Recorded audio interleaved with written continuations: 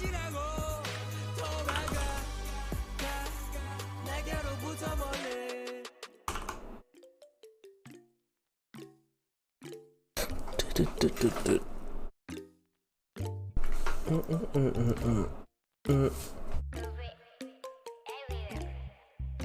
my life, yeah, 눈더미 같이 쌓인 일들은 in my life, yeah.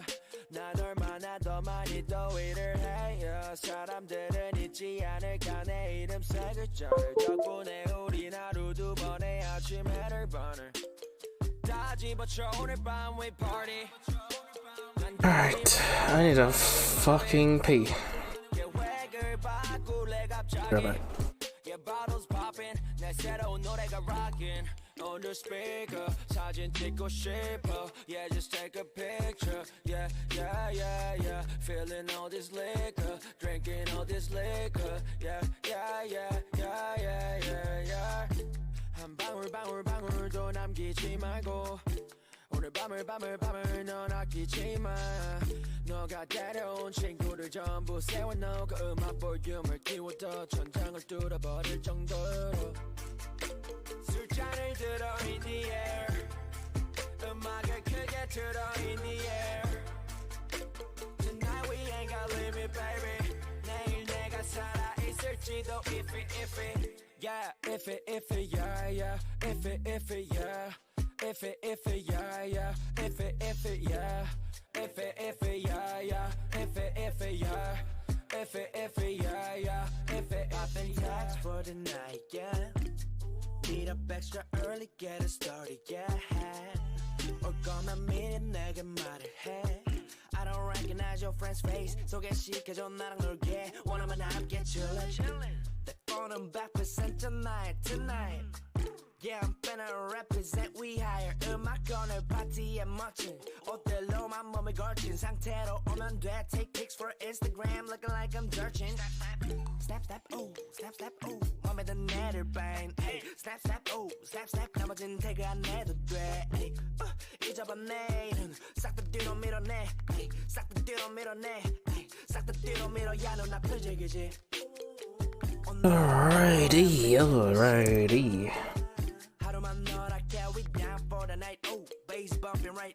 It's time. We don't rap like that. We don't flex like that.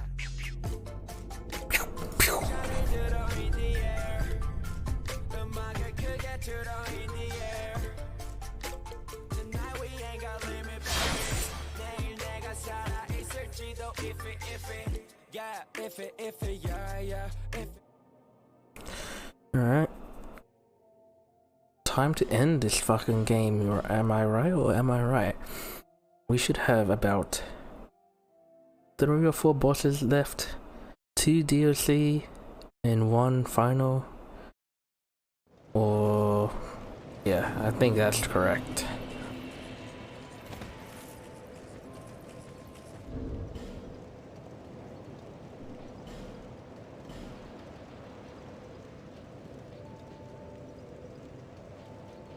Should be easy. We have 7 fucking bright bugs.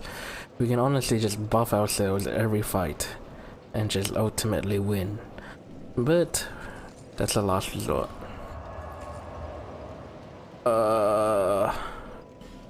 Fucking this boss is annoying. A fucking horde mode, but this time we have more knights. And they should definitely be of help. Right? Am I right, Copium?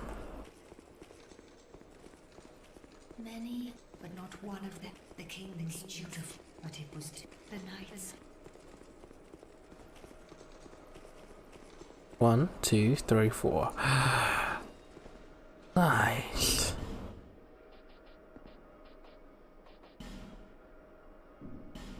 Let's go for more defense here, since we're gonna be fucking bombarded with enemies. Any of these weapons give like extra stats? I've never thought of it like that.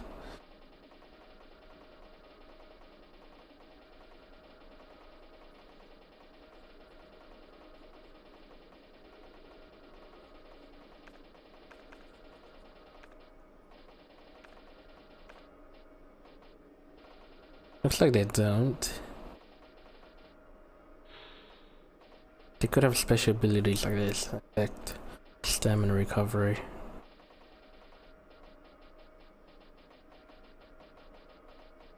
Oh. These miracles.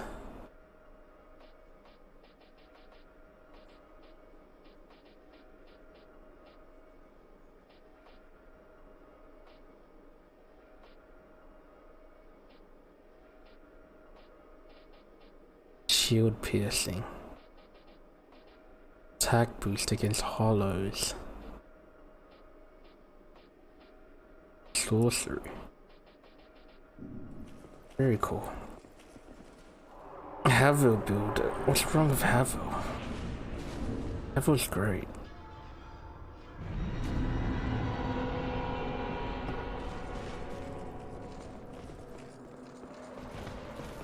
I'm just trying to remember how to play again.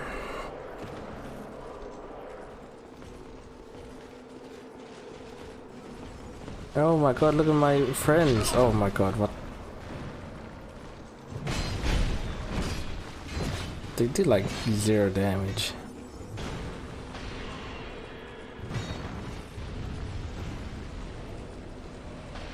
It's so weird.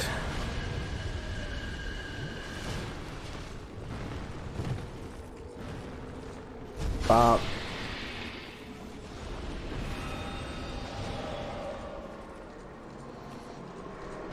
Oh my god, it's so nice to have friends. Can't backstab him.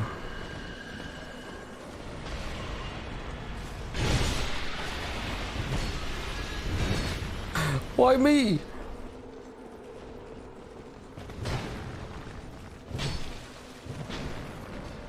Stop it, I'm not warmed up yet.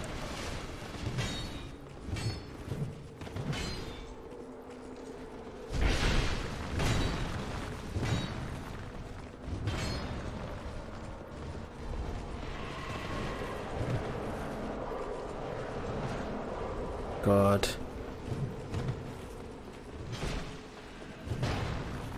They are just aggroing on me. It's tough being the main character.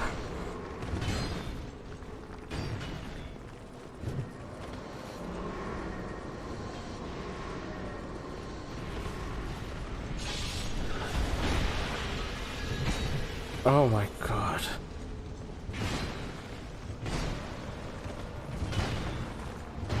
Oh, another one froze up. One more.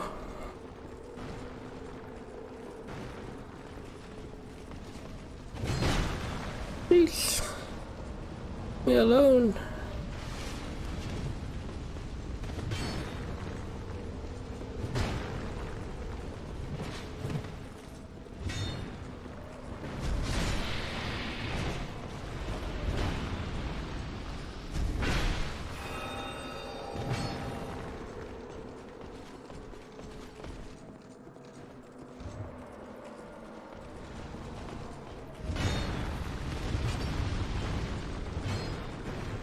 Oh, they froze out the doors.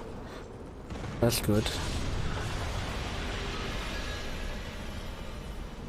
And I still got one more. Nice! Look at him do work. He's not doing work. Oh my god.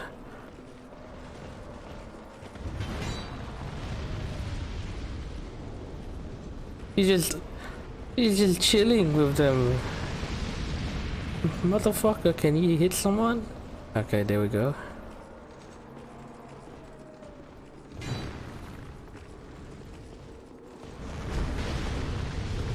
I fucking hate the fucking fire guy. Ow.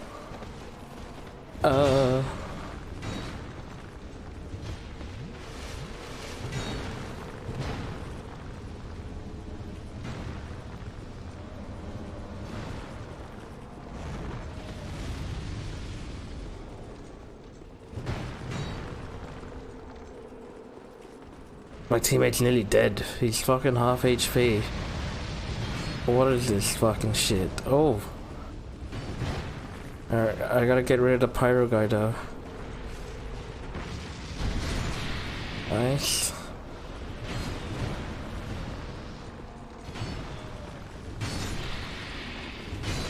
Oh my god.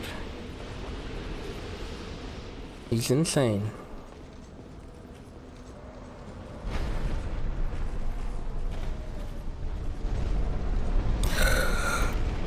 We shouldn't lose this. I have a teammate with me, right?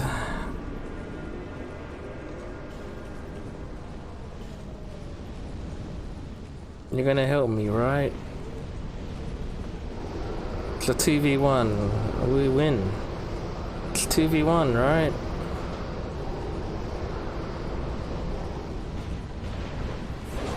Oh god, it's already... What? He jumped off the map!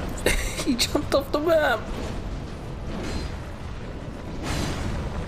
He jumped off the map!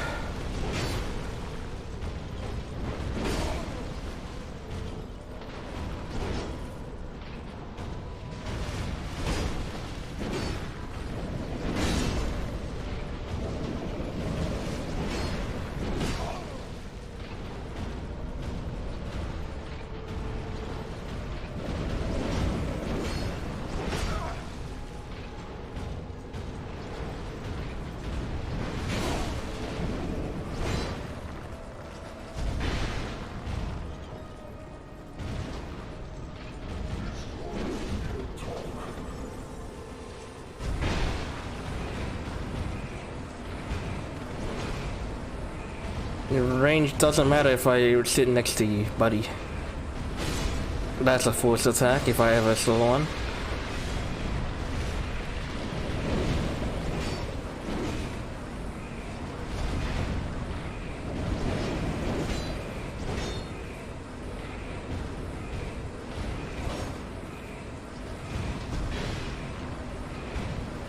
Owie. Oh, okay, okay.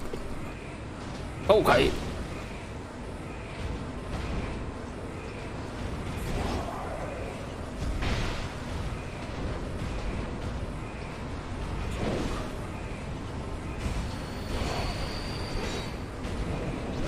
What the fuck is going on?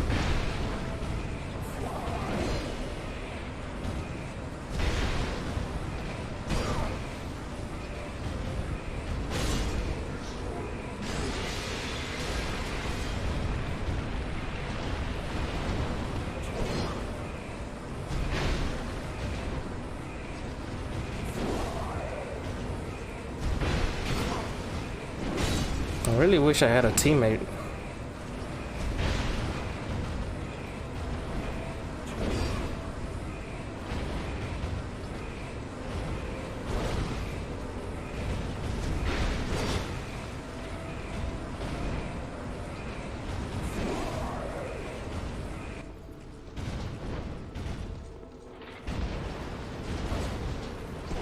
His fucking sword ran out?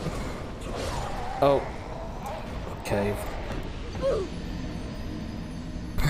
My teammate fucking suicided. My teammate suicided. I blame my teammate.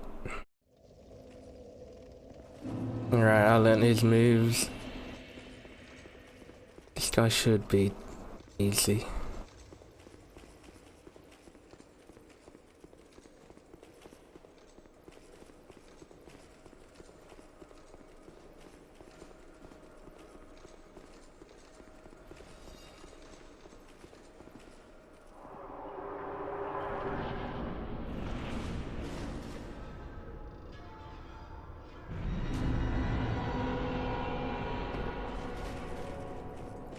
Alright. We should be able to win. As long as we have heals for the fucking boss.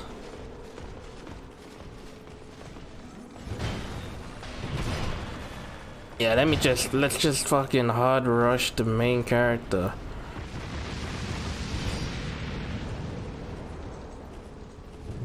Alright, I should sit near my teammates or some shit.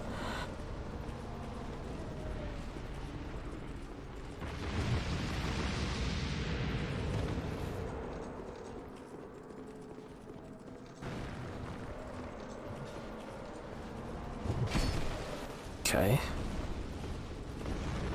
Okay.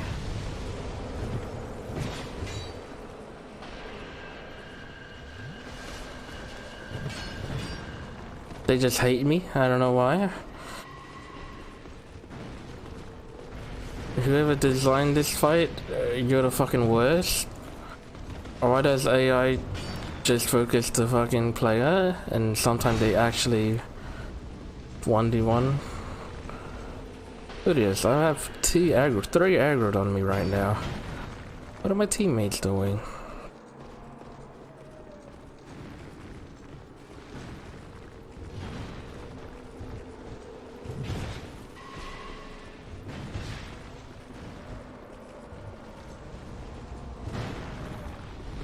I just gotta run around until they lose enough HP.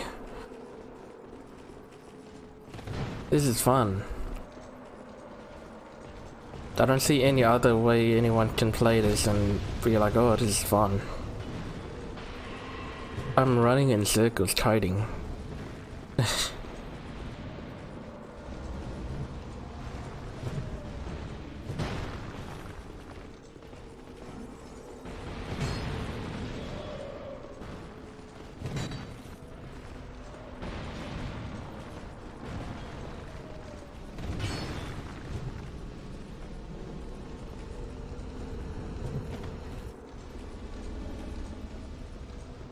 Alright, they got one.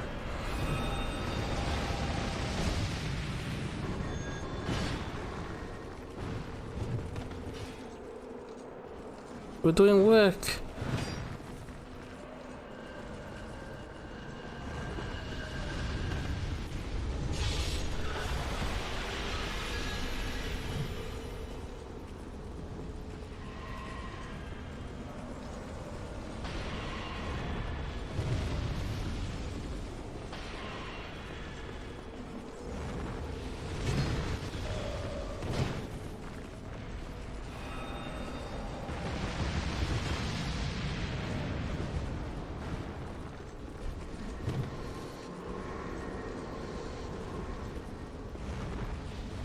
Doing great. We're doing great, man. We're doing great. Keep up the good work, boys. I'll be here just walking in circles. Don't mind me.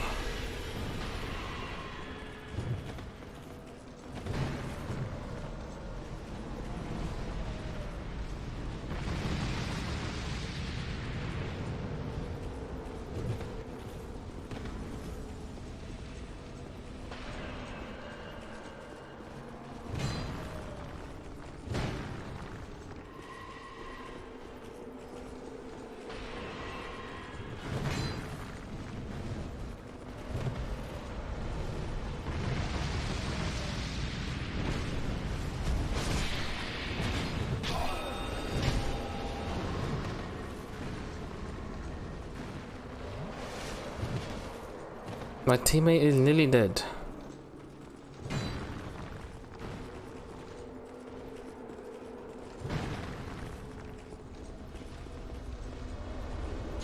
Why don't I bait them out here? Maybe they jump off. Maybe they jump off. Who knows? Not my teammate though. Jesus Christ. If my teammate jumps off, I'll be sad.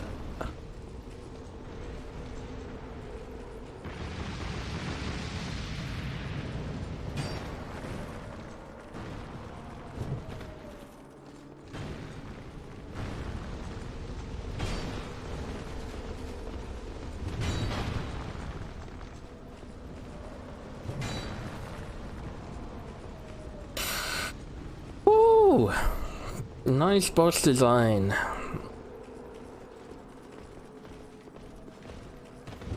Fun. Tons of fun.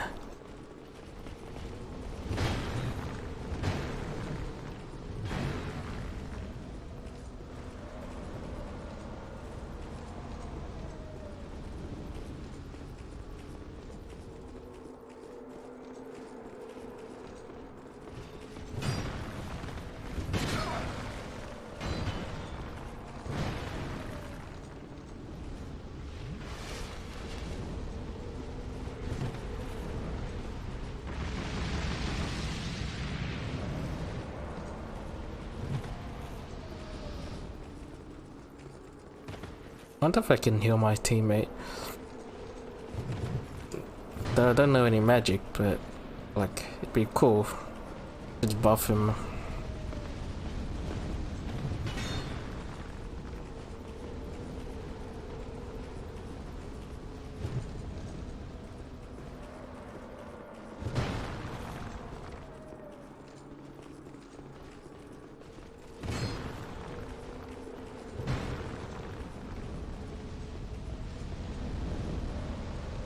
My teammates nearly got him all. They're all low as fuck. Look at that. Keep it up, keep it up. Keep it up.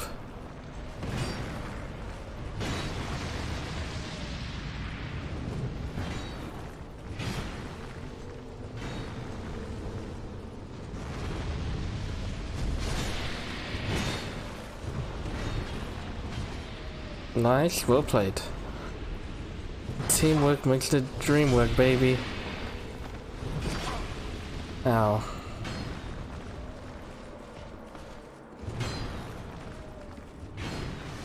You can farm souls like this, it's funny. Okay, buddy. This guy is 1 HP.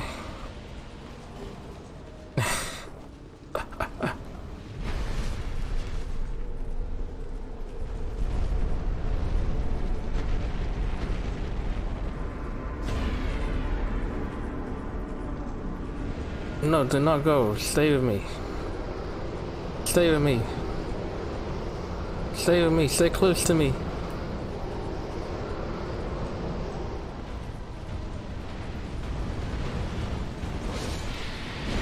Well then.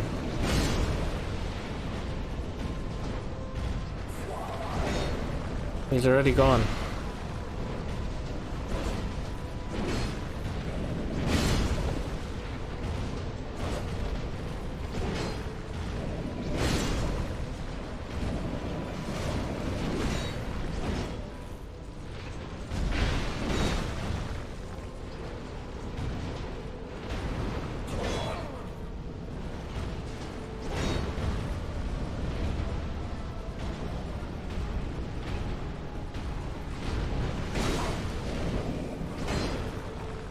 I like that they use the animation as you heal.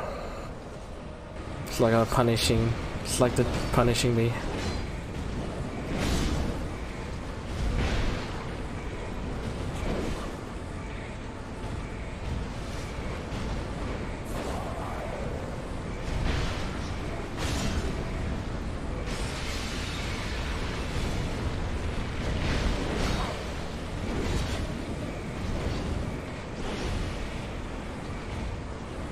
Ah, shit. Oh my god, I'm dead.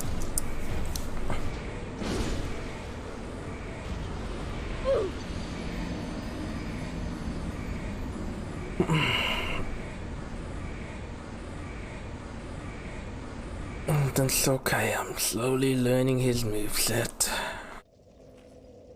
I should be able to beat him soon.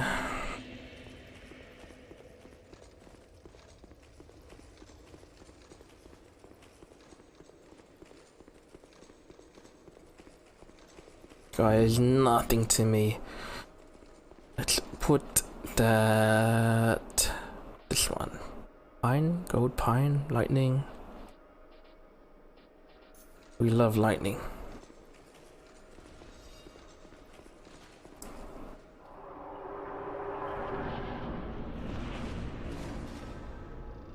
What if... with the fire guys.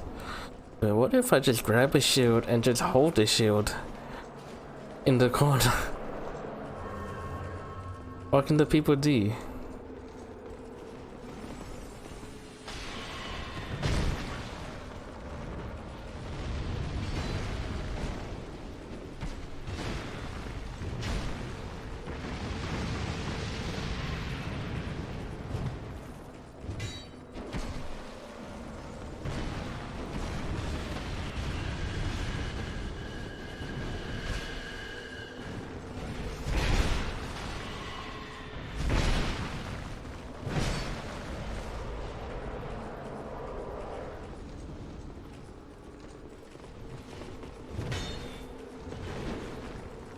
What is your issue?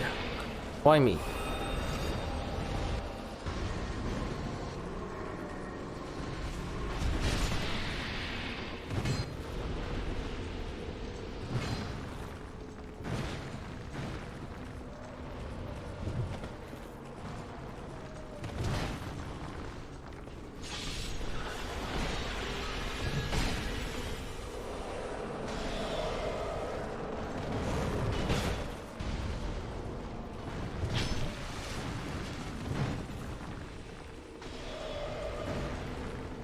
Leave me alone.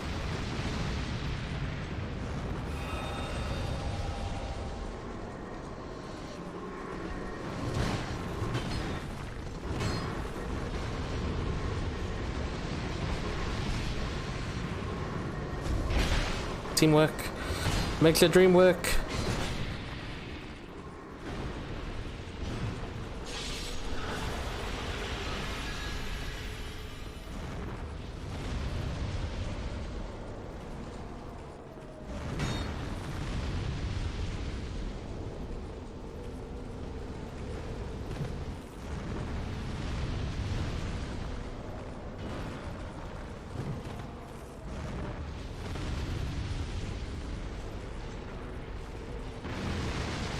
Oh God.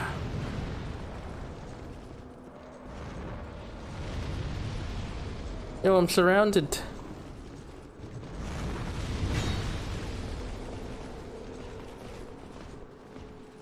Team.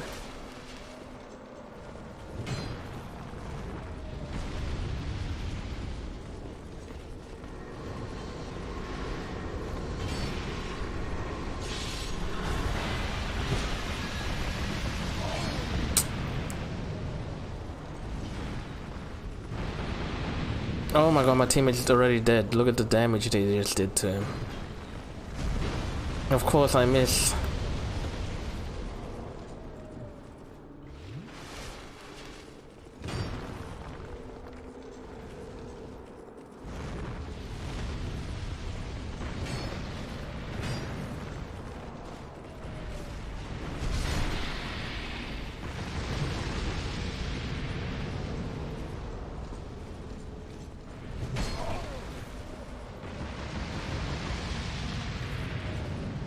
My teammate died before the boss fight. The fuck, man? I believed in you.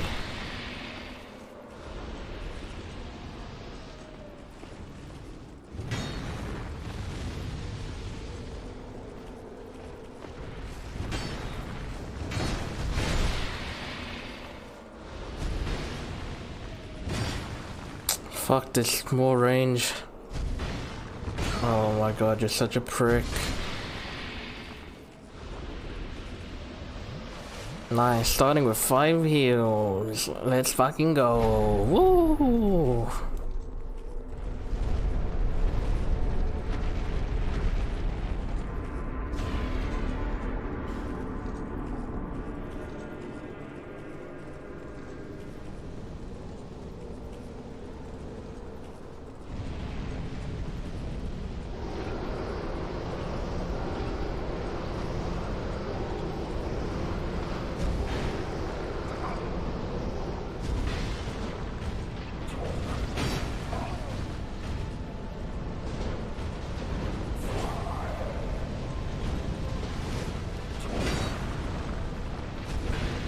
Hello? Damage?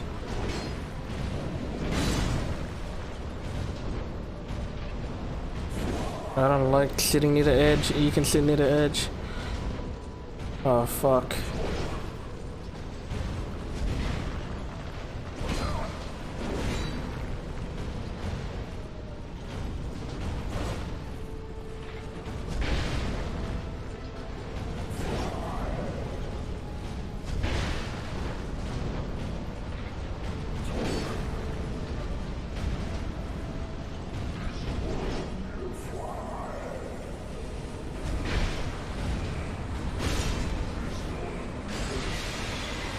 Oh my God, the linger.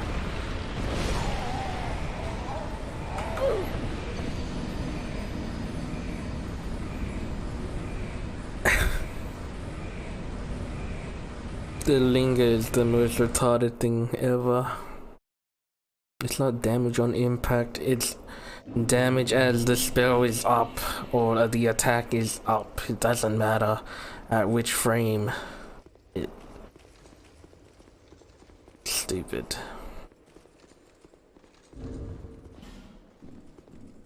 Let's fucking use the effigy. Let's also try the fucking great shield strat that I thought of.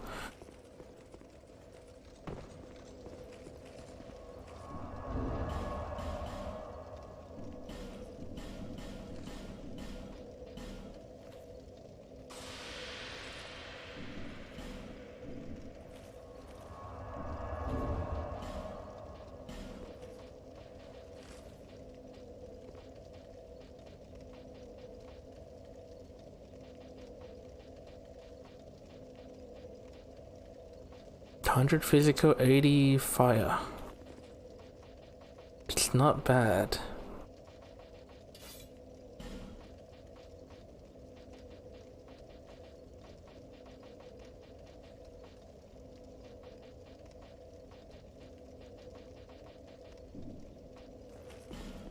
Again, we can equip our fucking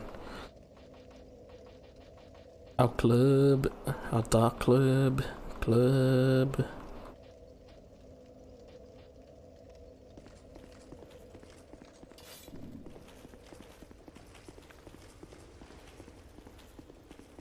Okay, we're just gonna hold up our shield in the corner. Let my teammates do all the work. Fuck running around. We are just chilling.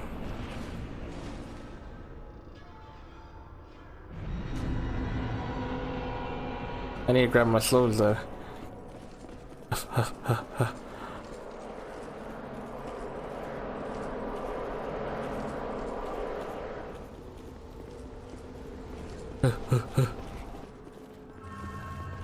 Okay, wait.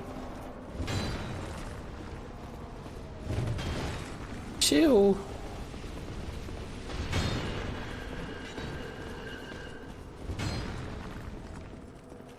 Alright, we can't die anymore. We just hold up this, right? Teammates. Assistants. Work. Nice. Good work. Why are you changing target?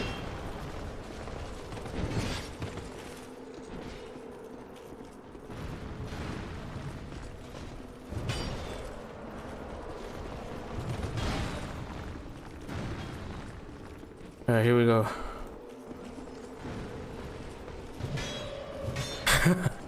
Team, I require assistance. I'm tanking. I'm just a tank.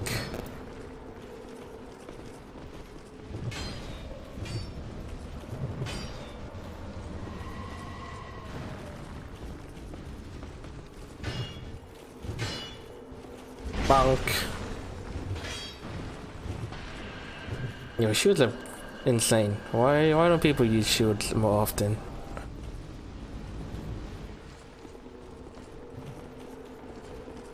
I used to be a shield hater, now I'm a shield believer. Look at this. You just cannot do anything. Fuck you, bitch.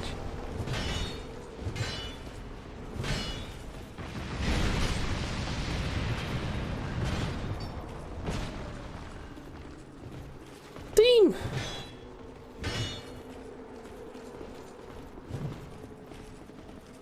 There's too many.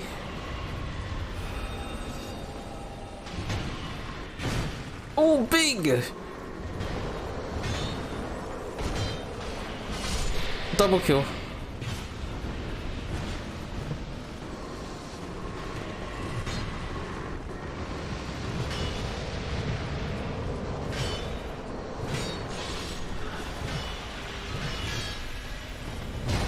Oh! Jesus.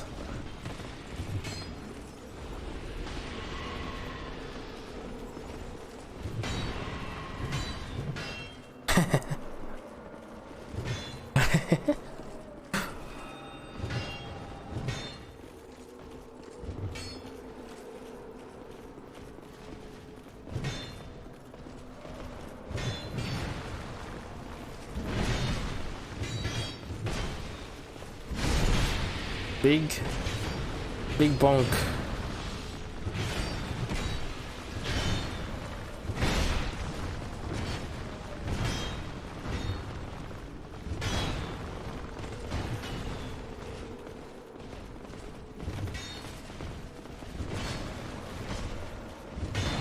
Oh, who the fuck are you targeting?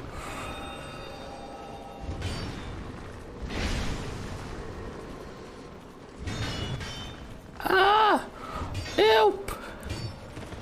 Help. Team! Where are my teammates? Oh my god. I only got one.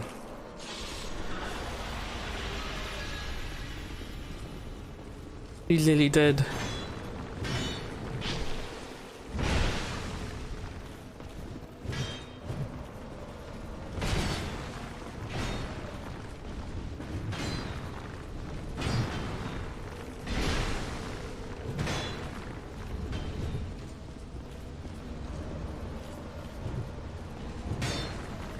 There are just way too many.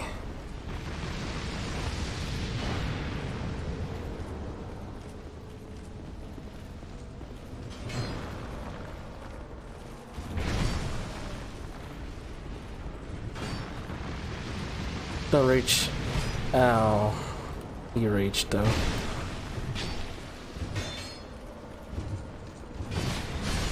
Nice. Bonk bonk. Nice.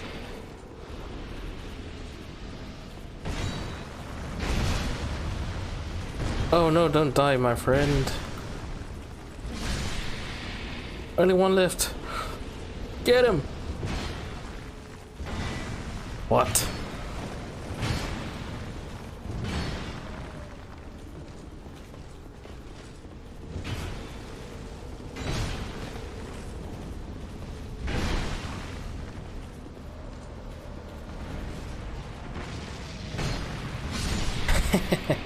You went the shield strat.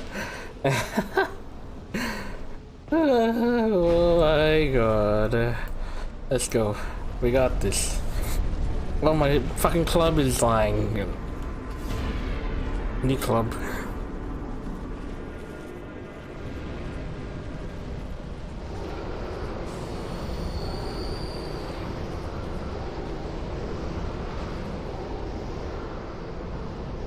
Don't worry, I'll aggro him.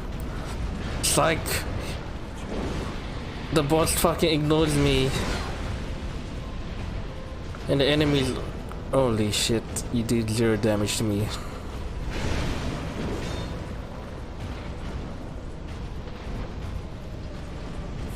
Holy shit, oh wait, that did damage to me.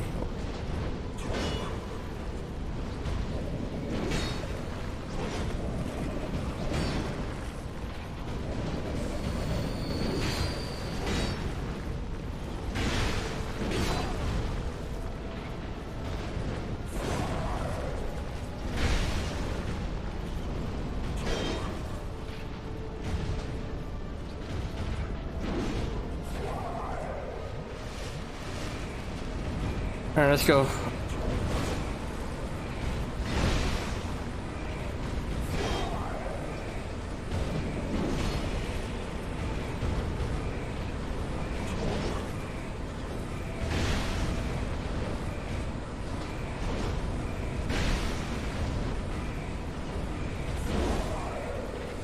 Bonk.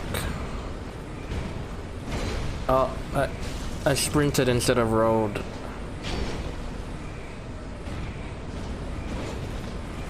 Relax, man.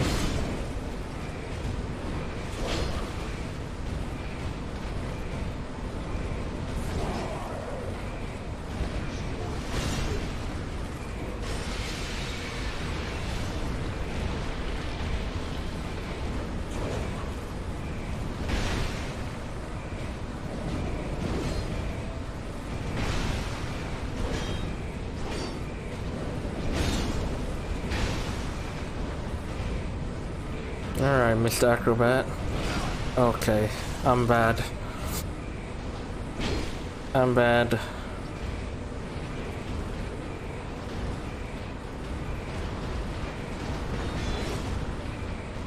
Oh, he broke my fucking shield there.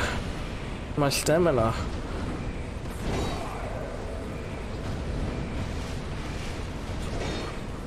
Get blocked. Alright, it's over. Your thing ran out, sir.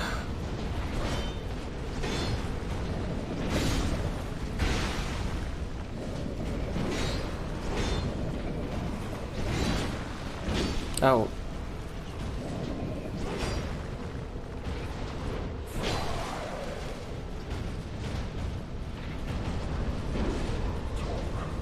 Oh, he gets to fucking reset it? Okay.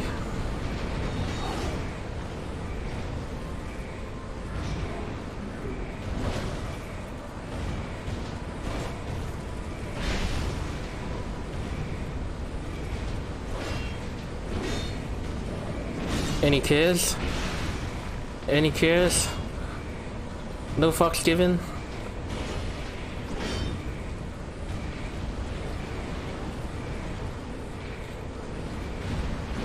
Yeah, any cares? Do it again.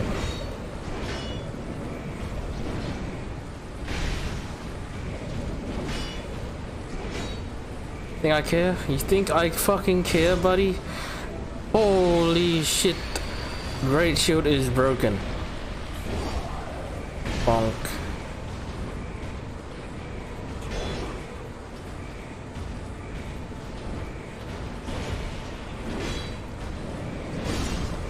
Bonk. Bonk. Bonk. That was a risky bonk. Bonk.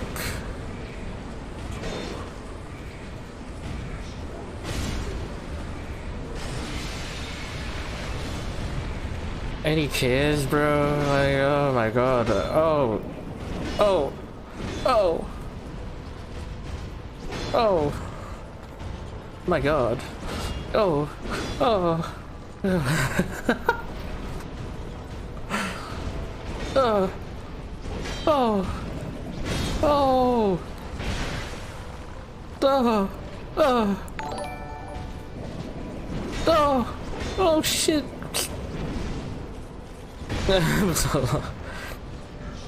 Thank you for the follow. Oh. Bonk.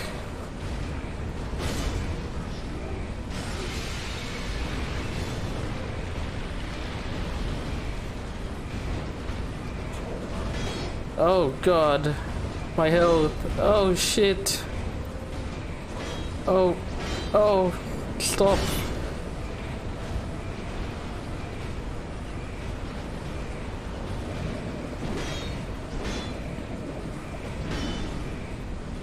Need to life gem it.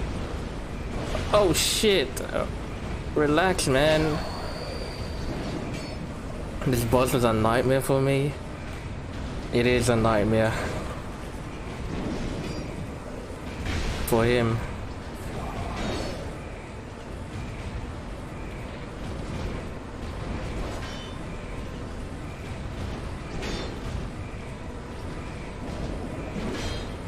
Oh shit.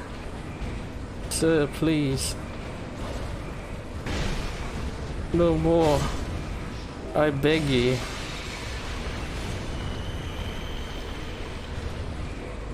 Oh shit. Bonk. No.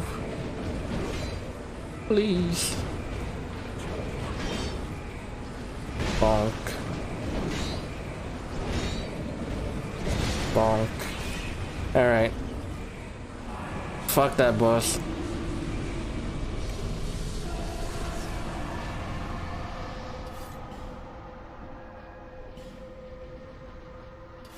Let's go. I cheesed it. Great shields are broken. What I learned from yesterday. You can literally just win by great shielding them. What shield do I need? This one. Oh. Alright, now what? Actually, fuck this game. True, I agree. It's fucking garbage.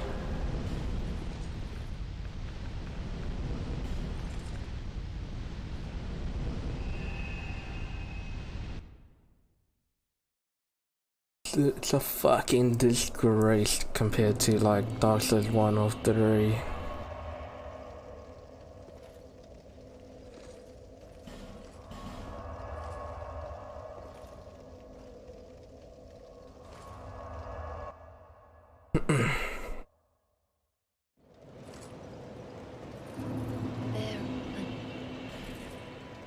And the leveling system is broken. I'm nearly level 200 for some reason. What the fuck? I can get 50. I get 50 vitality? I think we just start getting stamina. I'm gonna eat his soul as well. Bum bum. Nom nom nom.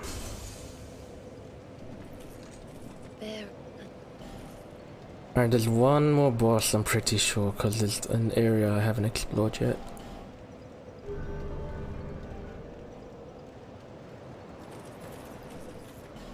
One last area I have not explored.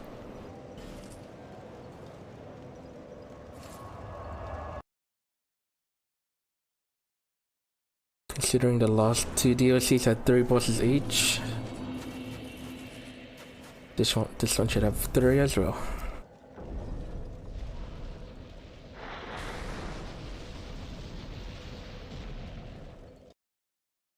And I assume the 3rd one is in this area, but I cannot see.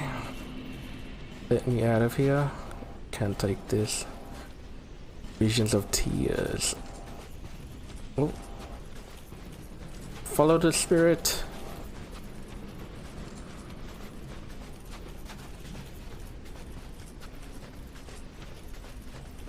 Yo, I can't see.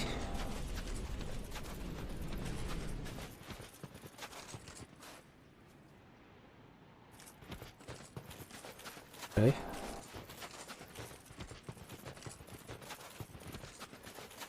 Where the fuck am I supposed to go?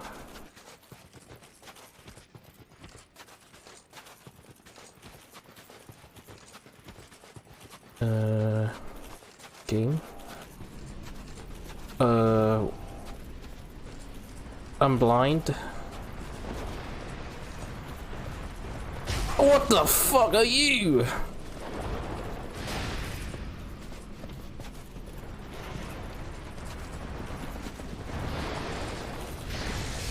The fuck? I can't see, man.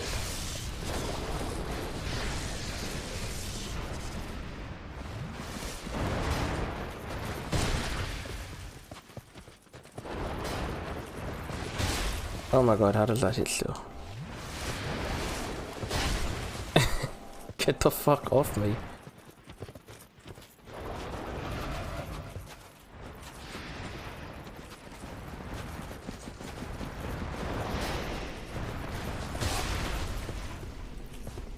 Leave me alone, man. What?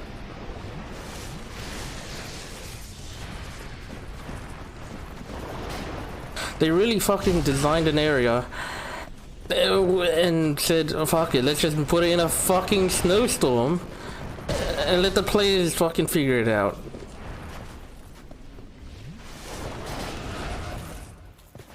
Where the fuck am I? Where the fuck am I? They really said a fucking plain snowfield in a snowstorm.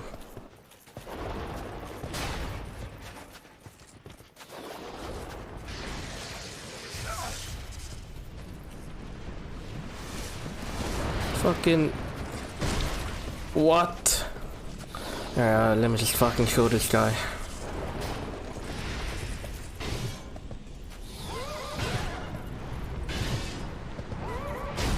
Oh my god, I fucking got horse kicked.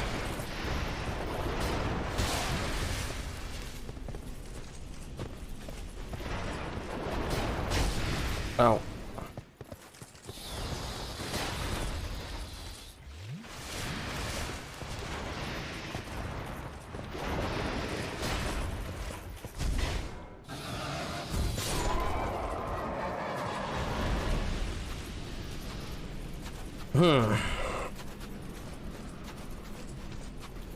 Yes.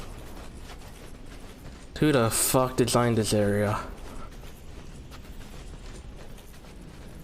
They actually take the fucking award for worst level design in this game so far. Actually, they take it for sure. There's no way.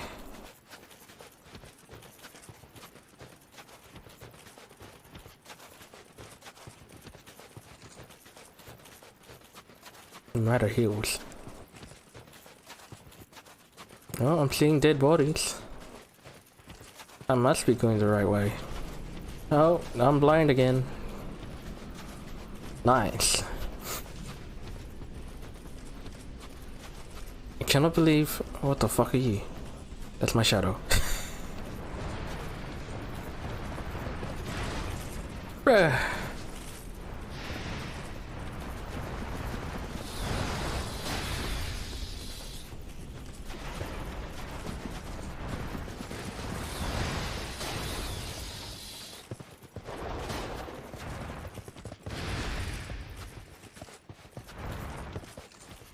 I can't believe somebody fucking created this and people said, yes, what a great level. I can't see shit. Amazing. What the fuck, man?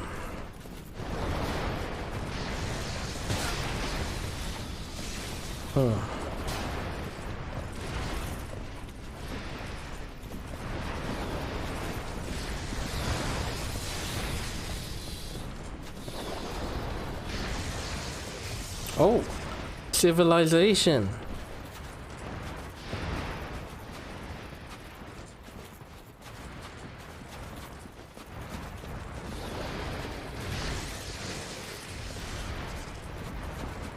Holy shit.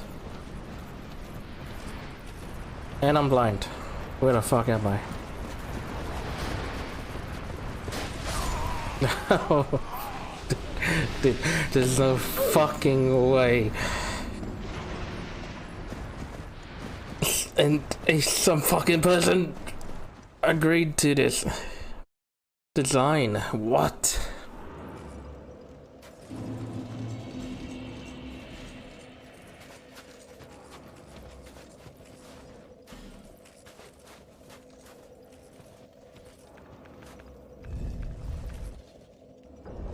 They actually fucking... Oh my god. They actually created a level, put a blindfold on you, and said, good luck. Visions of Force. Yeah. I'm fucking... Like, which way do I go?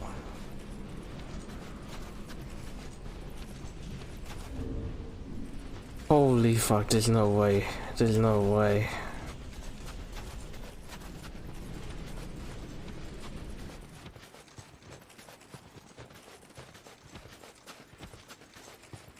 Oh. Civilization.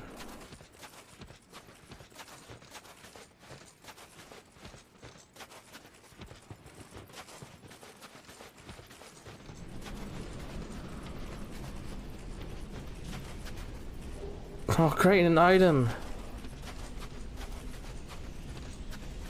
Nice.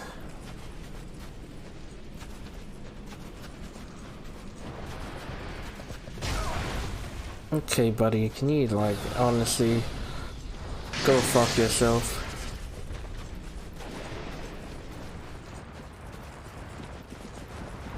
You fucking scuffed a Rapidash fucking piece of shit.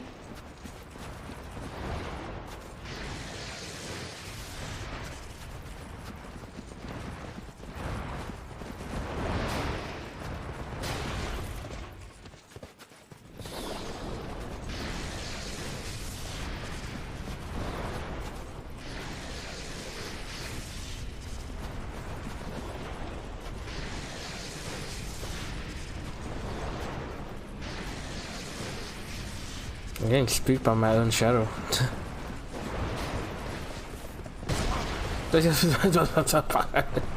Oh, I don't.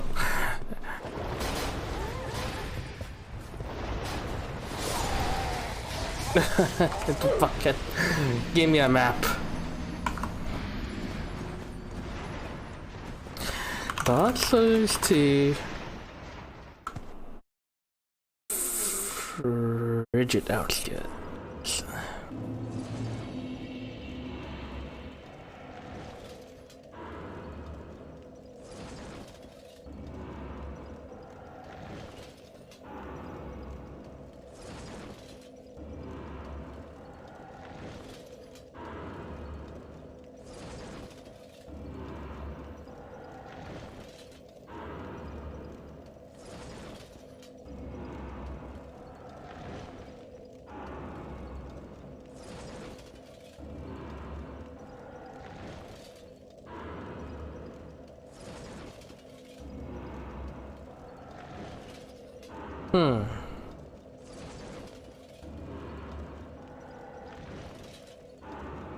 Holy shit. What is this comment?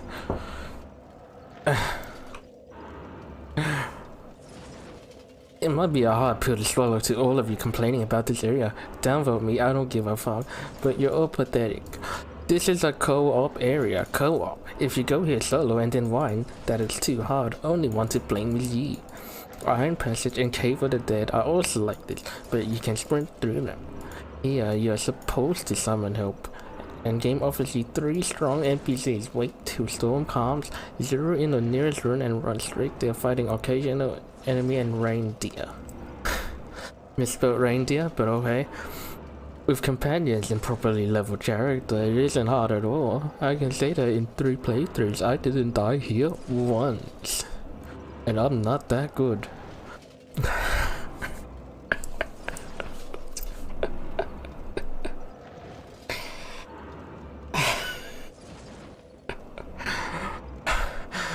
Even Book's fight is pretty easy with main difficulty. 2 bosses eliminated by distracting them with NPCs. But I don't summon because I'm good and good players don't summon. Not summoning here is purposely handicapping yourself, and with that attitude you can play with your feet and complain about terrible controls. Frankly, it boggles my mind that community so filled with tryhards can't be.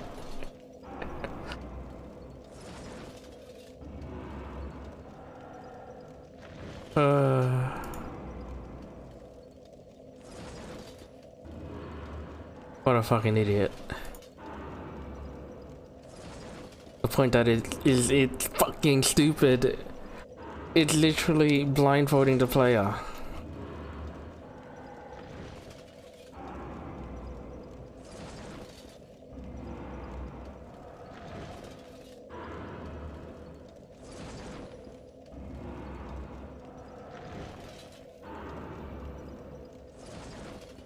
Oh, there's a map. Holy fucking shit. What is this map?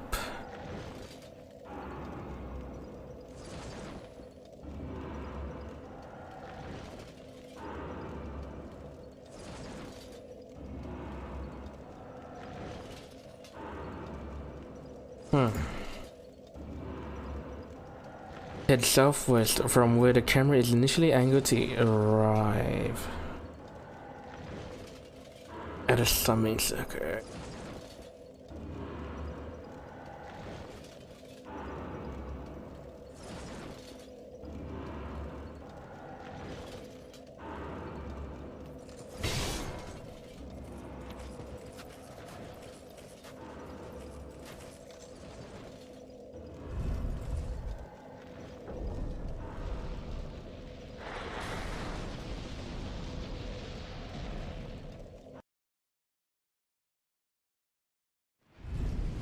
This is a co-op area.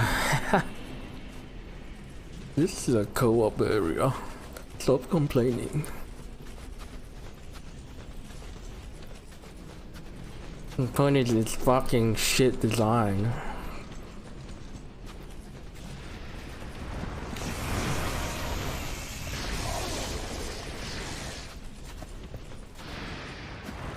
Am I running the right area? Please tell me I'm running the right way, because I am not seeing a summoning circle.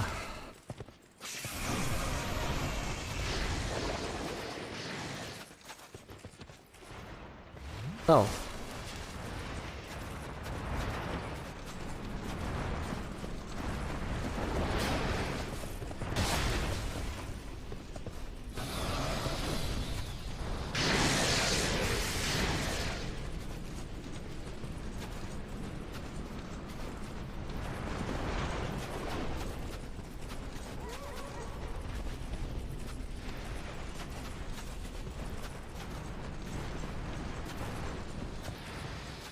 What?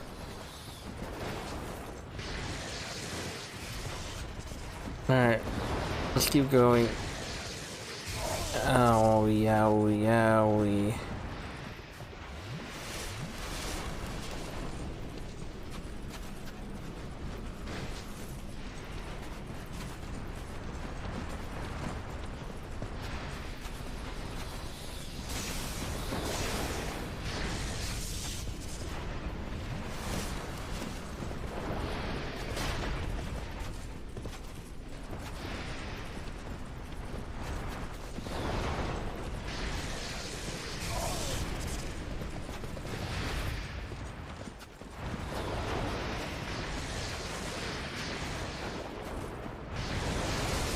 So I have to spend 10 minutes walking to the boss, huh? What is the estimate time? What is the estimate time for the walk here? Fucking wiki, show me. Show me.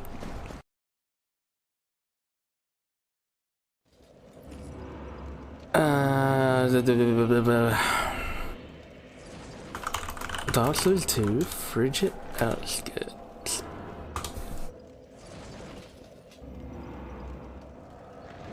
How to easily get through. Oh wow, easily. Easily.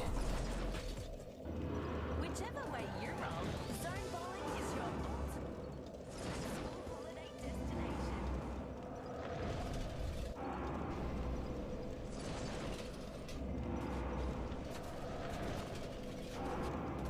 Ah man, great. I love it. What a video.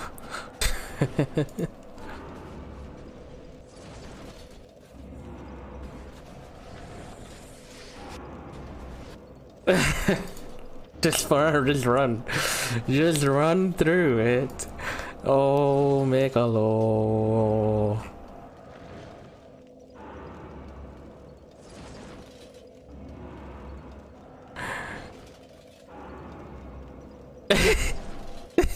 Fucking please.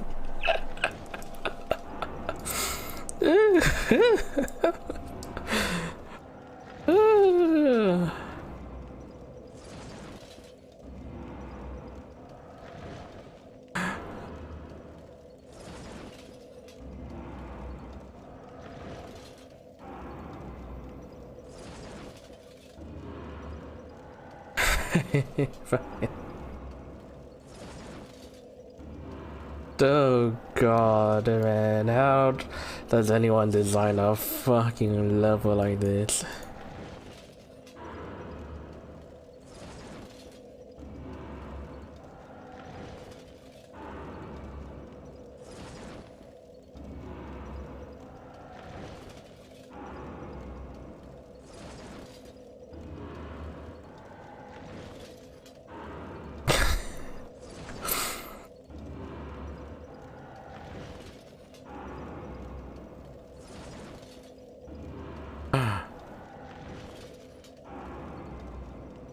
Alright, let's try and reach the boss at least one time. At least one time.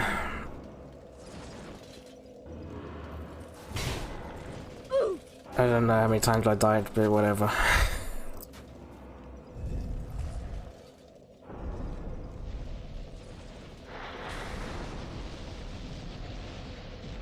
Who's complaining that this area is bad? This is a co-op area. And the point is, it's a fucking terrible design of a fucking level.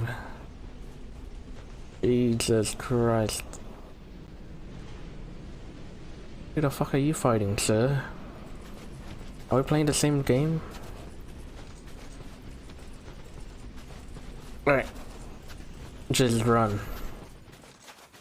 Let's try our best and get to the fucking boss. I don't know if I'm running the right way, but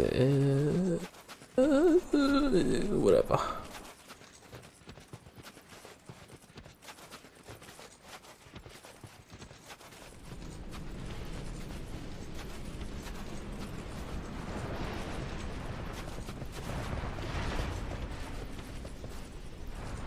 I hit a wall.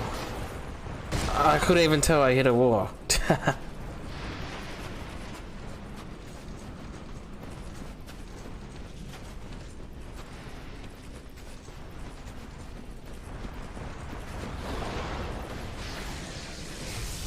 Ow.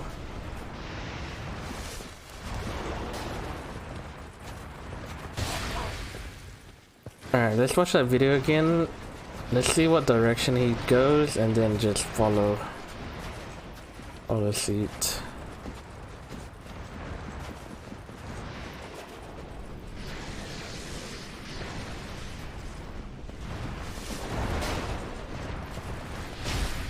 Now we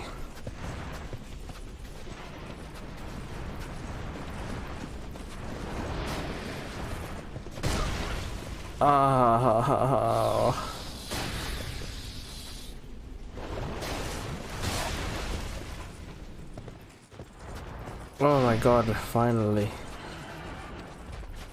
That's a good sign, right?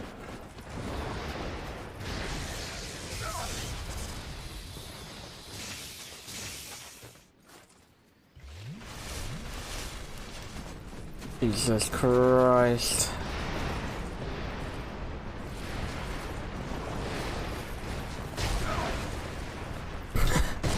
What the fuck?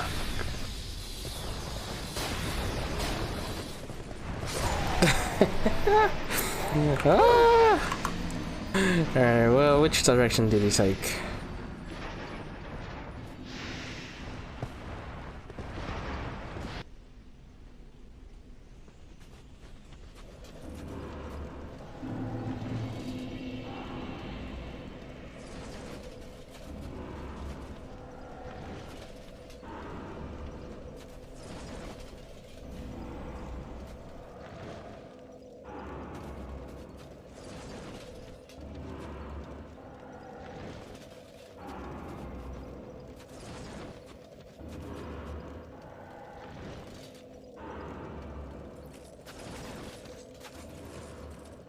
Alright.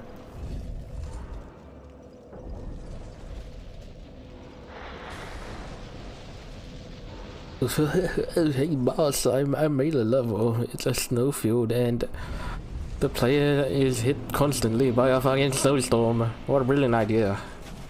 Any bonfires or checkpoints? Nope. Amazing. It'll be so difficult and challenging for the players.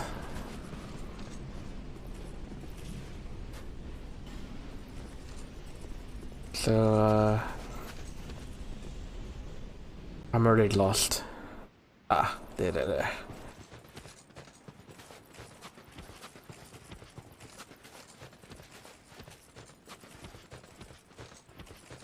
We're just gonna have to first try the boss, right? That may be our only choice.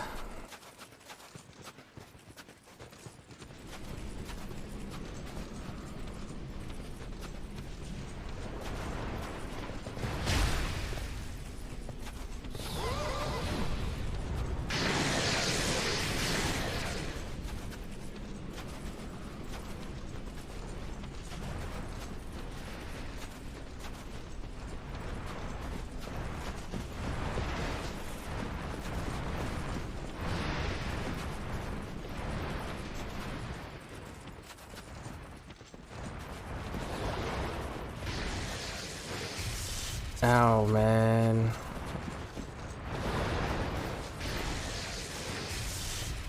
I was mid-roll and you still hit me? Leave me alone. Get inside.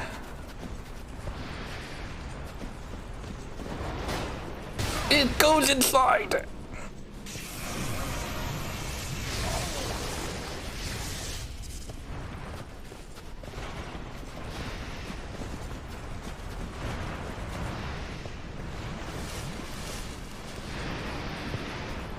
Try front. Yes. Brilliant.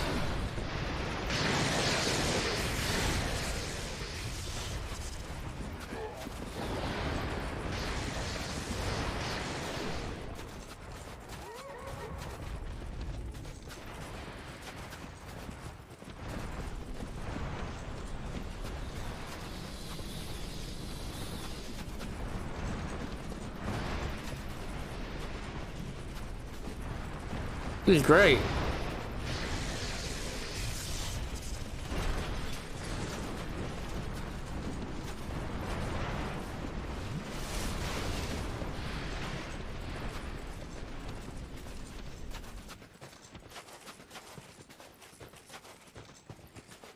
The fuck, man? Where am I going now? That way, that way.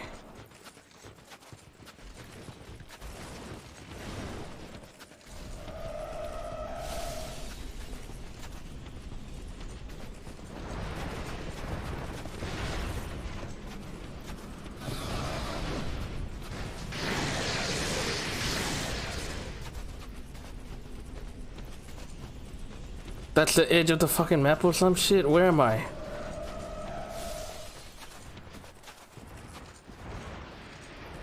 Oh my god, we did it. I think we did it. I think we did it. We made it. We fucking made it.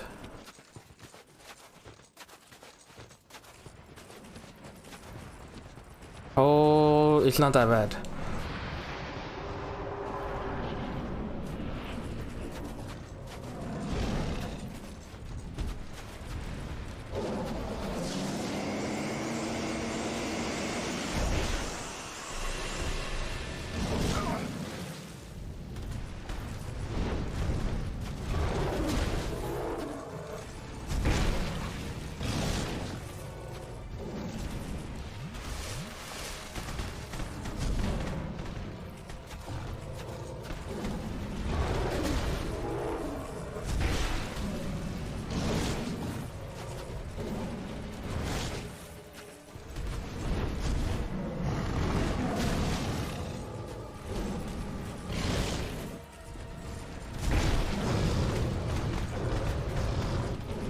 There he is, a boss.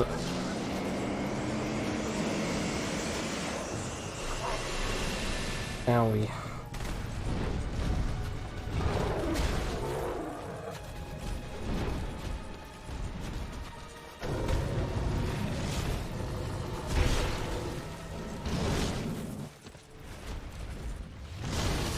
Yo, chill, man.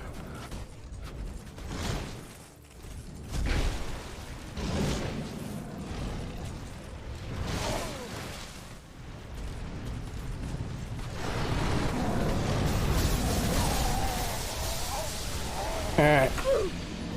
Difficult part is that there's only just fucking two of them, and the run up. And a fucking goddamn terrible design of a level. We just need to run that direction. I honestly, before I enter the boss fight, will probably just pop all my fucking buffs. Yep. Let's end it in one fucking go. And get me out of this fucking garbage game already. I would like to uninstall this fucking dog shit out of my fucking PC.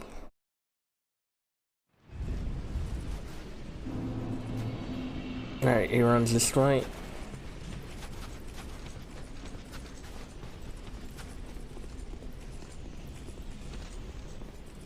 And then he runs this way.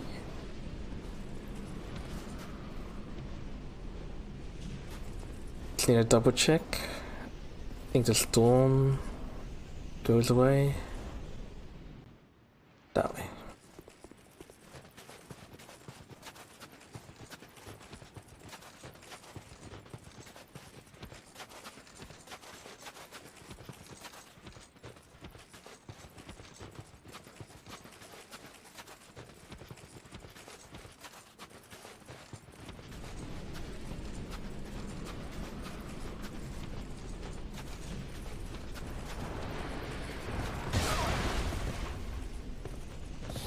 What's up, buddy?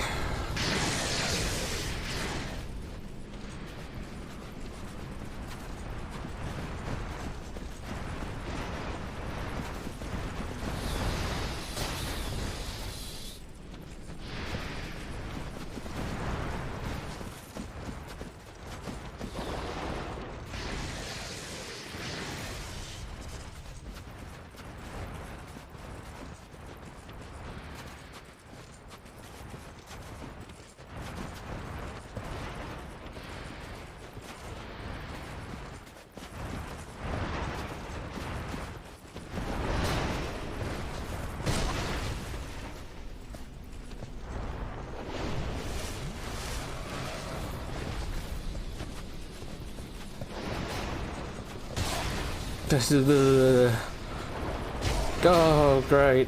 They'll do this time.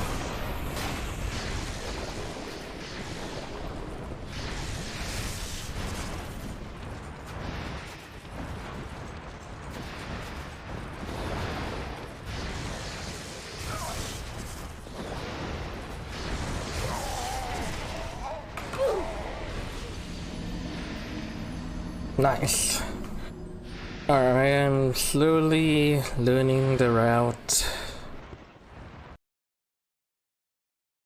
We just gotta get better at dodging those fucking rapid dashes, bruh.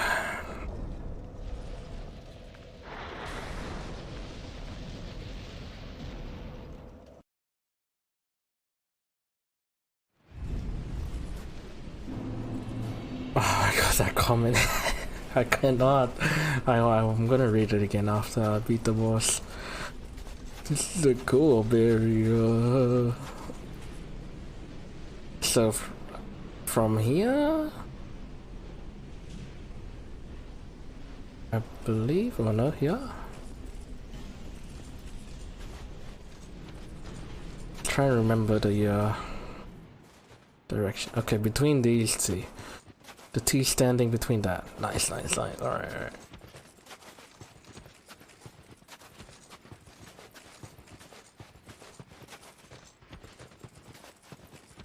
Oh, dude's complaining about this area. This is a co-op level. Ew, co-op level.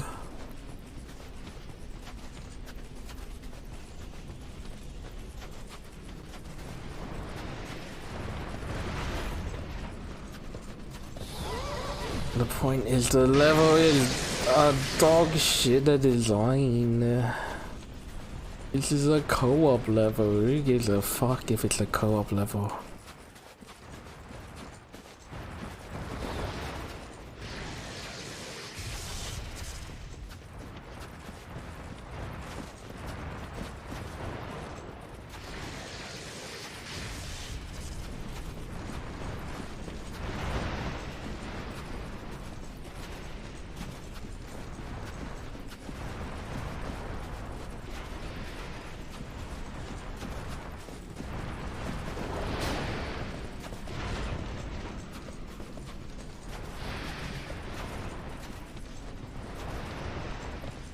Oh, Jesus, fuck. That hit me.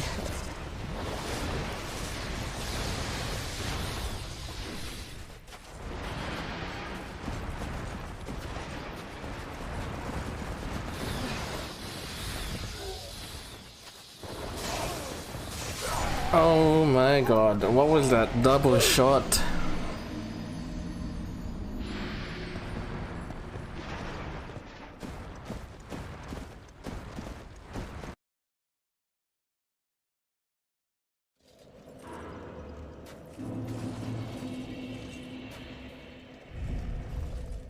Who the fuck tested this level?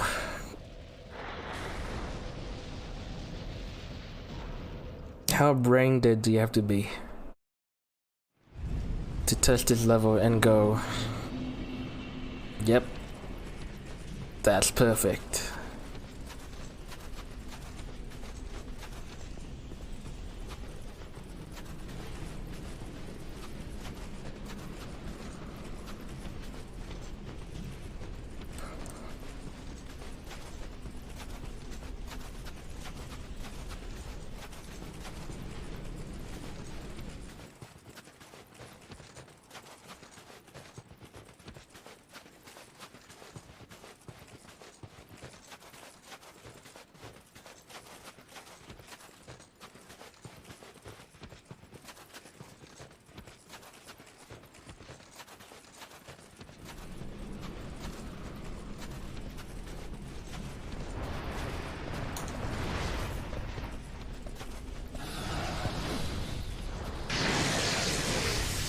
What?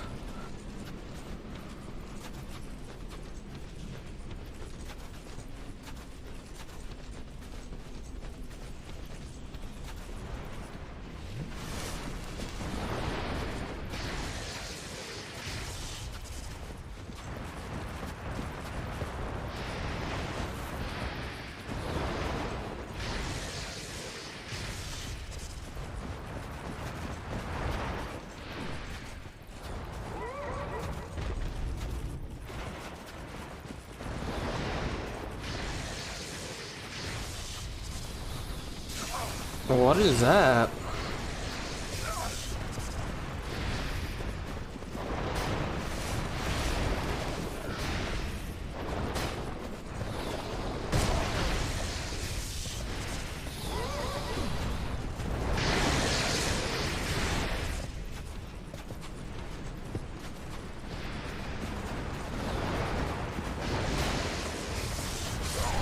Jesus fucking Christ.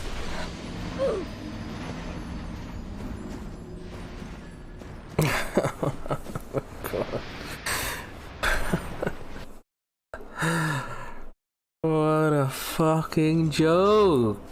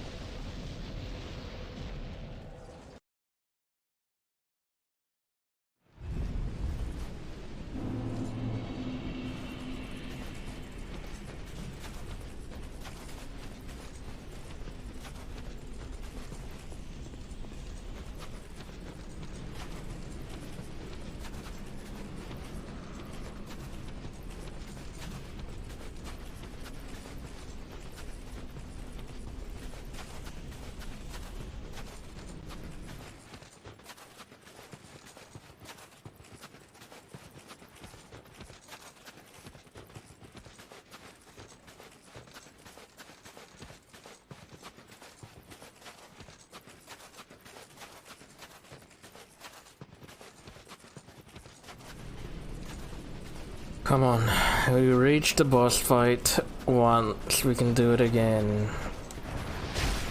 Nice, buddy.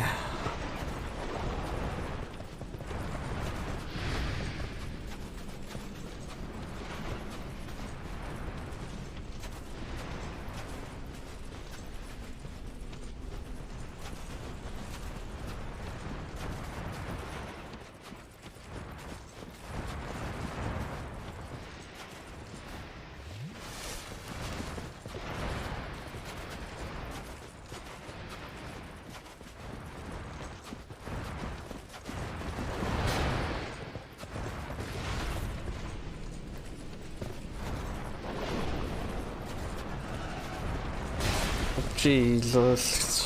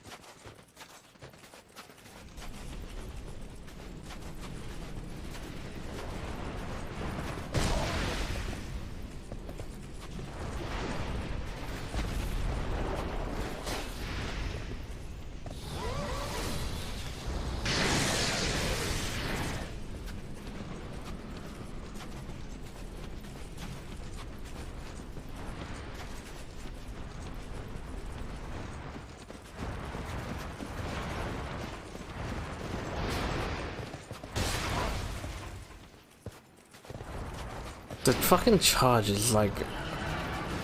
It's so difficult to dodge.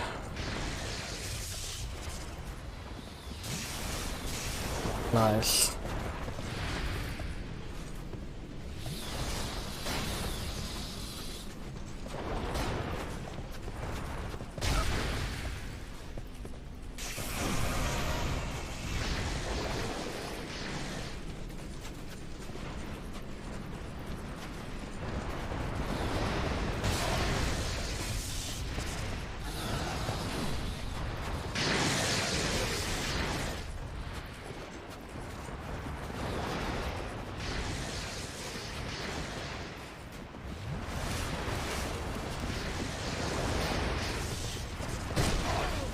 It's like so difficult to fucking time that shit. If you dodge early or late, you still get hit. Like that. I dodge early there, I still get hit.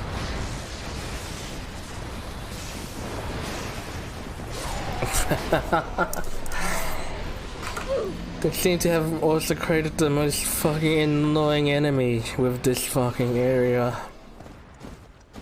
2 in 1. Jesus fucking Christ. I don't even know how I even made it the first time, honestly.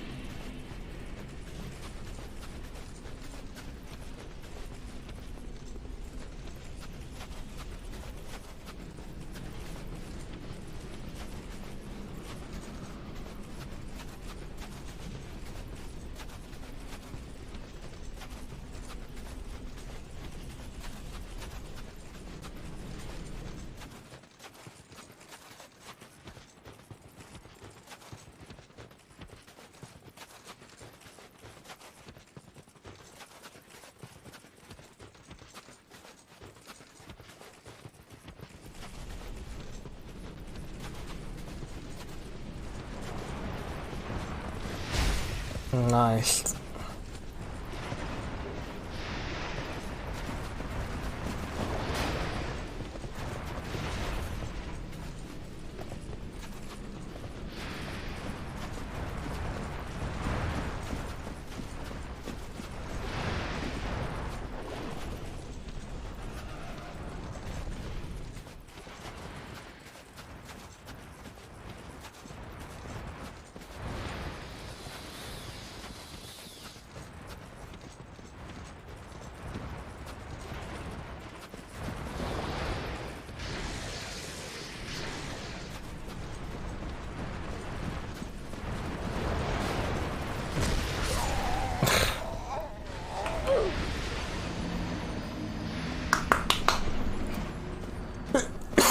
I just want to get to the boss one more time.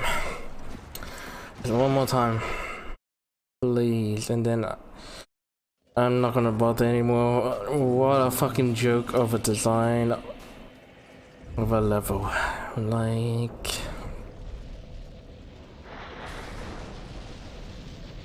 anyone with half a brain can tell how fucking garbage it is.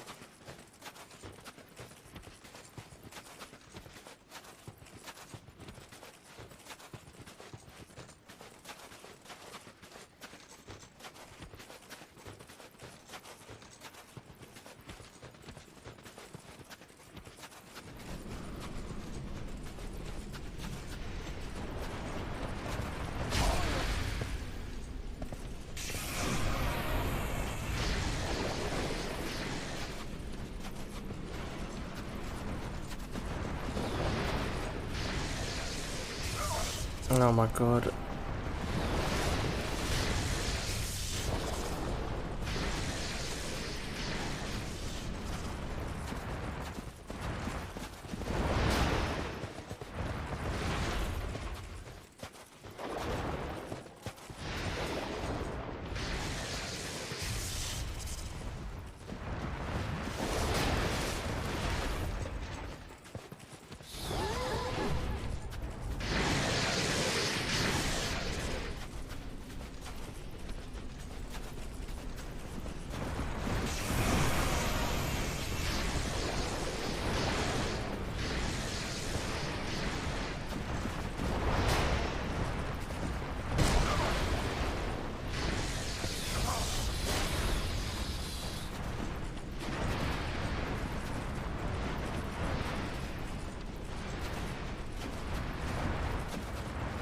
Where the fuck are you?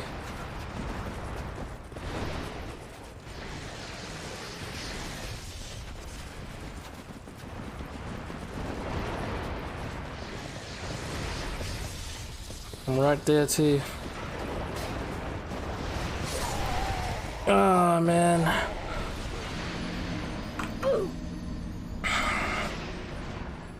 I was like 20 steps away from the bridge.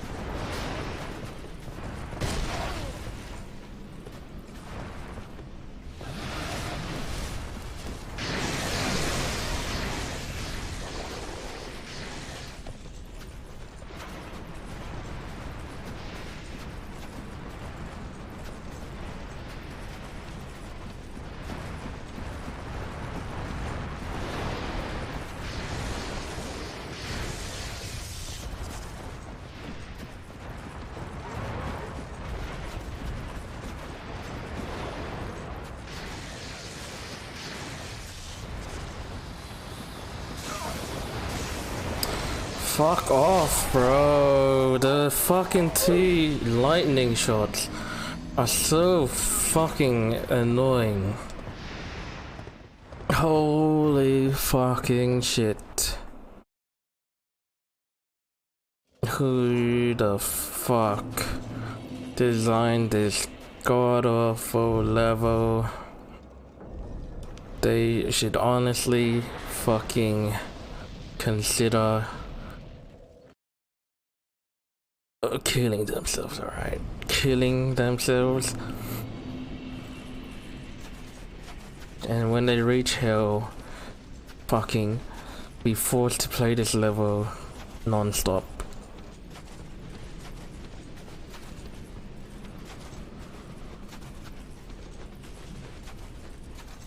Hypothetically.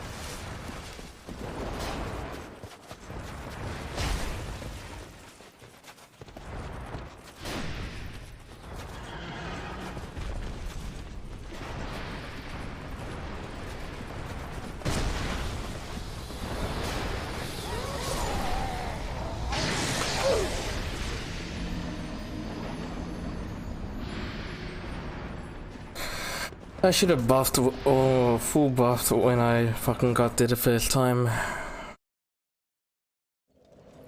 I'm only gonna try this boss one more time, and if I fail, I fucking fail. It's just horrible design. It is not difficult. It is just designed so fucking bad to the point that it's not fun. And clearing it won't be satisfying.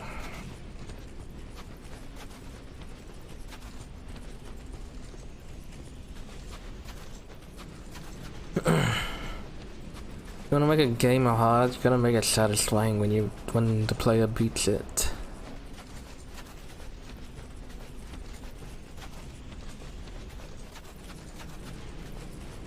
And you don't make it hard for the sake of being hard.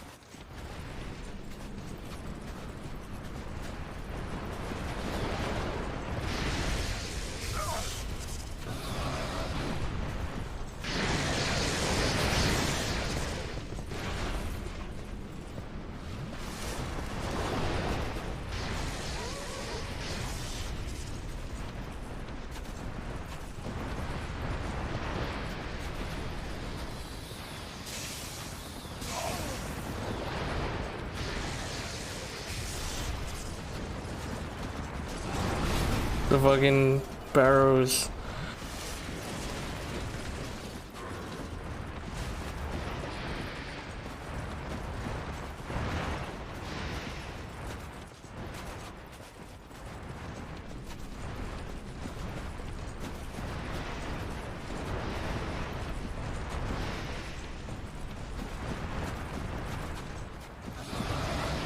I don't see where the fuck I am.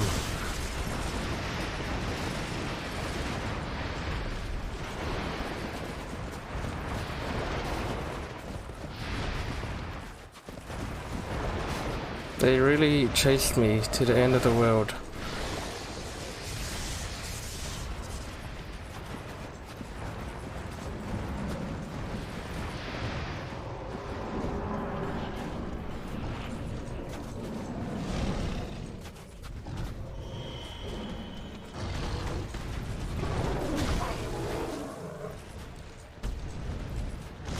You're kidding me, man. Like, I don't have time to fucking buff myself again.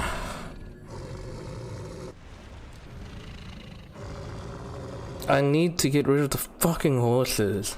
There should be a fucking cave, at the very least, a cave in the end. And they cannot go through it.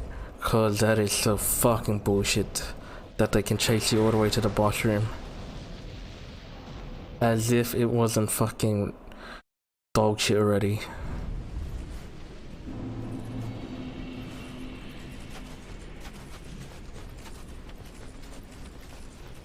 Holy fucking shit. If I actually fucking knew where I was too, I probably would have gotten to the fucking across the bridge way faster. And probably would have lost aggro on the fucking horses too, but guess what? I'm in a fucking blizzard. Can't see shit. And barely see anything fucking like 5 meters in front of me. Nice fucking level design. Holy shit.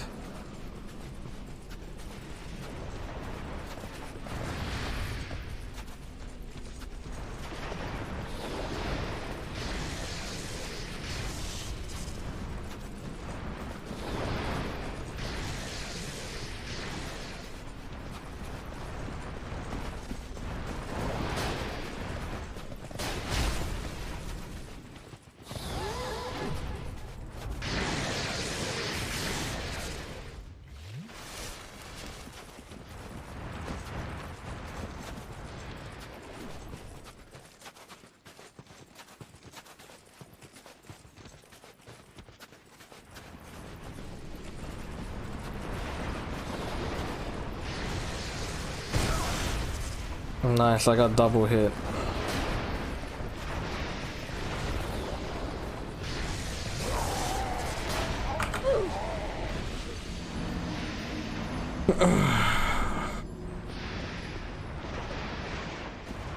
Oh.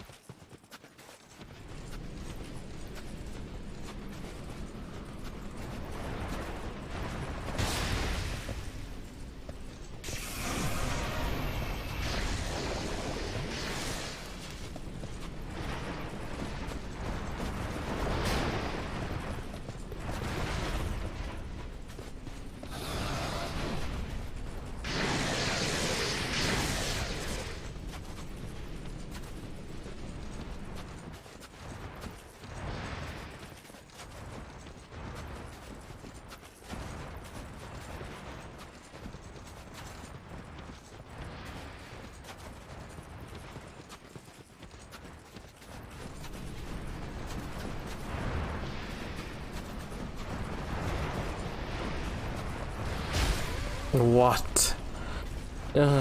Okay, man. The foot hit me, I guess, mid-roll.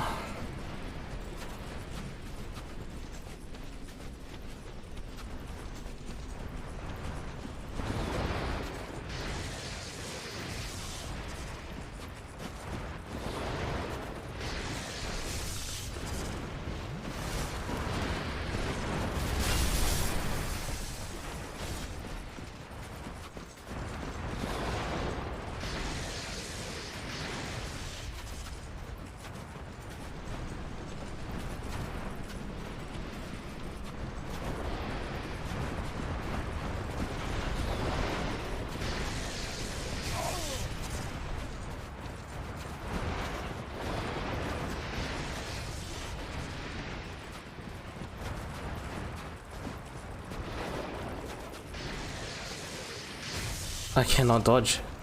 I'm on a bridge.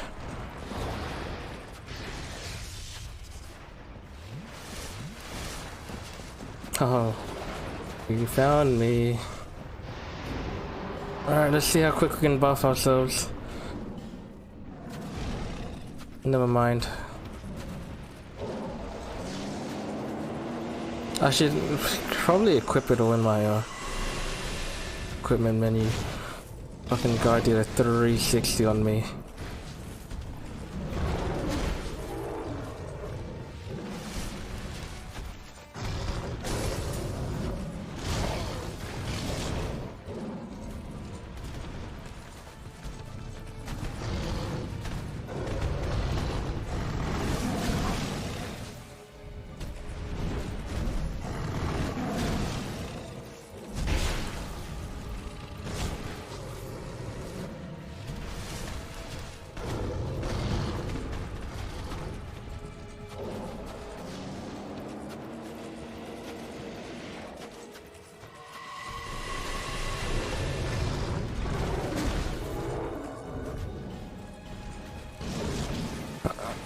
Okay, man, of course I got hit.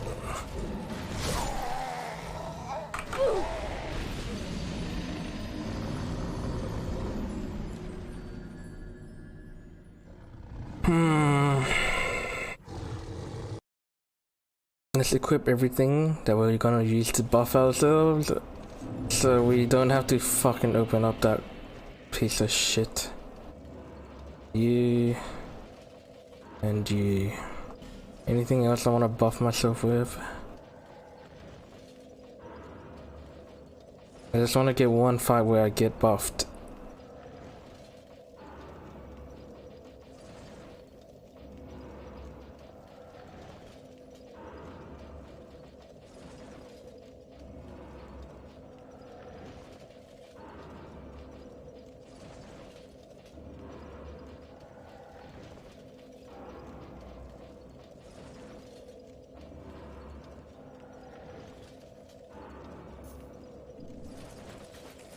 Alright. Oh wait, human effigy as well. Human effigy.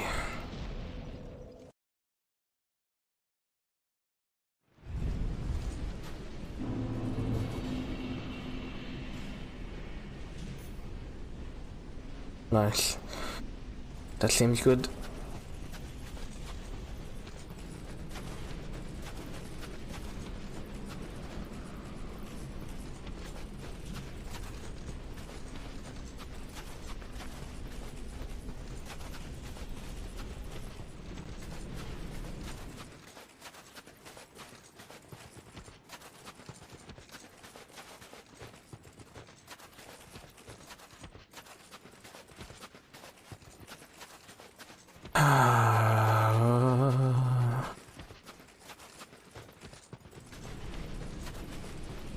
I didn't think I would find a worse run-up area than the Iron Passage.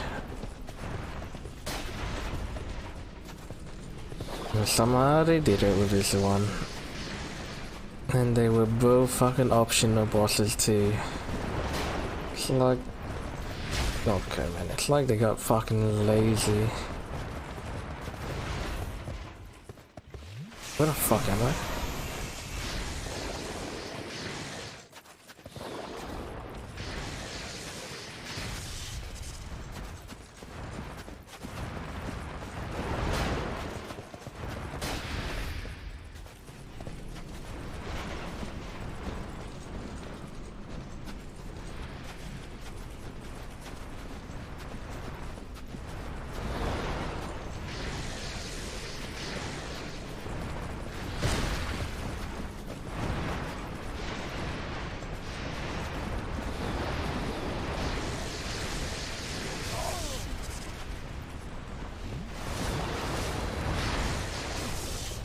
Fuck off.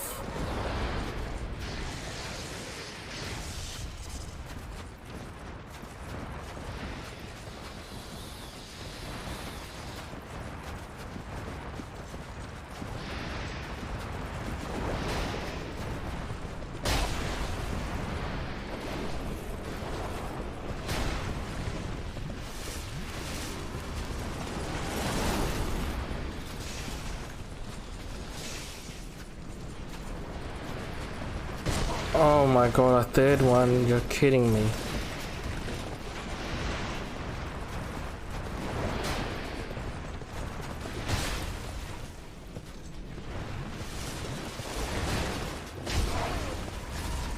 Dude.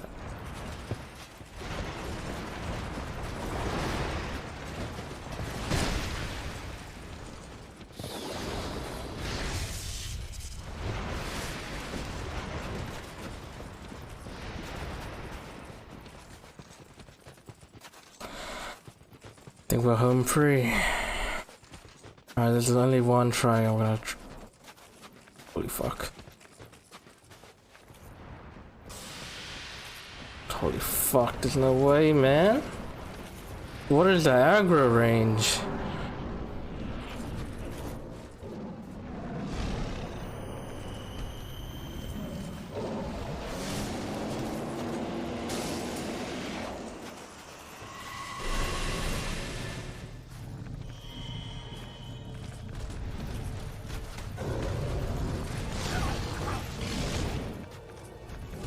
menuing, dog.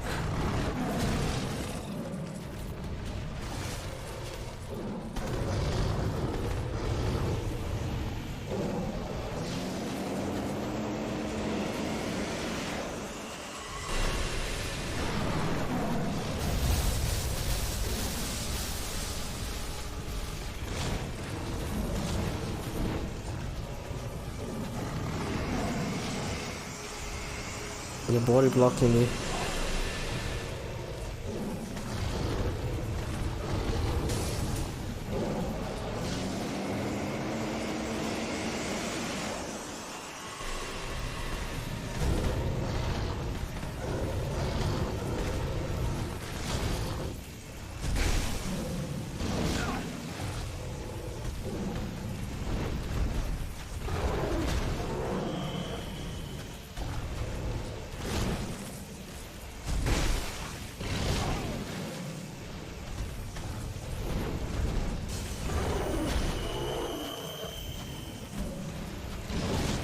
What am I doing?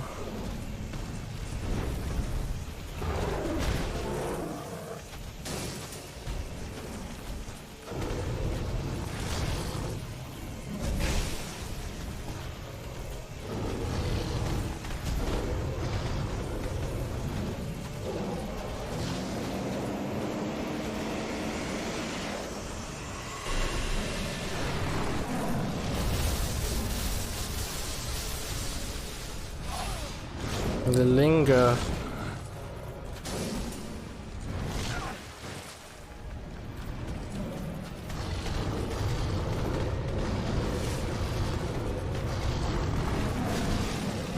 What? That hit me still?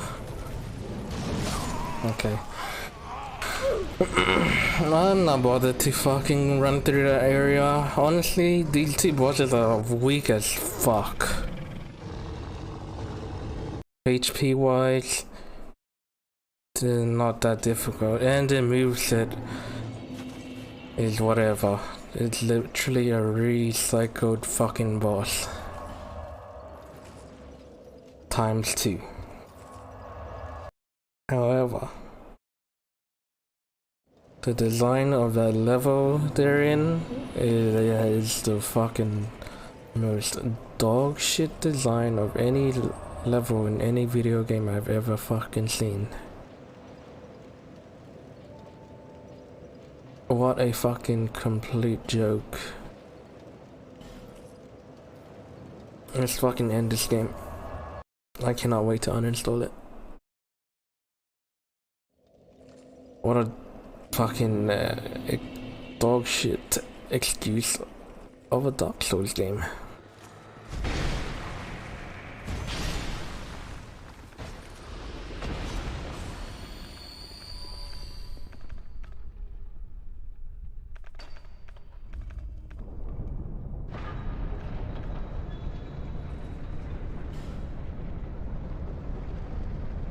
You get fucking the masterpiece that was won, and you're given the chance to make a sequel of it, and you completely ruin all the fucking good things about one.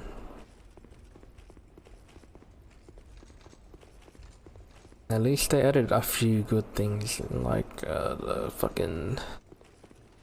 the UI is nice. I like the equip load thing mechanic.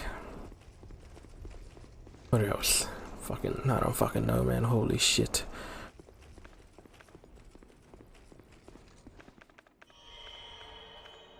Bosses are dog shit.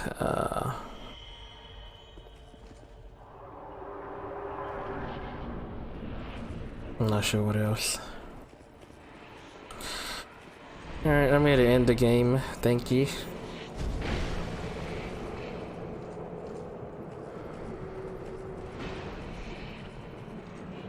Do I have to like destroy these? Oh, missed.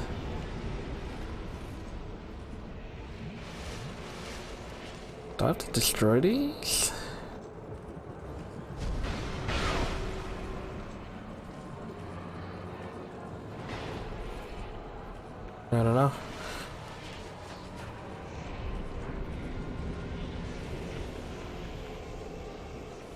But I'm just here to end the game so I can uninstall it.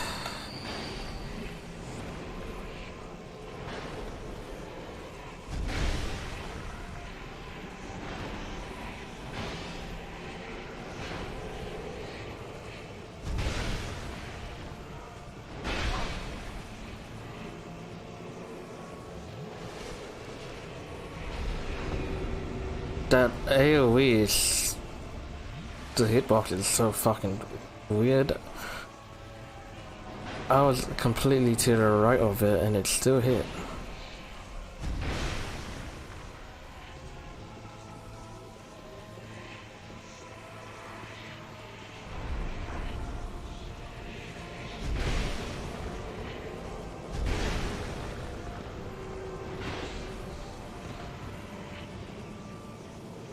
I just gotta stay away from that curse AoE.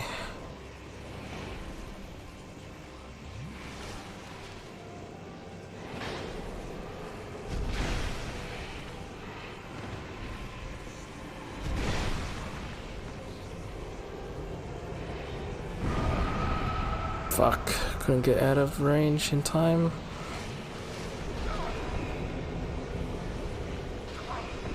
How does that second hit still land? Oh, I'm fucking cursed. Nice. Get me out of this fucking game. I'm so over it.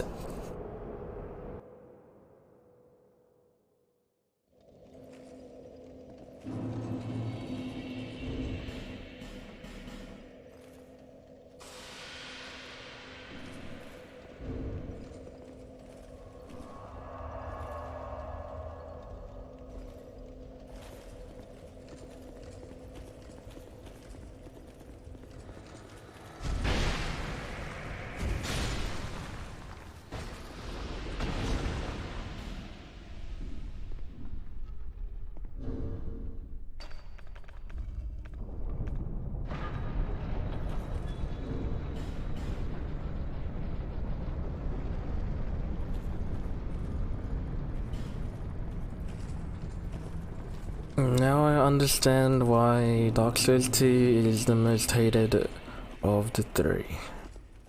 It is pure garbage.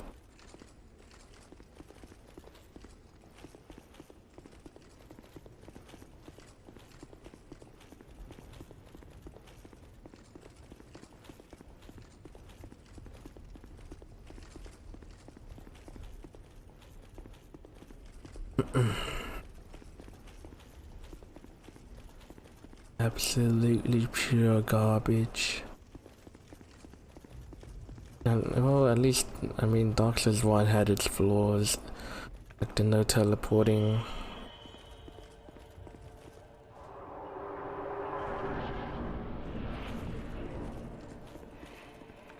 This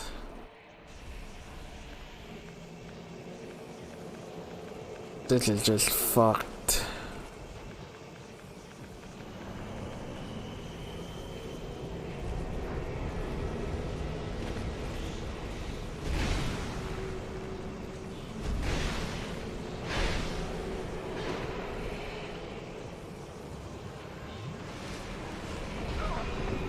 The curse reduces my HP.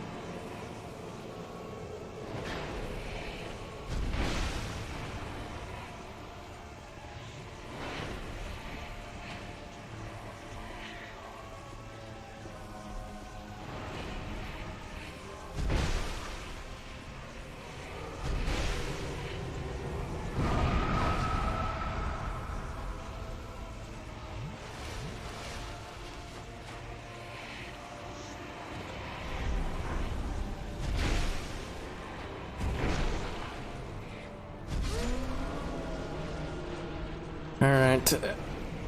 End the game now. How do you get on the outside? Many monarchs have come and gone. One drowned in poison, others How do I skip? What? Oh shit, I don't fucking know, sir. Can I kill you? Do I have to kill you this time?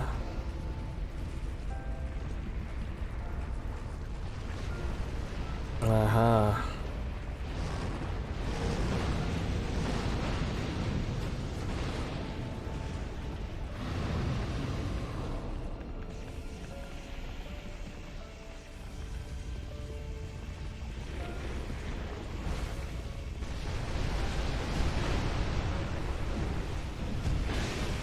A 100.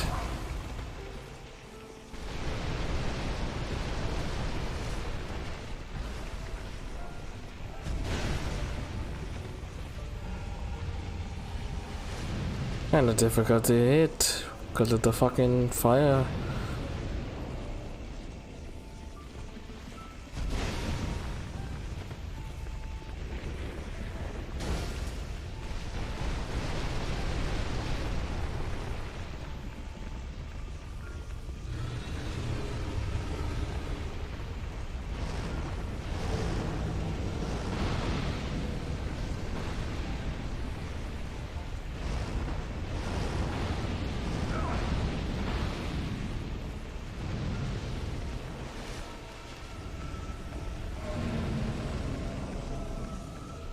I need like fire resist or some shit.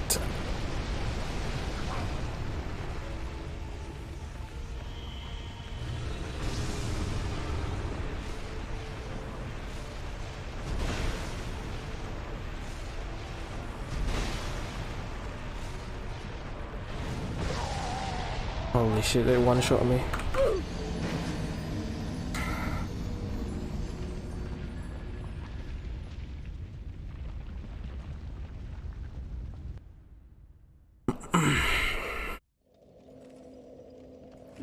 Please allow me to uninstall this garbage. Thank you.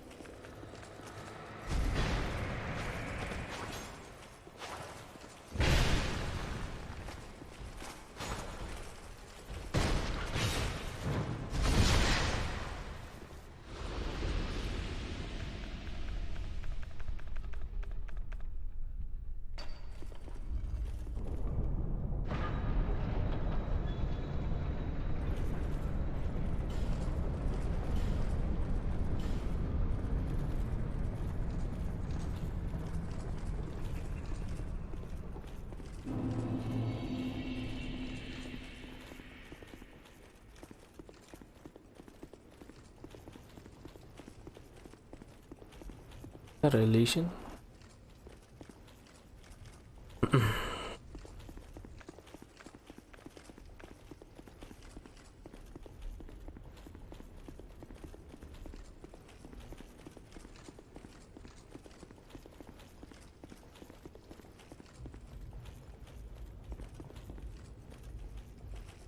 They're just walking off the fucking map.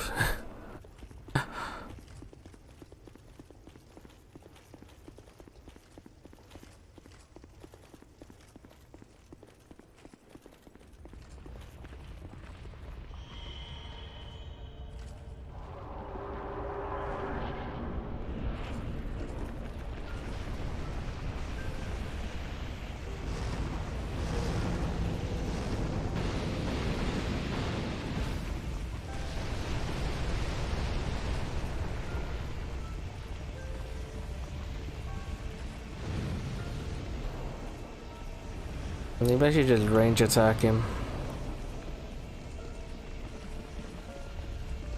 Fuck me, man.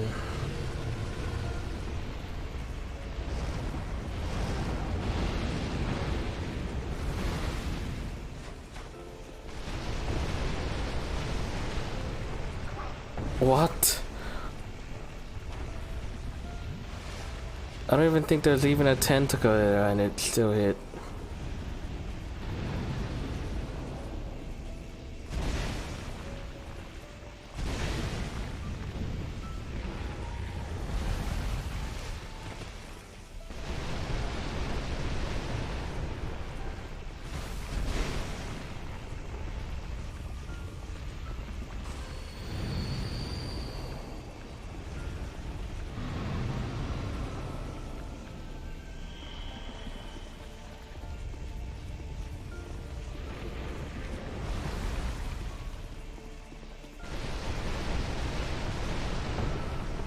So I'll have to find an opening.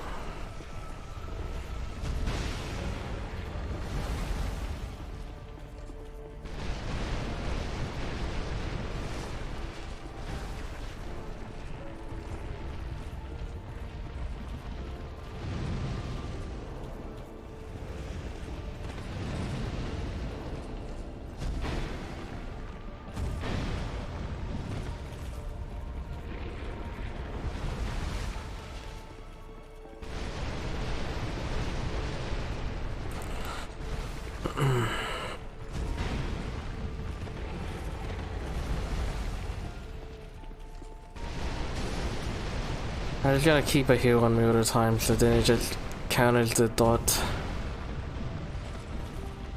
Sorta. I have 10 million heals, I might as well use them all before I fucking uninstall.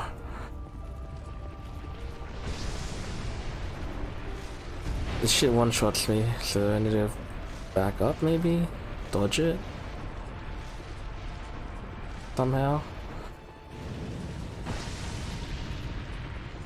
Okay.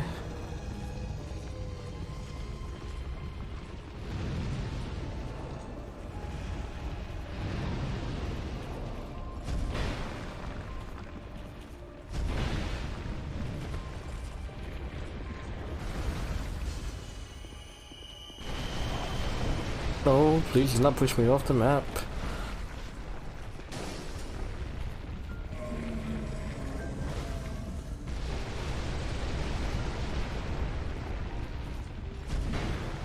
$99.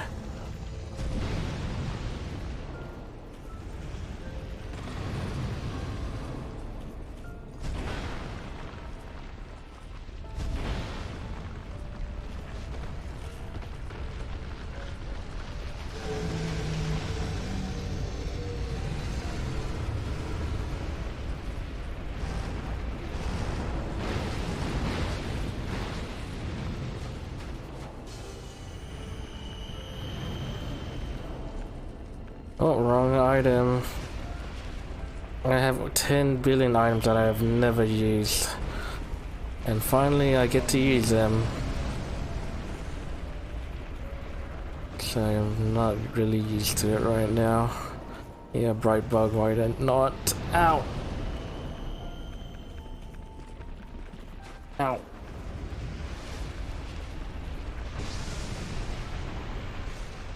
Monka?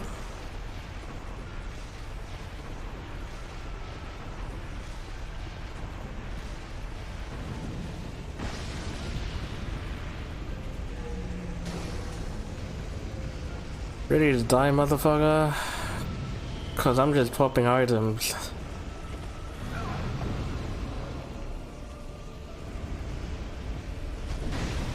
$47? Holy shit, I nearly died.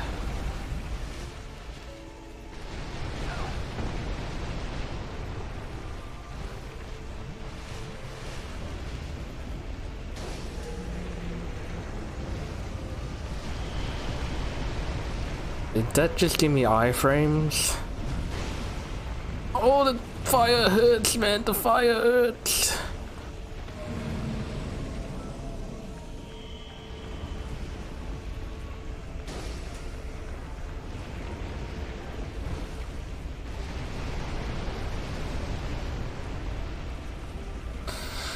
I don't want to range attack this guy, man. I mean, he would have been dead by now if I just pure range attacked him.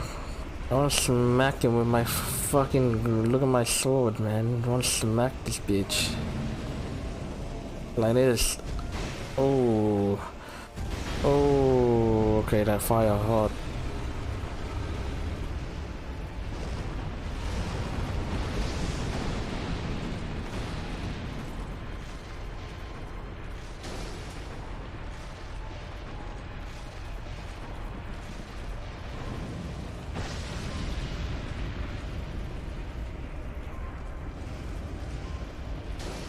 Another heal. My last lightning. Ah, shit, man. Chill. Another heal. Another item.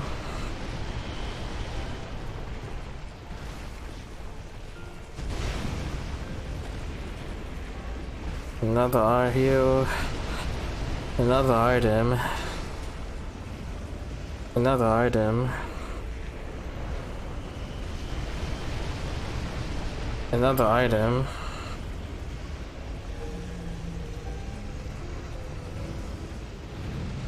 Dog.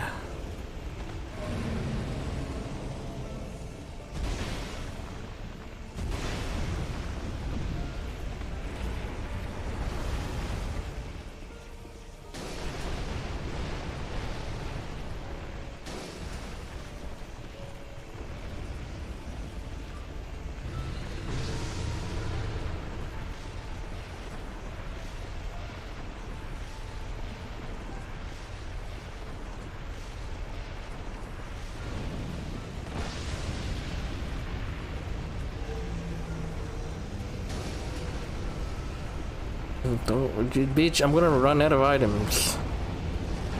Today would be nice.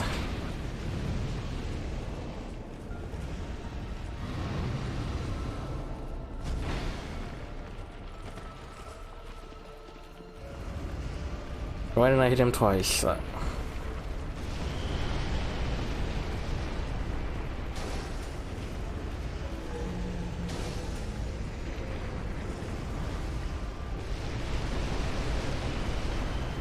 I didn't even move and it didn't even hit me.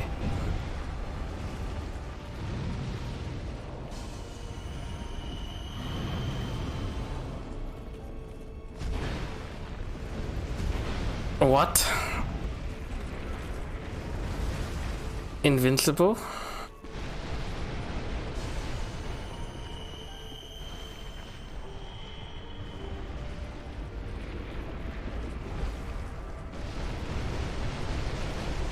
Man, you're literally one shot.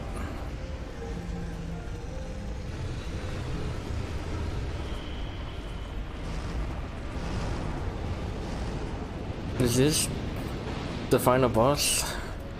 This fucking joke?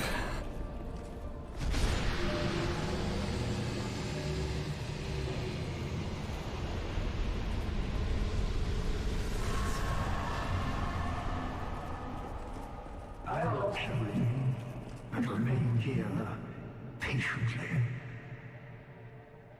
A throne is set to receive you. But the question remains. Would you truly, How do I want to uninstall. or something else entirely? Yes, uninstall. White light. And what is this? Leave throne.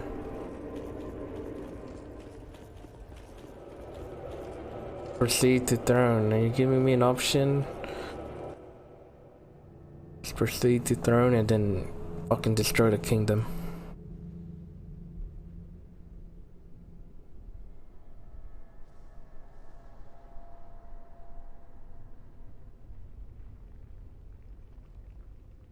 Wait, did I choose the right option where I saved the kingdom? If I left the throne, would it have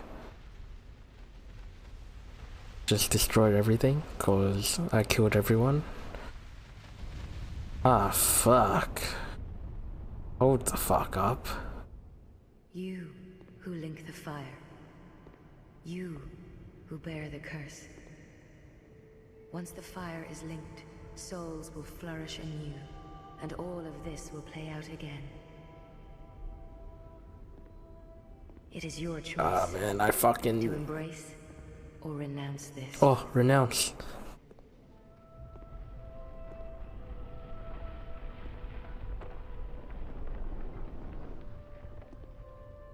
Renounce.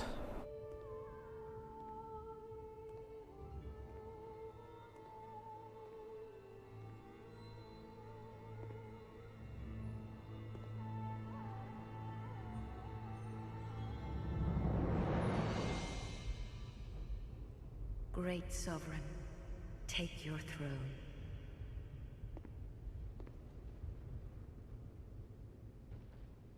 Oh, damn. Look at my legs, bro. Shit. Fucking What lies buff. ahead, only you can see. More than rolling.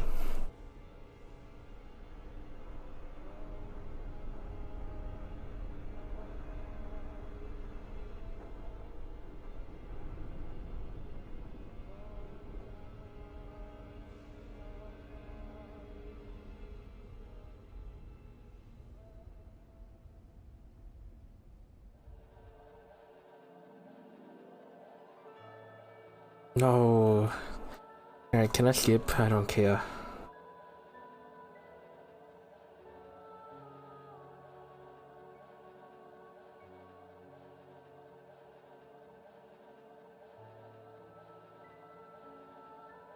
I'll skip. I can't skip. I can't skip. I can't fucking skip this fucking shit, man. Oh god. Oh god. Dark Souls 2 is trash, better than 3. Underrated.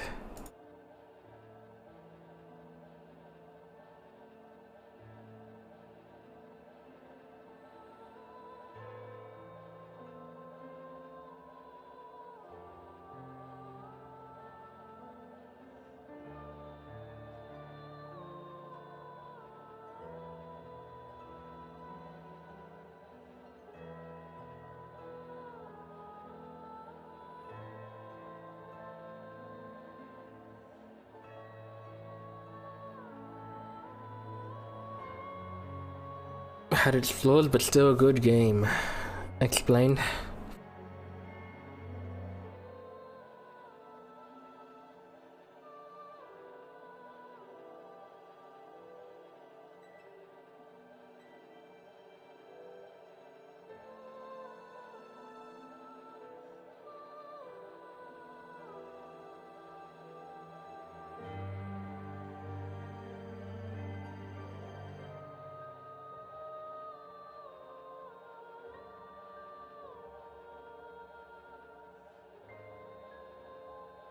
What was difficult about it?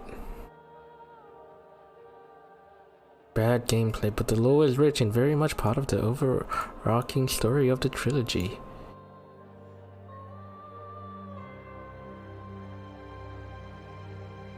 If you fucking play a game for its fucking lore, go and fucking read a book. Fucking idiots. Oh my god.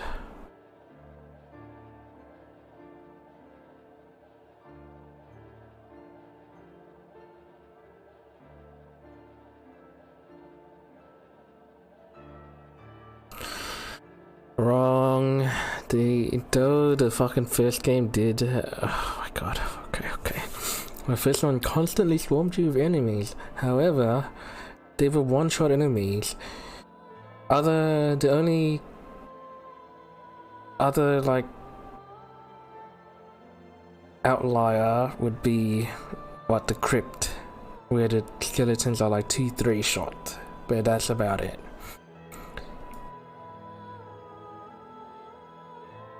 Blighttown did not fucking enemy swarm you. You're fucking stupid. Duke Archives. You wouldn't call it enemy swarming because they don't fucking swarm you. You can take 2 to 3 at a time.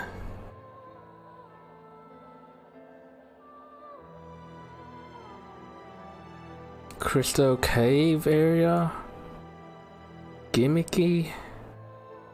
You're fucking...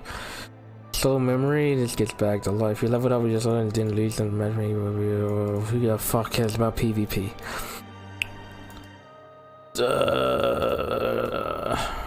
It's a non-cohesiveness of the physical world into people think of it as an immersion breaker, but shouldn't it deepen it?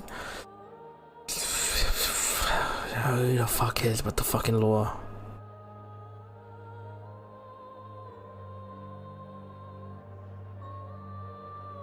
Should give a damn about the fucking lore. Go read a book.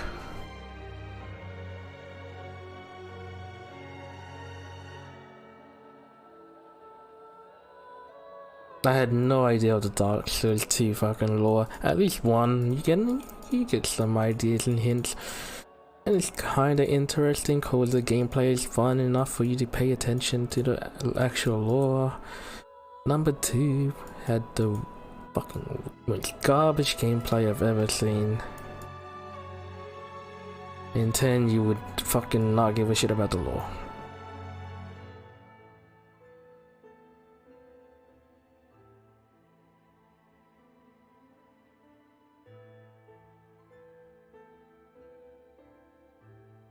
Oh yeah, the role.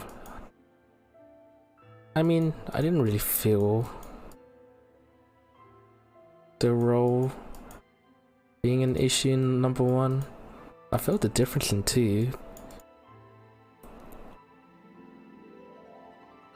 Honestly, the 8 direction rolling doesn't fucking matter. Who the fuck cares?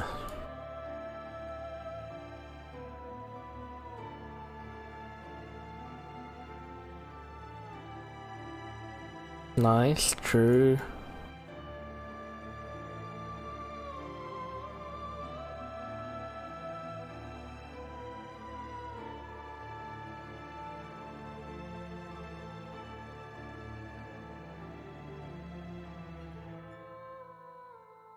Holy shit, the fucking comments in this fucking shit. There was 6 upvotes and fucking 100 comments. Everyone fucking hates it. I agree, it is justifiable hate.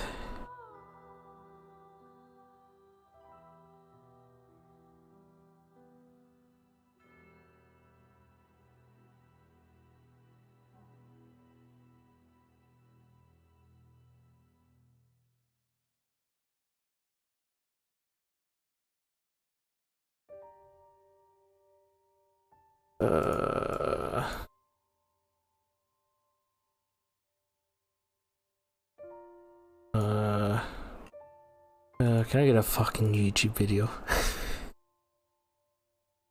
Rubbish. AKA big waste of time. Oh shit.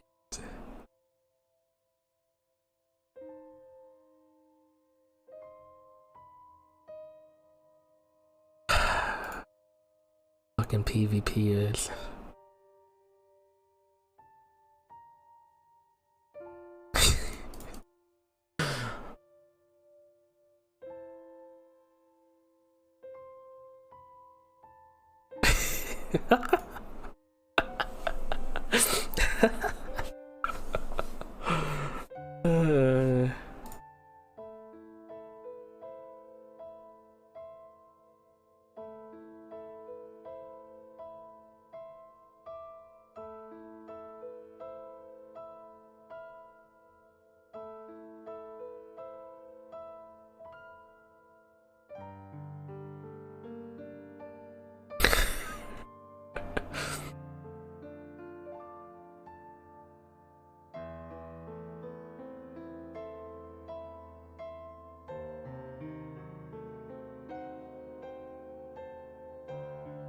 I mean, this guy gave some points, you know, and then at least give some argument back.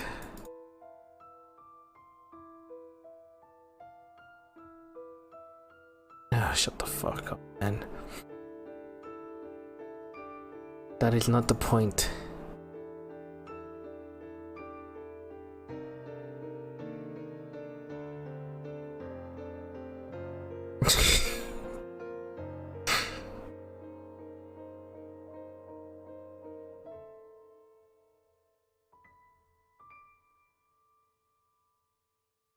Jesus fucking Christ. I wanna fucking like look inside the brains of these people. Oh. Oh, we're done. Now what? Bearer of the until This is NG Plus. Oh, begin journey 2.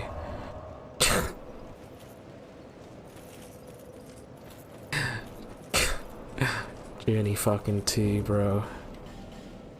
Fuck. Go fuck yourself. Oh, I can't.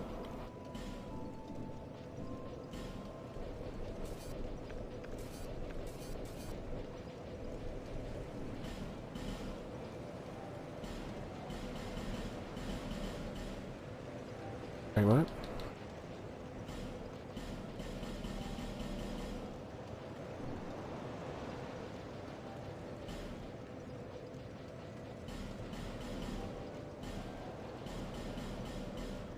What? Why can't I select multiple?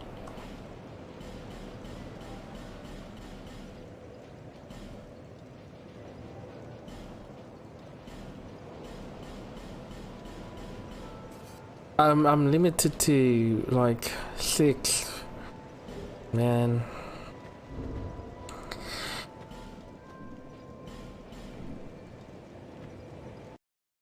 Whatever.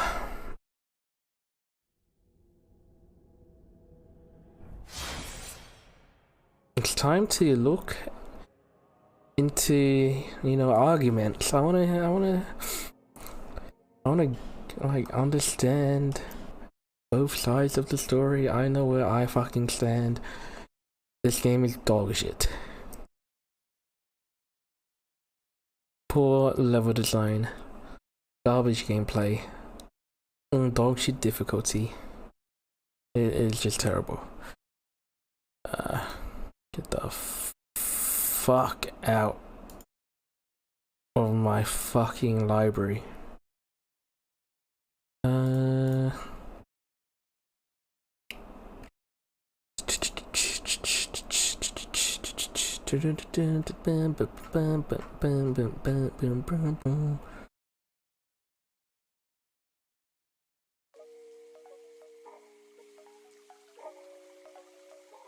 Let's dive into.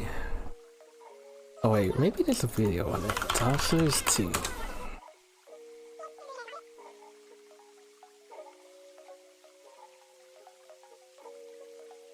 Of all the Souls games, this is the one I've played the least. I only beat it once, whereas all the others I beat multiple times.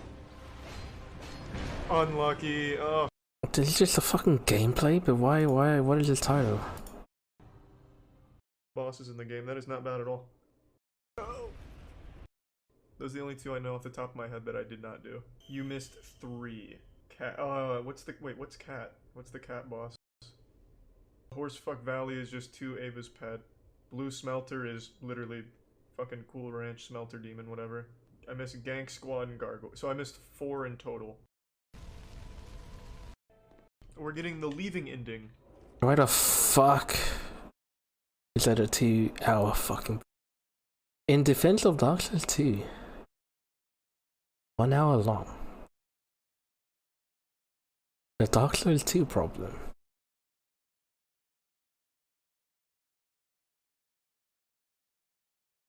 Give me something fucking...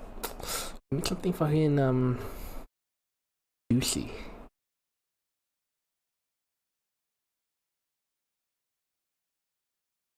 Why the fuck is Genshin here?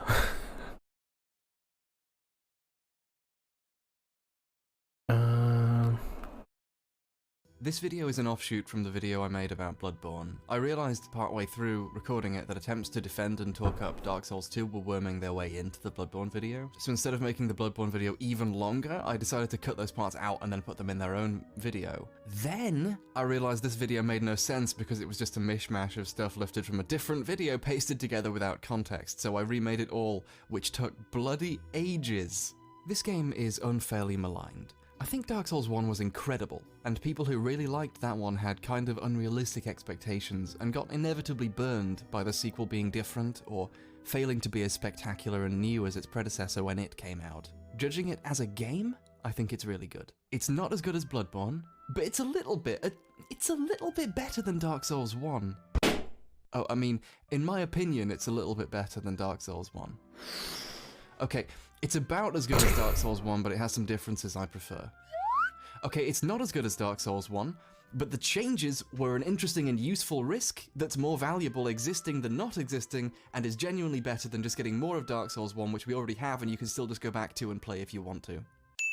Yeah. And I personally think I had more fun with it. Mm. I think the Emerald Herald is a better waifu than Guinevere. What the fuck?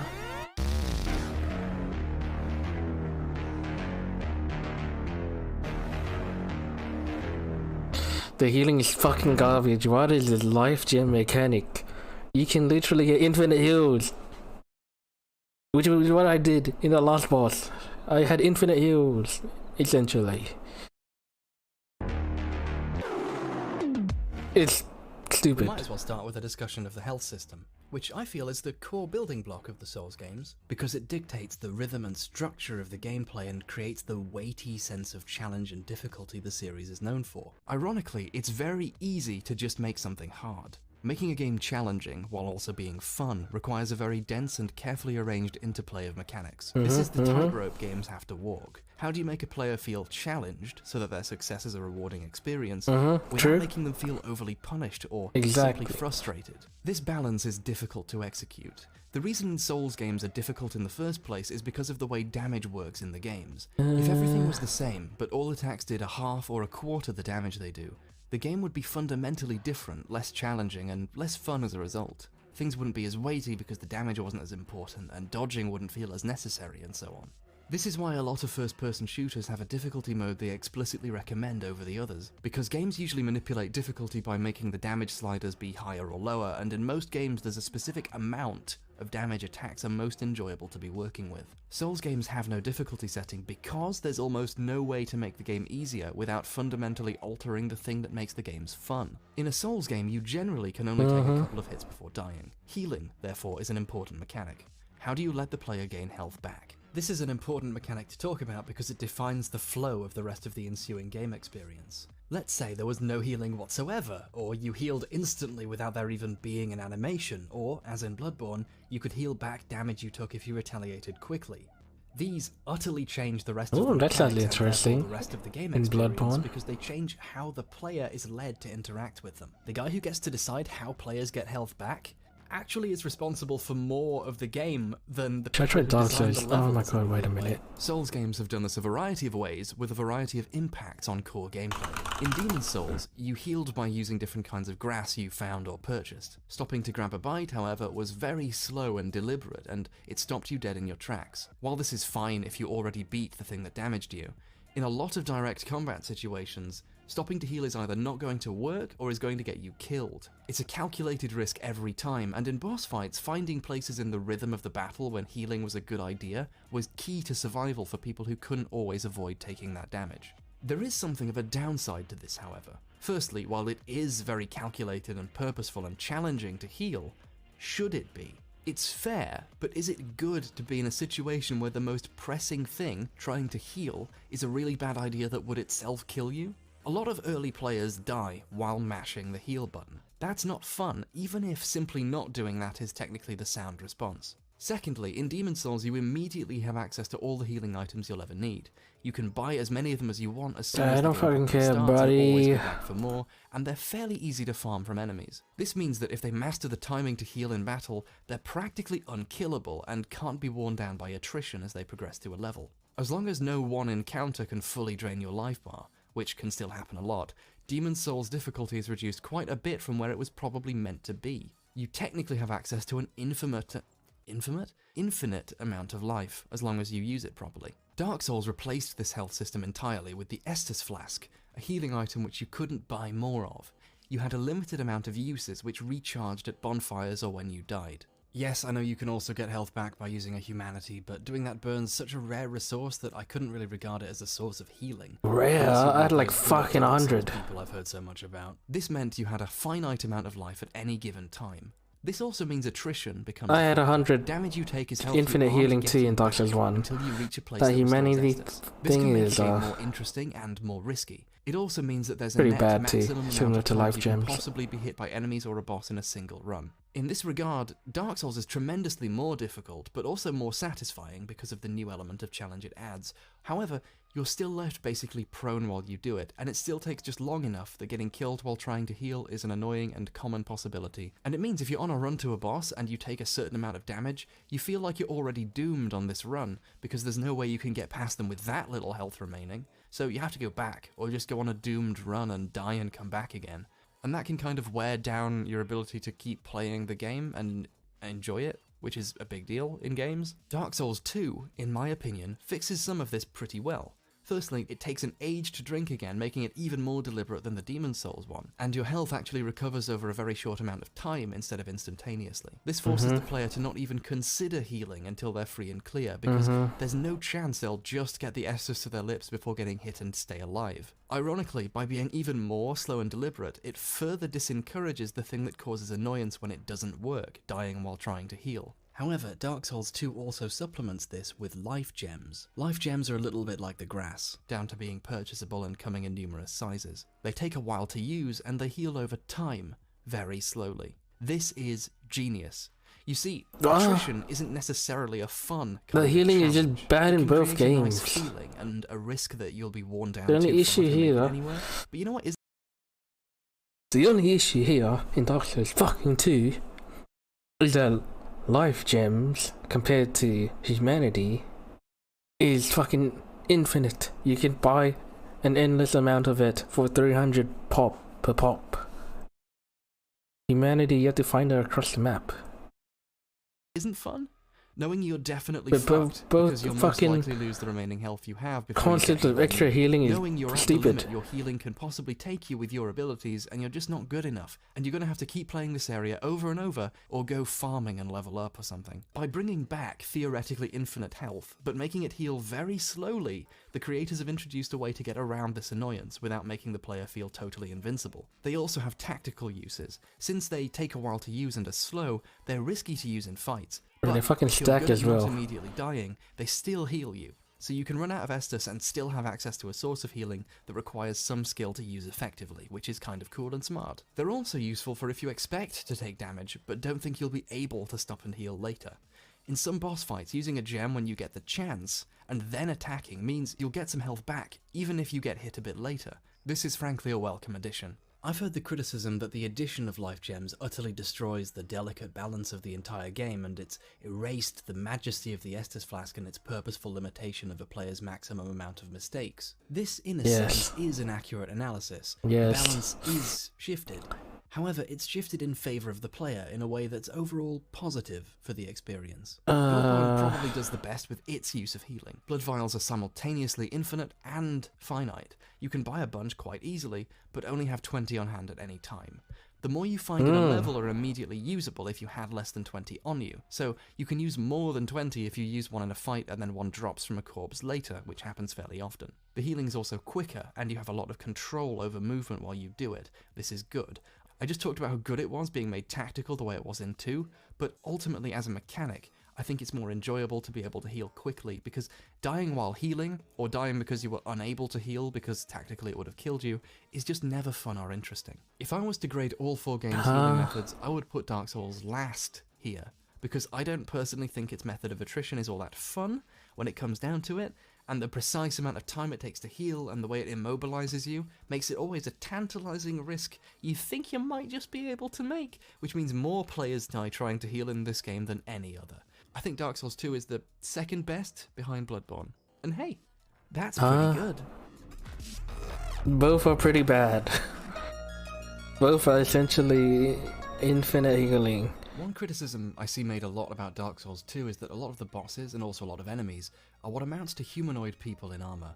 This isn't just an aesthetic complaint, it's also a problem in the sense that a lot of the fights with enemies amount to learning how they swing a weapon, how to get past their weapons, and which direction their swings go. And since there's a finite amount of ways a humanoid can swing a sword, it's possible to even start confusing enemies and their attacks for each other. A lot of bosses are very similar, unlike the previous game, which has more of a variety of unique bosses like the Gaping Dragon or Nito or Seath the Scaleless, breaking up the monotony. And indeed, there are quite a lot of humanoid opponents who fight with swords in what amounts to a duel.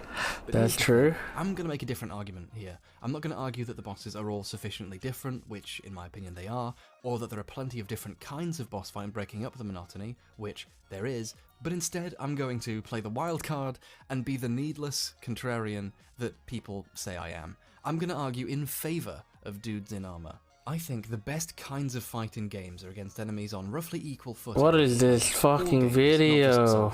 There's something viscerally satisfying Fucking about facing 10 off with someone who FPS. has the same skill set as you. The best boss fights in Devil May Cry are the fights against Virgil or Dante or another human-sized opponent with another ridiculous sword. The best boss fight in God Hand, and also gaming history, I is have no against opinion Zell, who has the devil on hand humanoid enemies. The main issue would be they would be mainly physical damage. So the use of a great shield would be broken, which I learned near the end game. If I knew that, I would have just fucking ran a great shield every fucking time and blocked every attack, not fucking needing to roll. But whatever, I didn't really care about the humanoid fucking enemies. It's far more compelling to fight What a is this person stupid with use of topic? skills you yourself could be using than someone with far more powers than you or who is an incomprehensible mess. You talk about feels enemy good design, to I'll simply. talk Dark about Souls had a couple of movesets great as designs well. in the game who scratched this itch for me, like the NPC invasions, like Manny to Mildred, Lautrec, the Crestfallen guy when he goes hollow, or Oscar when you return to the Asylum, or Rickard. These kinds of fight are the best and most memorable. In fact, I just remembered those offhand. I didn't even put those in the script. I just decided to list them. I thought it because was I so remembered easy in Dark Souls PvP 1. is so fun in these games for this exact reason. You're fighting people on the same footing as you with access to the same resources. It's just great. It's a puzzle where you all pick your poison and then you fight to see who is poisoned the most. Just fucking play a fighting But in game. Dark Souls, the only boss fight that comes really close to getting this right is Artorias in the DLC. Ornstein and kind of did it, but you were too busy dealing with the other guy, so you could never really focus on the aspect of the fight that's like this straightforward, cool duel, you know? And then they get really big and then it becomes a very different kind of thing. Artorias is a really, really good fight. He's not exactly on equal footing with you. He's presented as a very strong person, larger than life, literally, corrupted by evil, but he's a brilliant fight because he never comes off as ridiculous. He even dodges and rolls the way a person would. You get this fantastic mix of outsmarting a fellow consciousness trying to beat you in a straight fight. Before Dark Souls 2, I would describe Knight Artorias as the platonic ideal of a Dark Souls boss fight. It's the most pared down, purified form of single combat with another swordsman in the Souls games, and that's really, to me, the best True, thing. I guess. Dark Souls 2 has a lot more of this kind of fight than the previous two games, and more than Bloodborne also. And this, I must stress for me, this is my opinion, is a gift. The Pursuer, the Lost Sinner, the Looking Glass Knight, Velstadt, and in the DLCs the Fume Knight and Sir Alon and the Burnt Ivory King. In my opinion, these fights are what the Souls games' mechanics are vessels for. This is what the game should be built around. There's even the old Dragon Slayer, a version of the Ornstein and Smurs fight that indulges in this aspect more than fighting two people at once could do. I remember telling my friends that I'd wished there'd been a one-on-one fight with a character like Ornstein, perhaps as a mini-boss later on, and those friends played the PS3 version of 2 while I waited for it to come out on PC. The first thing they did when it came out was tell me where to go for a cool surprise over Skype, and I got the fight I'd wanted from the previous game. I'm sure people complained that this was a needless rehash or fan pandering, but it was literally a fight I specifically thought would have been fun and missed not having. I mean, they really I'm glad used, someone working on Dark Souls 2 agreed with me. they Honestly, really when I used saw Dark early Souls 1. critics saying Dark Boss, Souls 2 is man. pretty great, but you fight a lot of dudes in armor, I remember Kinda immediately lazy thinking, though. hell yes. There are other kinds of fight, and it's good to have them, but they are the best. Perhaps one of the worst things about Demon's Souls and Dark Souls 1 is they didn't properly master this idea yet. Demon's Souls had the Penetrate, don't laugh, and some decent NPC fights like Garl Vinland, the actual final boss of the Valley of Defilement. I mentioned the ones Dark Souls had, but 2 elevated these fights to that proper place as the core kind of fight you did the most. and I love it for that. The Hiding Okay. Knights are criminally underrated. They deliberately look and fight very differently from the Black Knights of Dark Souls 1, and if you let them get up, which you should do because why else are you attacking them, they sit down and do nothing on purpose until you want to fight them, the fight is usually pretty cool. They kill me a lot, so I can't show me beating them here really easily, which would have been nice footage to have, but The narrative critics create when they talk about Dudes in Armor is that the developers ran out of ideas, but with just a slight change in perspective, it becomes clear that the developers had a really good new idea, which was to use more of a kind of fight that was vastly underutilized in previous games and worked really well. Does that really count as a new idea? Yeah, sure. Okay. Well, I'm going to claim it is at least, and you can't stop me. It's a fundamental change in the makeup of the game, and in my opinion, it's for the better. That's not to say that's the only kind of boss fight, though. Like in Dark Souls, there are plenty of different kinds of fight breaking up the monotony against bigger bosses like the last giant. Is this the only topic about game design or, enemy design? I do agree that humanoid enemies were definitely more enjoyable to fight against. There's unique one-of-a-kind fights like the one with Scorpioness Nadjka, who visually resembles Quelaag but is a very different kind of fight. But there's all kinds. There's the Royal Rat Vanguard, there's the Congregation, there's the Covetous Demon, there's Mr. Chariot, and there's the Dark Lurker if you can be bothered to go. I do never all the thought stuff that. you need to do to fight him, which I couldn't, so I didn't get any footage of it. I've also heard the criticism that there are too many bosses that consist of fights with large groups, and this is proof of the game's poor design. Similar problems extend to other boss fights, which seem to follow the mantra, if you can't make it good, make it difficult by adding more stuff. This is math. Wait, he said that. Who said that? Dark Souls 2 is bad.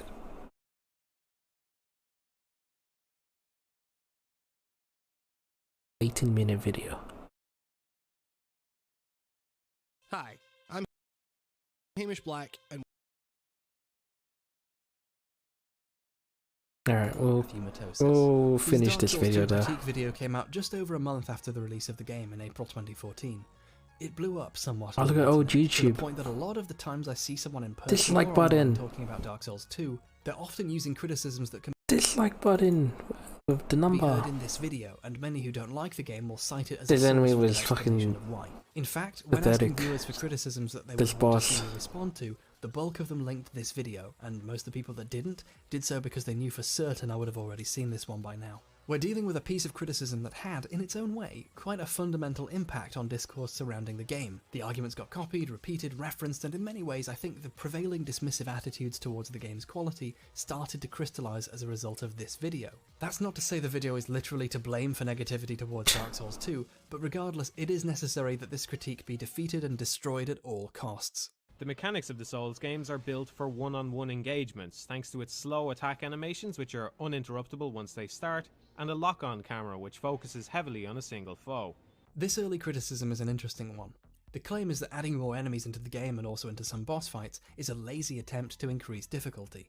I think this is bad because Souls games are specifically designed to work best against single enemy encounters. Matthew Matosis is entitled to his opinion, and I respect that, but here's why this is a lie. There are absolutely ways of dealing with larger numbers of crowds. It just requires different behaviour than how you normally deal with enemies when there's just one or two. Crowd control is a different skill than the one that you're normally required to test, but it's one that's worth testing and really isn't in previous games. I remember God Hand being criticised for having too many enemies for an engine that was claimed to only really work best in one-on-one fights. Don't really at least argue that adding more enemies for the sake of increasing difficulty is lazy and poor design. But you can look up people playing I want and see to see that argument, control, but that not many counter people always argument. play the way you do against just one opponent at a time. Take the Prowling Magus fight for example. If you want to kill one of the crawling undead littering this fight, your eyes need to be taken off the casters at the back in order to lock on. Ah, you see, here's your There's problem. aim the That counts casters the in the supposedly back. obvious criticism that locking on makes it hard to see your enemy, so the fight isn't well designed, or fights against groups are inherently bad in this type of game or something. But why would you lock on? You see, the Dark Souls True. series has this amazing Fucking feature locking where, on. using the right stick, you can rotate the camera to show anything you want on the screen. You can manually control the camera yourself. When you think about That's it, the full his argument. argument actually is that the lock-on system works best against single enemies. And he's right about that. But that's why you don't lock on in a fight against multiple enemies. Okay. Arguably the main lesson Okay, you're taught fine, as early on as the okay. first real Guy was enemies is arguing that about a enemies are stupid attacking from fucking all over thing. the place, and you ought to keep your wits about you more than just pressing the button that focuses on one person and hoping for the best. This is a game that prides itself on expecting you to look where you're going, even as far back as the first game, with the guy hiding behind the doorway and people hiding in corners even all the way over in Bloodborne. The lock-on system is a tool to be utilised carefully, just like every other ability and mechanic. Matt found the lock-on function was bad in this scenario and concluded that it was a flaw with the game. The challenge in this boss fight, like with the rats, is to avoid getting I swarmed mean, he and put just into a bad turned his situation. fucking camera Keep and track of didn't yourself lock and on navigate there. carefully. If you locked directly onto one of the enemies, you I would think have a problem. he and might that be means don't cherry do picking. that. Dark Souls 2 uses fights like this and An a argument generally different here. sort of level design to teach you that in this 'Cause he's world, not really sometimes locking focusing on. down on a specific individual is a mistake. This guy's not locking on, but I'm not sure whose gameplay this is. Matthew didn't like Dark Souls 2 as much because he didn't learn this lesson and kept trying to play it the exact way he played the previous two. He also invokes the time you fight If it's his against the own two gameplay, Dragon then Riders, and there's a never cute mind what I little clip said. I want to show where he locks onto one and then has to angle himself precisely. Okay, so this he guy's can a see the two fucking of them. clown. The twin dragon riders are another example of this. You want to avoid attacks from both of them while periodically damaging one of them. This guy's a But in fucking order to do so, clown. you need to lock onto one and position yourself in such a way so you can see the other. This clip is meant to guy's show a fucking how bad the clown. lock-on system is in two-person fights, and therefore how poorly designed this fight is. Oh, what for a putting stupid this argument. there. Alright. But the thing is, you could just not hit the lock-on button. You could just not do that. You can aim the camera wherever you want. You can still dodge and attack, you know. I looked back over the footage of me doing this fight, and I didn't lock on at all until one of them was dead and it became a good idea to completely focus on one enemy. This naturally occurred to me because this is how Dark Souls 2 teaches you to play. I honestly think the mechanics and the way they're utilised in the first two games has gotten so ingrained in people who liked those two that it makes them play weirdly in games that work slightly I literally differently just or have killed different kinds of one challenge, and this before the strikes them as a archer. flaw. I got some criticism on my last video that it's wrong And to just say it's dodged all the possible to arrows. play a game wrong. His There's a lot of shots are ways of slow. playing Dark Souls, and they're all equally valid if that's how the player wants to do it. And yeah, kinda, but all I can say is I can definitely see why Matthew Matosis and other critics had a less good time with Dark Souls 2 if this is how they approached it. This looks a whole lot like playing the game wrong and blaming the game for it. I still do really bad in this fight though. Note to self, just cut away from this quicker in the final edit. Also, we need to edit out the part where I say this, please. Matthew is still trying to use the lock-on mechanic in fights, even as late as the Watcher and Defender bosses, and he's still using a shield. Aw, bless. Someone really liked the previous games and tried real hard not to unlearn what they learned there. This kind of criticism Shield is sheds light broken. on the critical perspective that approached Great the game in shield. the first place. Players who went into the game expecting it to be exactly like the previous ones inevitably did badly in these sections and seemingly blamed the game for it. Joseph Anderson, a critic who put out 3 videos about Dark Souls in late 2015 and was much less negative about the game, similarly doesn't use the lock-on feature in many of the fights he shows in his video, and like me, he fought most of them without using a shield either. In the same manner that shields are fine, but not if they engender passivity, the lock-on system is a great mechanic that can Shields are broken in accidentally engender 1v1. a reliance upon it. Also, Monster Hunter, a series many Case in regard as point. very similar in a lot of ways, I beat the Bent Ivory King with no issue, has basically no using a great shield. And took literally 0 damage. lock-on functionality whatsoever, and the subhuman criminals who love Monster Hunter seem to do just fine using it to see the enemies however they want. That's not to say Monster Hunter wouldn't benefit from having one, but if it did have one, it would probably be something to use Shield sparingly, argument much is like in wrong. Dark Souls 2. Also, it's worth remembering that this type of boss has been present in Souls games for a long time. You might remember, I don't know, the Phalanx, the first real boss in Demon Souls. It's a fight about balancing the interplay between the actual opponent and the numerous creatures that break off from it and act independently, threatening to surround and I haven't played this game Then yet. right I have it after right there's next the to me, Tower but Knight boss fight. Geez, the first Not 2 yet. bosses in the first game in the series, and both of them use mechanics Matthew Matosis concluded are inherently antithetical to the core of the Souls games. What, did the developers not realise how their game worked? If I look onto the Archer, I can't see the Tower Knight. he's unless staying I on this stand topic here. for too I can't long. use the function designed for focusing on one person and see We're everyone talking about else. enemy design here. Did the B team design this game? Ha ha ha ha ha ha. Attacks also lock on to an unnecessary degree. When a boss goes to do an overhead attack, it will usually track the player up until the very last moment before impact.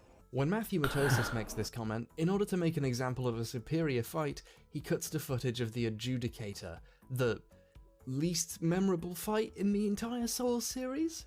I forget the Adjudicator exists every time I play Demon's Souls without fail, and then I go, oh yeah, this guy, and I kill him on the first try and forget about him again. His attacks go for where you used to be 10 minutes ago. No aspect of this boss should be the model for how fights should work in Souls games. The simple fact is that in previous entries in the series, circle strafing enemies has been an easy way to cheese a lot of the game. Because the enemies focus in on you more, guess what?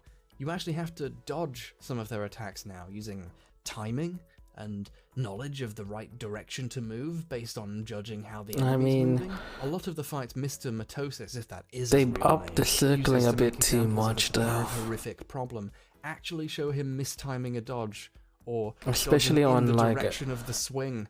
I don't giant think this bosses demonstrates enemies where they have like an insane swing. It's what he thinks it's demonstrating.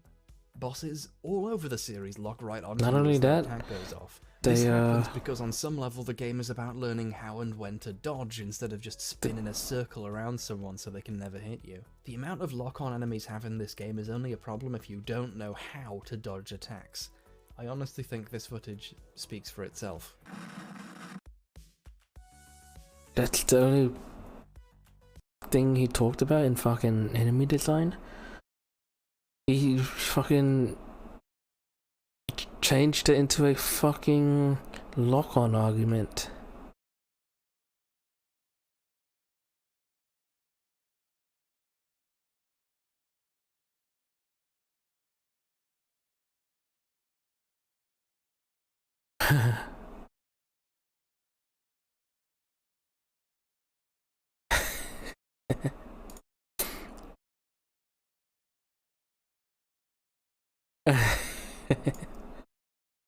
That's so fucking true. I literally spun around mini bosses. Since they track so hard, you just wrap around. Since they're humanoid, they can't track fast enough.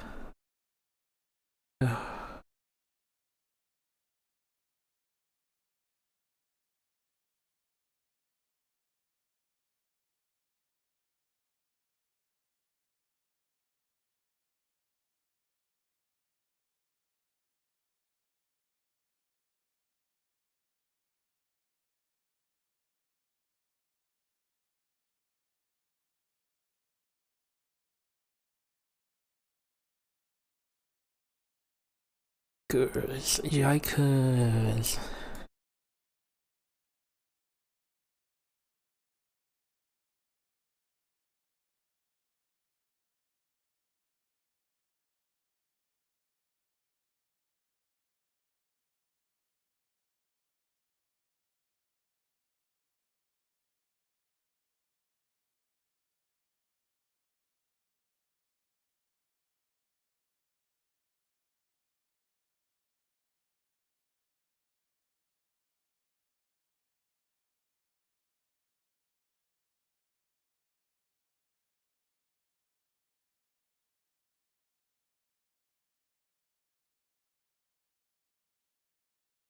Okay. These comments are interesting. Of some fundamental differences in the way Dark Souls 2 is being So what do you say? World design, Here we're getting into the bedrock of interconnectedness. some fundamental differences in the way Dark Souls 2 is made and what it achieves versus the previous game's decisions, both in terms of gameplay and in terms of storytelling. Dark Souls is commonly lauded for being one large interconnected world. I criticised this perception a little in the Bloodborne video, and because I'm a hack, I'm going to rehash that here. Dark Souls' interconnectedness is fun and creates an interesting sense of being in a real place, and it's cool you can find ways of getting from one place to another and nice little shortcuts, but it also weakens the game in a lot of ways. Okay, I know that's contentious, I'm not stupid, hear me out here.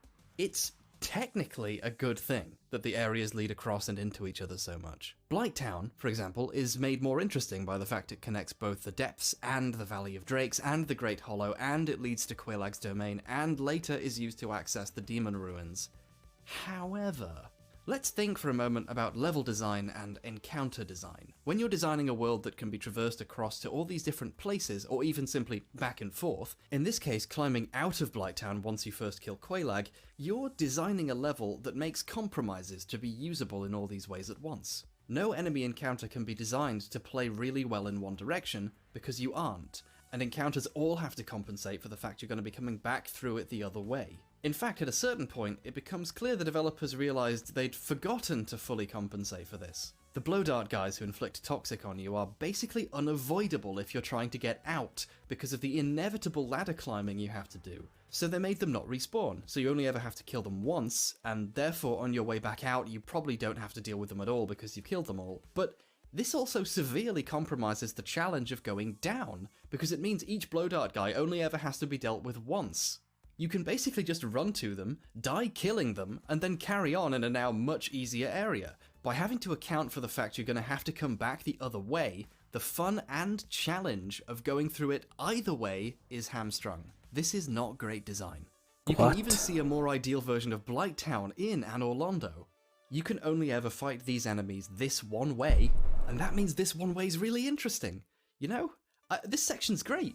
There's no way to come back the way you came, but there's also no reason to, because once Anor Londo is beaten, you unlock the ability to warp between bonfires, seemingly an acknowledgement that this area makes no sense going through it backwards to get out. Plus, at this point in the game, the developers had definitely realised that running back and forth between areas is actually really tedious. But because warping wasn't really fully fleshed out in Dark Souls 1, there's an awful lot of needless walking. Walking back to bonfires you already lit but can't warp to, walking through long paths, or walking through still long but slightly shorter paths because this one's technically a shortcut, and then you die and you have to do it again. It's not good. It's not the best it could be.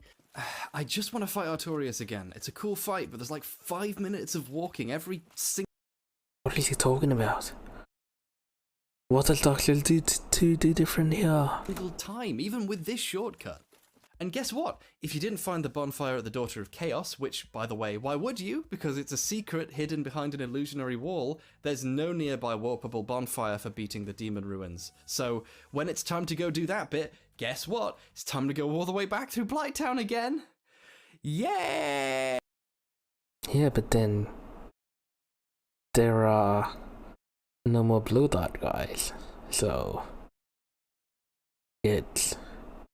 not as frustrating. Blighttown was so busy leading down into Quelaag's domain and the Demon Ruins and the Great Hollow, leading across into the Valley of Drakes, and leading up into the depths and its own arse, that it forgot to have particularly good gameplay, or to have any frames. Hey, check it out. I didn't even need to invoke Dark Souls 2 to explain why Dark Souls 1's interconnectedness is bad in a lot of cases, but I guess I should since I'm talking about Dark Souls 2. Yeah. Dark Souls 2's version of Blighttown, the Gutter, is way better designed because it's built to be journeyed through once, in one direction. Once you're in the Gutter, it's literally impossible to climb out, actually. You would have to warp, which you can now mercifully do at the beginning of the game, and between any bonfire. It's almost like this game was designed to be played by people who don't want to fucking run around in circles for hours, which is an improvement, I would say, personally.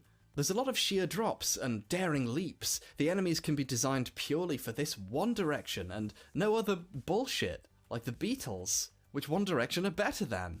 Enemies only stop respawning if you've killed them so many times it's clear they're not really a problem for you and you just need to get back to later bits, instead of immediately never respawning ever again because the developers knew they were a bit rubbish. The treatment of these areas in particular is emblematic, I love that word, of the game's overall approaches to design, and I'm not going to tell you which one is better, but it's obvious. The difference here is that, yeah, you gotta run through back and forth a lot in Dark Souls 1, however, the design of the level makes it so you are able to just run through it with no issue. If you're killing everyone every fucking time, then you're fucking stupid. Dark Souls 2 does not have that.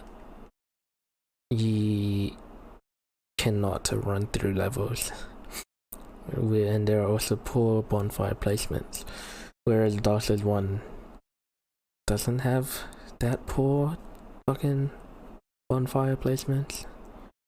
So far I've only talked about world design and terms of the ensuing level design. But that's not the only thing impacted by that. There's also an aesthetic component. And this, I think, is an aspect that most exemplifies the difference in concerns and goals between the first two Dark Souls games in particular. Dark Souls 1's world has, let's call it, a physical coherency to it. If you're standing in a high place and look in a direction, you will see a place you end up going later in the game. The world of Lordran feels like a physically consistent, objective world. Here's a 3D model of the Dark Souls 1 world. Apart from a few very clearly separated sections, it all physically ties together, which is pretty cool. Meanwhile, in Dark Souls 2, this is far from the case. Plenty of places don't make visual sense. You can get to the top of a tower you physically see in the distance, and you can see how tall it is, but then at the tippy top, you find an elevator, and it takes you further up, into nowhere, and you emerge in a lava land that couldn't possibly exist. Theoretically, you could dig a deep enough hole in the ground and all the lava would just flow out into the world below and kill everyone. Remember the compiled 3D model of Dark Souls 1? Here's the model for Dark Souls 2.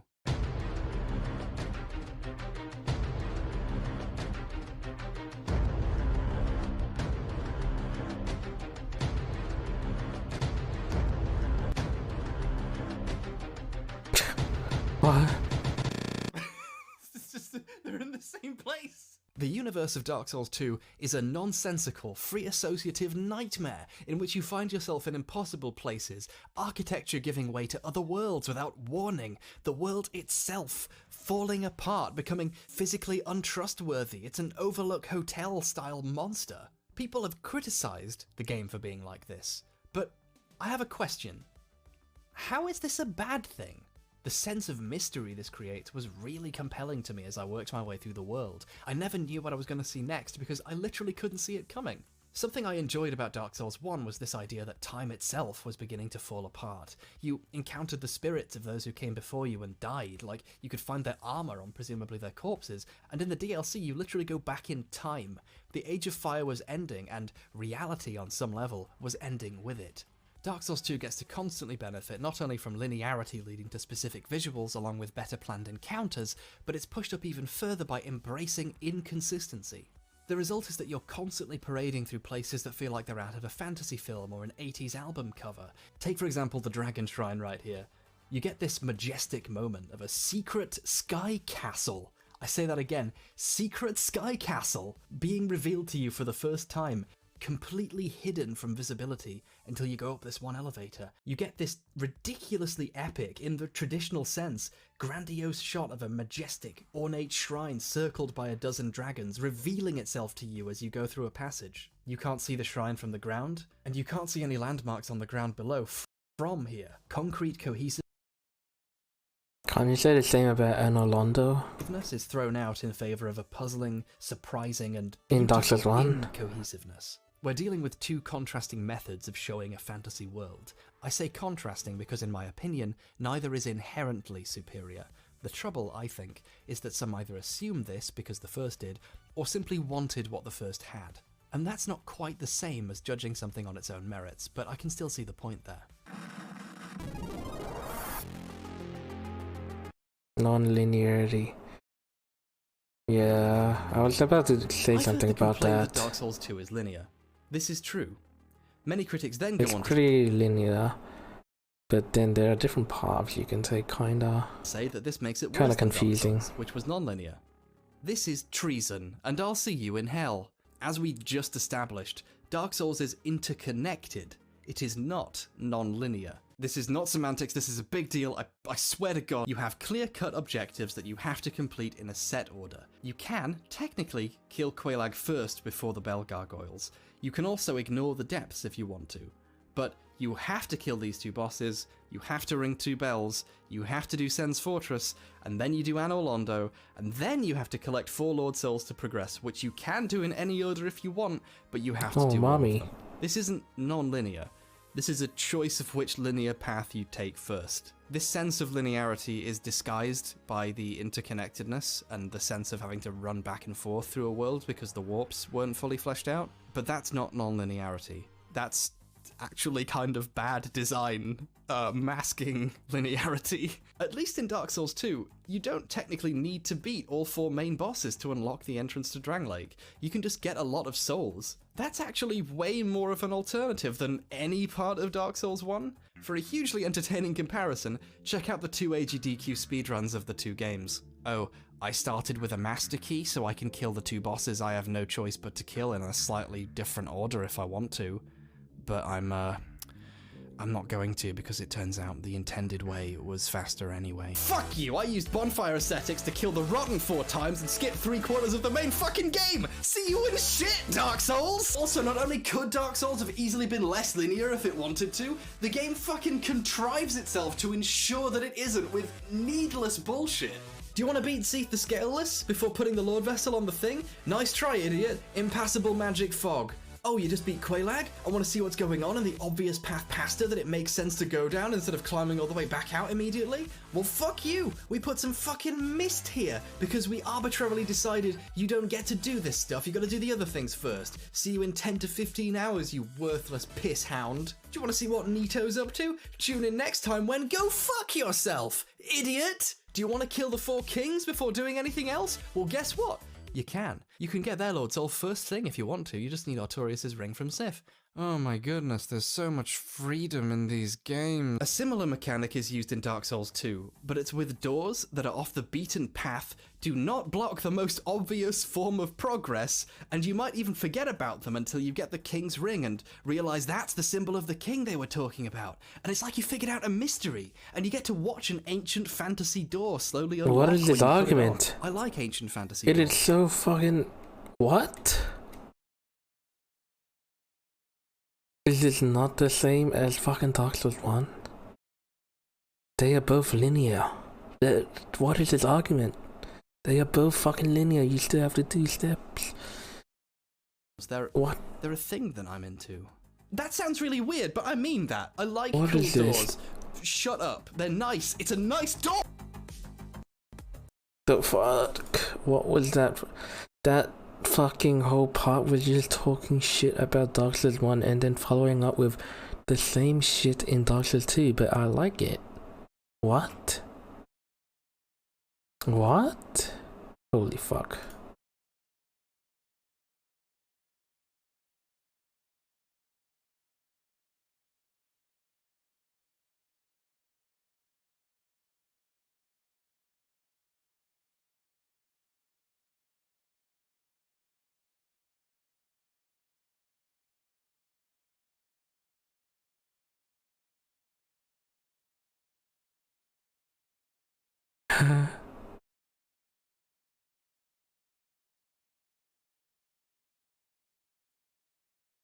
He contradict. Yes, that's the word I was thinking about.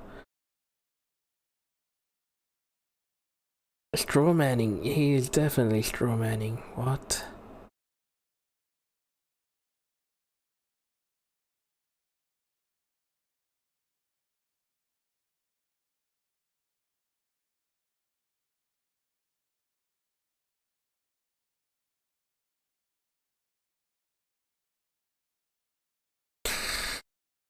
How to bring back dislike.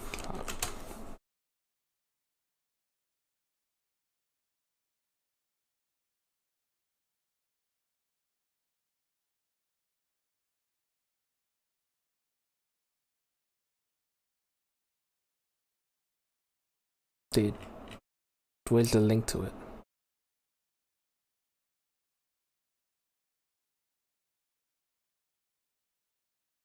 Motherfucker, like, told you how to do it, but doesn't link the fucking Chrome extension.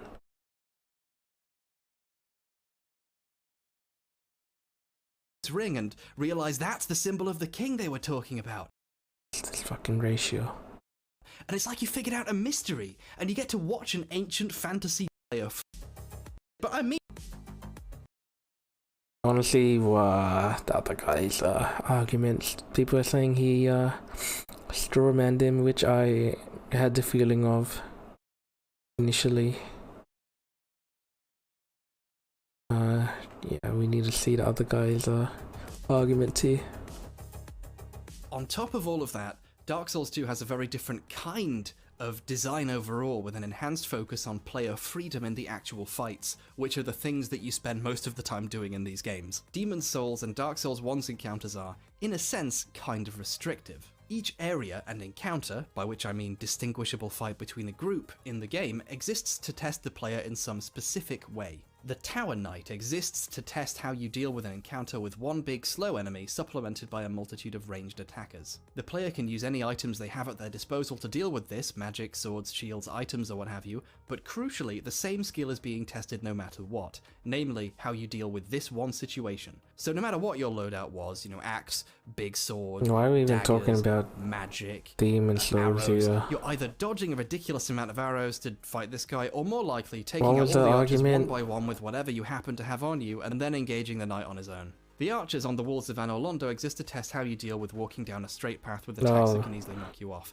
Actual No matter what level sort of character design. you are, the same thing is being tested no matter what, and you have to employ the same skills to get past it no matter what. You're literally walking a straight, linear path. A lot of the first two Souls games are based on putting you in a specific place, then throwing a specific thing at you and making you deal with it the way they want you to do. In Sen's Fortress, you're walking between the same sets of traps and negotiating the same fortress in the same way, no matter what character you built. In all of these examples, the focus is on an enclosed space, so you can be forced into dealing with the scenario the developers want you to engage with. Ironically, despite being supposedly way more linear, Dark Souls 2 is generally designed in a much more free, open way in regards to its encounters. Encounters take place in a much wider open area with a focus on having more space to navigate as you see fit. Per exemple, in this room there are several knights. The knights are very difficult to face as a bunched up group, but if you want you can lead them out onto the battlements where they're unable to attack all at once. However, there's a risk of falling off and there's a guy in the distance shooting arrows at you. The player is encouraged to know where they want to fight and make decisions about how to engage in the combat beyond knowing when to dodge in fights against more manageable How is this any different to Dark This Souls approach 1? generally extends throughout the rest of the game. This increases player freedom by letting them decide precisely how and where. There is no fucking player freedom. You are forced to do the same thing every fucking time. Drag him away and force 1v1s. To pitch their battles, and mobility and positioning What? become much more important aspects of the game. I picked the wrong Combat video is to much more fucking react freeform to. as a result. Archers in the previous games are, let's call it, forceful. They're put there and you have no choice but to deal with them. They're usually supplementing a different enemy, so you either have to deal with them while the archers are shooting at you, or you have to take time out before that fight just to deal with the archers before resuming it unhindered. And if you die, you have to take the time out to Yeah, deal with the that's archers yet again, Kind along with of, walking that's kind of the point of archers, you know, is all the that way in back support. from a gauntlet of enemies, which in these games always respawn. God, that sounds like fun, doesn't it? I wonder why statistically so many people stop playing here.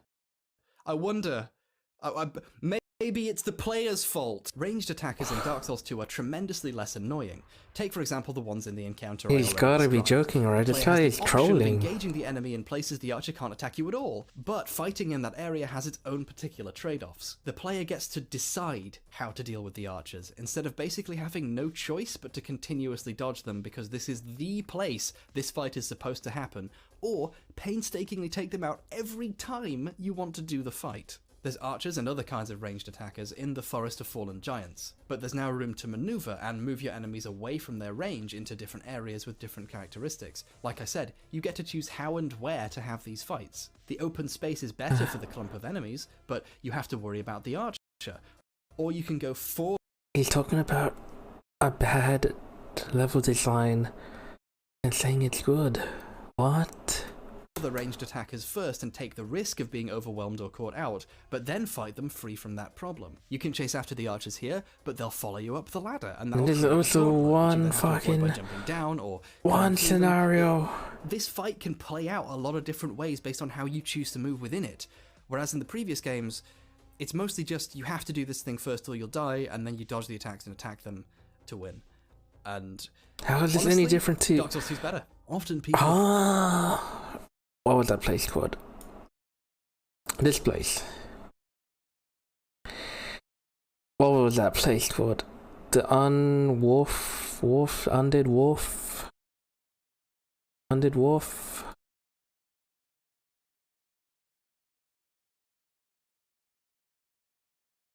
No Man's Wolf. there are many archers here where you are supposed to just kill them. And the only way to kill them is to drag the enemies guarding them away. Criticised this game for having multitudes more enemies to fight at once, and this is an artificial inflation of difficulty. But the thing is, because of Dark Souls 2's vastly different kind of level design, this is simply a different kind of challenge provided to the player than the previous ones, and it's not an insurmountable one. No, The this is fucking challenge in areas with retarded. tons of dudes is in how you deal with tons of dudes at once. If you're out of position, you'll get displaced and destroyed by the swarm. Videos critical of the amount of enemies in Dark Souls 2 will often show you contextless footage of their characters surrounded and being ganked to death. And Oh, look how really? unfair this is, but what they're showing takes place after the point where they already messed up, by letting themselves get utterly surrounded like this in the first place. The previous games rarely make Oh, your really? strategy when it comes to relative positioning as crucial as Dark Souls 2. He really But talked they're about messed up bringing by out of letting themselves context. get but what they're showing takes place after the point where they already games rarely make your strategy when it comes to relative positioning as crucial as Dark Souls 2, but there are a couple. My fave is this bridge in Demon's Souls.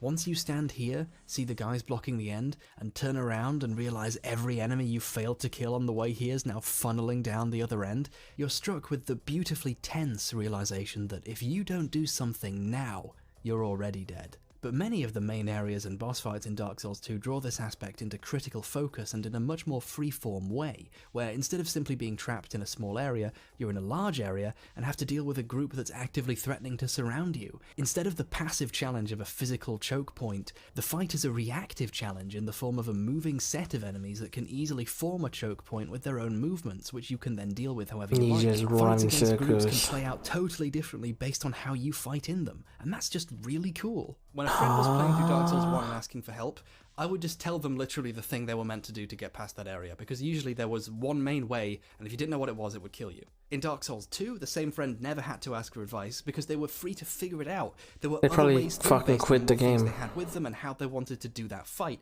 It was a lot more interesting for A lot players who more aren't easier. already mega fans of the first Dark Souls game and what it specifically did with fights.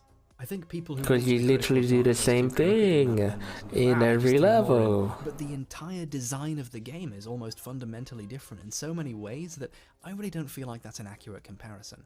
The Shrine of Amana has a ton of magic users, but they're in an area where firing back at them is finally doable, unlike the archers in the Tower Knight fight or the demon fight, and you can use magic or arrows based on what you have with you. Dodging them is trivial because you can see the attacks coming far more than a bunch of tiny arrows, and there's plenty of cover you can utilize in various different ways so you can fight enemies while not in the way of magic if you want to. The final run to the boss is famously very tough, but this is a fairly late game area in a Dark Souls game. It being hard is kind of the thing that you paid to do.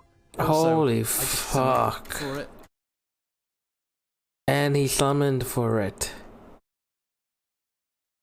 He did not say that, and then said he So summoned for I it. don't have a problem with it. They usually die during the fight, and that makes it interesting, because it's like you take casualties, and then you carry on. Usually area in a Dark Souls game. It being hard is kind of the thing.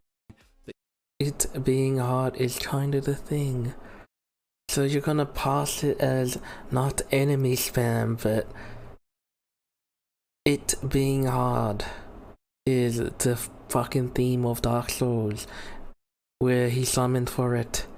What is this contradiction? Also, I just summoned for it. It's okay. I don't have a problem with it. They usually die during the fight, and that makes it interesting. What? It's like you take casualties, and then you carry on. I like it. I like summoning in these games. There's a bunch of purists out there who are like, I never summon for any fights because I want to be the best. I want to handle them all. I mean, sure. They yeah, add an good for option. you. They add an option. It's an optional thing for summons. I'm sure. But making a place force you to summon is kind of stupid. It feels tremendously good, and it must be really annoying that there are fights that you really, really should summon for, but I like having friends who join me and do stuff. I like that. That's not even a friend, that's a fucking NPC summon. Dark Souls 2 lets you have friends. There are even rings your character can wear that mean it's really easy to single out exactly who you want to summon. You can have friends in Dark Souls now. The network isn't going to melt down. You're not going to have to install. Why is he adding a fucking random argument when the argument is about world design? Now, guys, I don't want to be seen to be dismissive and just say people who die a lot in group encounters are just bad at it, and their criticism is false. H-Bomber guy. H-Bomber guy. Dark Souls 2. That's the first thing.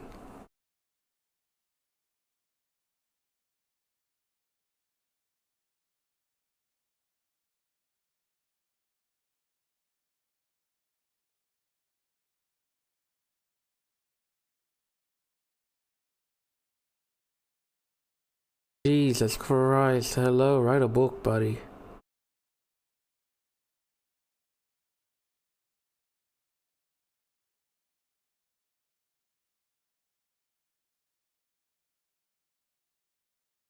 Yeah.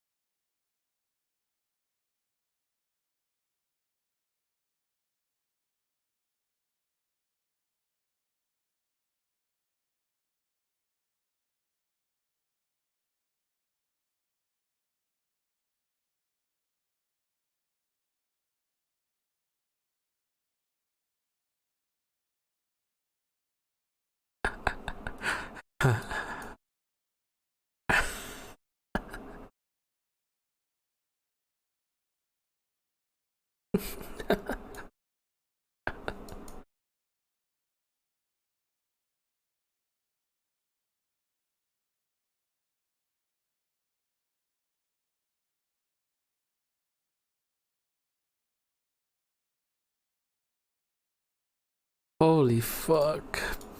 That would be I really understand the stupid to just say out loud controversy. like that.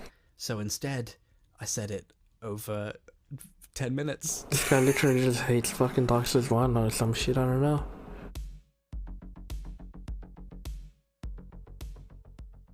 Some of you might be familiar with my video about Bloodborne. It kinda revolutionized the face of game design for all time. Just kidding. But it did kind of invent a newish concept, at least I think it does. I haven't heard anyone else using it before, called play conditioning, which refers to the way a game leads you to play it with the execution of its mechanics. When a game kills you very easily, tells you to prepare to die and hands you a shield and teaches you how to use it, you're taught specific rules about that game's world and it sticks with you.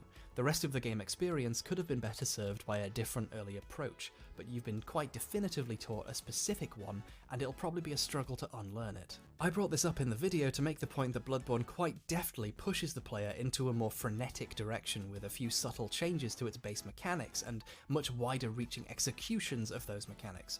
There is still one or maybe two shields in the game, but you don't find them for so long that you learned not to use them. They exist almost to show you that you never really needed them. The shield engendered passivity. That wording's actually kind of genius. The game's own item description directly blames shields themselves, not players for not realizing how they're supposed to use them. I think that's really clever, and also an honest admission that they kind of messed up in Dark Souls 1. Some folks disagreed with my comments that playing with a shield was an inherently wrong, slow, overly defensive or boring way to play, and I do have to stress that's just my opinion. You can play the games however you want. I'm just describing how the game is most fun in my opinion, and the ways I think the game leads people to play it in those more fun ways than the previous ones. While Bloodborne is undisputedly the master of this, Dark Souls 2 does a lot of really great things with play conditioning also, things that other critics dismiss as minor tweaks or just don't talk about at all. In the Bloodborne video, my central example was the shield, and we might as well start there too, because people don't fucking mention this. Dark Souls 2 has shields, it has plenty of them, and they're fine, they work well, and you can get some very defendy ones that do all the stuff you need, and you can buff them lots of different ways too, but here's the thing. Only one class starts with a shield at all in Dark Souls 2. In fact, that class, the warrior, begins life with a broken sword. Every other character starts with some semblance of a fighting setup. The knight has a broadsword, the swordsman has 2+1 swords, the bandit has an axe and a bow, and so on. Starting with a shield handicaps you in many ways at the start of this game. It forces you to use ingenuity to get access to a weapon that's more viable. It's not even that great a shield. Other classes having no shield are forced to use dodging or parrying or make good use of what they're given. This is a tiny, tiny, simple change to just starting loadouts. Is that not but play it's conditioning fantastic in design. itself? It alters the shape of the entire game experience. You're expected, told even, to make use of the engine in a vastly different way from I guess how you compared to Dark Souls 1, you're given the shield to use, I guess, but... to think you're supposed to play What the first is this argument? shields you acquire early on don't even Freedom? block 100% of damage, and you don't have much life, so blocking is treated as a last resort for if you really don't know what else to do about an attack or haven't learned its timing yet. Dark Souls 2 is the first game in the series where you started getting players who were more casually walking around without a shield at all, preferring two-handing or the new power stance added for dual-wielding characters. What is he talking about? What is he talking about? By the time you reach shields that actually block lots of damage the way early shields did in the first game, you've employed a level of skill getting to them that means using them would be a waste of a good hand you could be keeping another weapon in, or some magic. Dodging like this would have seemed like a needless, risky waste of time to the old me if I had a shield and could block the damage perfectly well. But it would have been so slow. You don't need Dark Souls 2 to teach you to play this way, obviously. You can figure it out if you do a lot of practicing or look up Let's do some reading on the side. PvP or whatever, but being forced to play that way by the game makes you learn it simply faster. Other touches can be seen here too, like parrying. In Dark Souls 1, parrying offered a brief, clumsy moment to get in a riposte. Oh, and you can't even do a riposte if you're two-handing in Dark Souls 1. Thanks, fuckers. The sound effect you're two-handing. Brief, clumsy moment to get in a riposte. Oh, and you can't even do a riposte if you're two-handing in Dark Souls 1. Thanks, fuckers. The sound effect was satisfying, but hard to make out if Really? anything else was happening. The window to respond was short, and the animations that played where enemies were parried were often really short and vague. I didn't parry a lot in Dark Souls 1 because frankly I didn't trust the game enough to let me capitalize on it. What do you mean In Dark parrying Souls was 2, so parrying broken? triggers a loud, ultra cool sound. Holy shit, dude, enemies it's fall literally down the and same attack you. sound. It's Dear God. literally the same sound. It's literally the same sound. My entire world is ending animation and stay there for ages while they wait for you to capitalize. This is, in a word, encouraging. You feel like you've made a decisive move and might even have already won. You feel rewarded for learning how an enemy attacks. It's obvious you've pulled it off, and you have plenty of time to react to knowing you've done it. I felt, like I said, encouraged to keep parrying. Instead of abandoning it after the early levels or only really using it on heavily choreographed enemies like I did in 1. Parrying really only came into its own in Bloodborne, which handed you a weapon specifically for doing it, and made even monstrous enemies parryable, but this represents a step in the right direction. I realised, playing Dark Souls 2, that the reason it seemed too hard to get to the level of skill other people were displaying was because getting there required lots of time investment and practice to get around the fact the game itself did a pretty bad job of getting you there by itself. The phrase "get good" has been around for ages, but was massively popularised in the Souls community, and this is because the gulf of skill is so wide between new and experienced players that it's almost impossible to help someone get on their level, the only advice being, basically, to keep playing until they become good at the game. No matter how you look at it, the fact the community has trouble introducing the game it's built around to new players constitutes something of a problem. And this is a problem I feel Dark Souls 2 solves with some very careful changes in its design. I said before that I thought Dark Souls was incredible, but I owe that to DS2 showing me the way to appreciate it properly, and the way to approach it in a way that was actually really fun. The blueprint for Bloodborne, the bloodprint, if you will, of a lot of creative decisions, lies in Dark Souls 2. I'm unsure if it directly inspired the attitudes to shields and healing and level design and so on in Bloodborne, but even if it didn't, the way Bloodborne seemingly builds on these ideas for me shows that 2 was a step in the right direction, even if it didn't get everything right.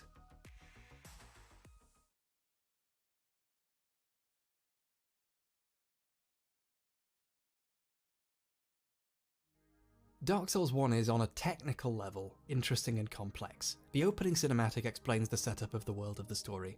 Gwyn and co mess up the ancient dragons, build a society using the power of the soul, and people start becoming undead and going mad, and the Empire eventually collapses when the flames start to go out and Gwyn fucks up trying to fix it. But what the player actually does is run around a mostly empty world, killing the people who remain so they can open a big door. There isn't much actual interaction with this story. The stuff about everlasting dragons and a war to kill them all doesn't really have much of an impact on the story of the player killing the people who killed them and nicking their souls. What the first game excels at is lore, in the sense that through item descriptions and chance encounters with the people who remain in the world and are safe to talk to, you can learn little tidbits about them as people.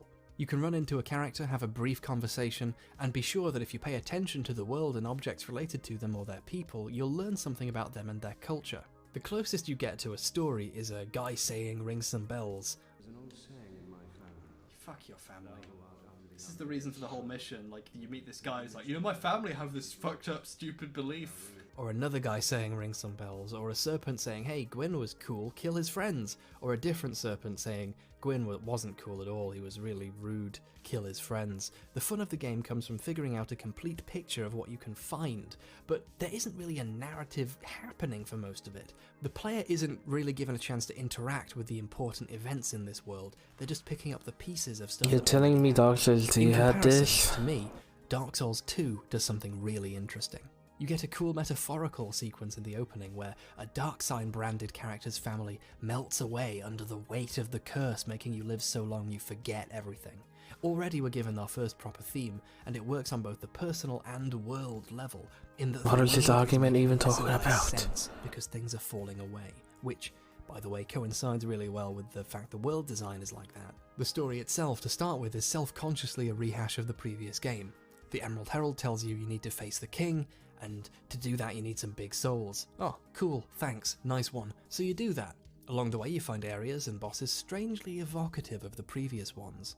Najka is, shall we say, Quelaag adjacent. The gutter is very Blightowny, and so on. There's a lot of parallels, but it's never quite made clear that you're explicitly in the same world as Lordran, or at least not the same places. There's just a subtle thing in the back of your head about how this all seems oddly familiar. So you kill all the enemies, and on the way there are these occasional locked doors. There's no explicit sense that you're missing any large areas. All the paths terminate in dead ends or weird shrines with the primal bonfires in them. The game is pretty long just accounting for these 4 paths, so when you go to Castle Drangleic you get the sense this really is the end game. You progress all the way through the castle to the shrine beneath, and then through the Grave of Saints. There's a real sense of build-up.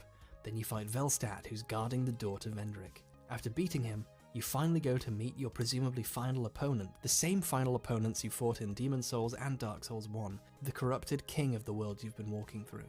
But instead, this happens.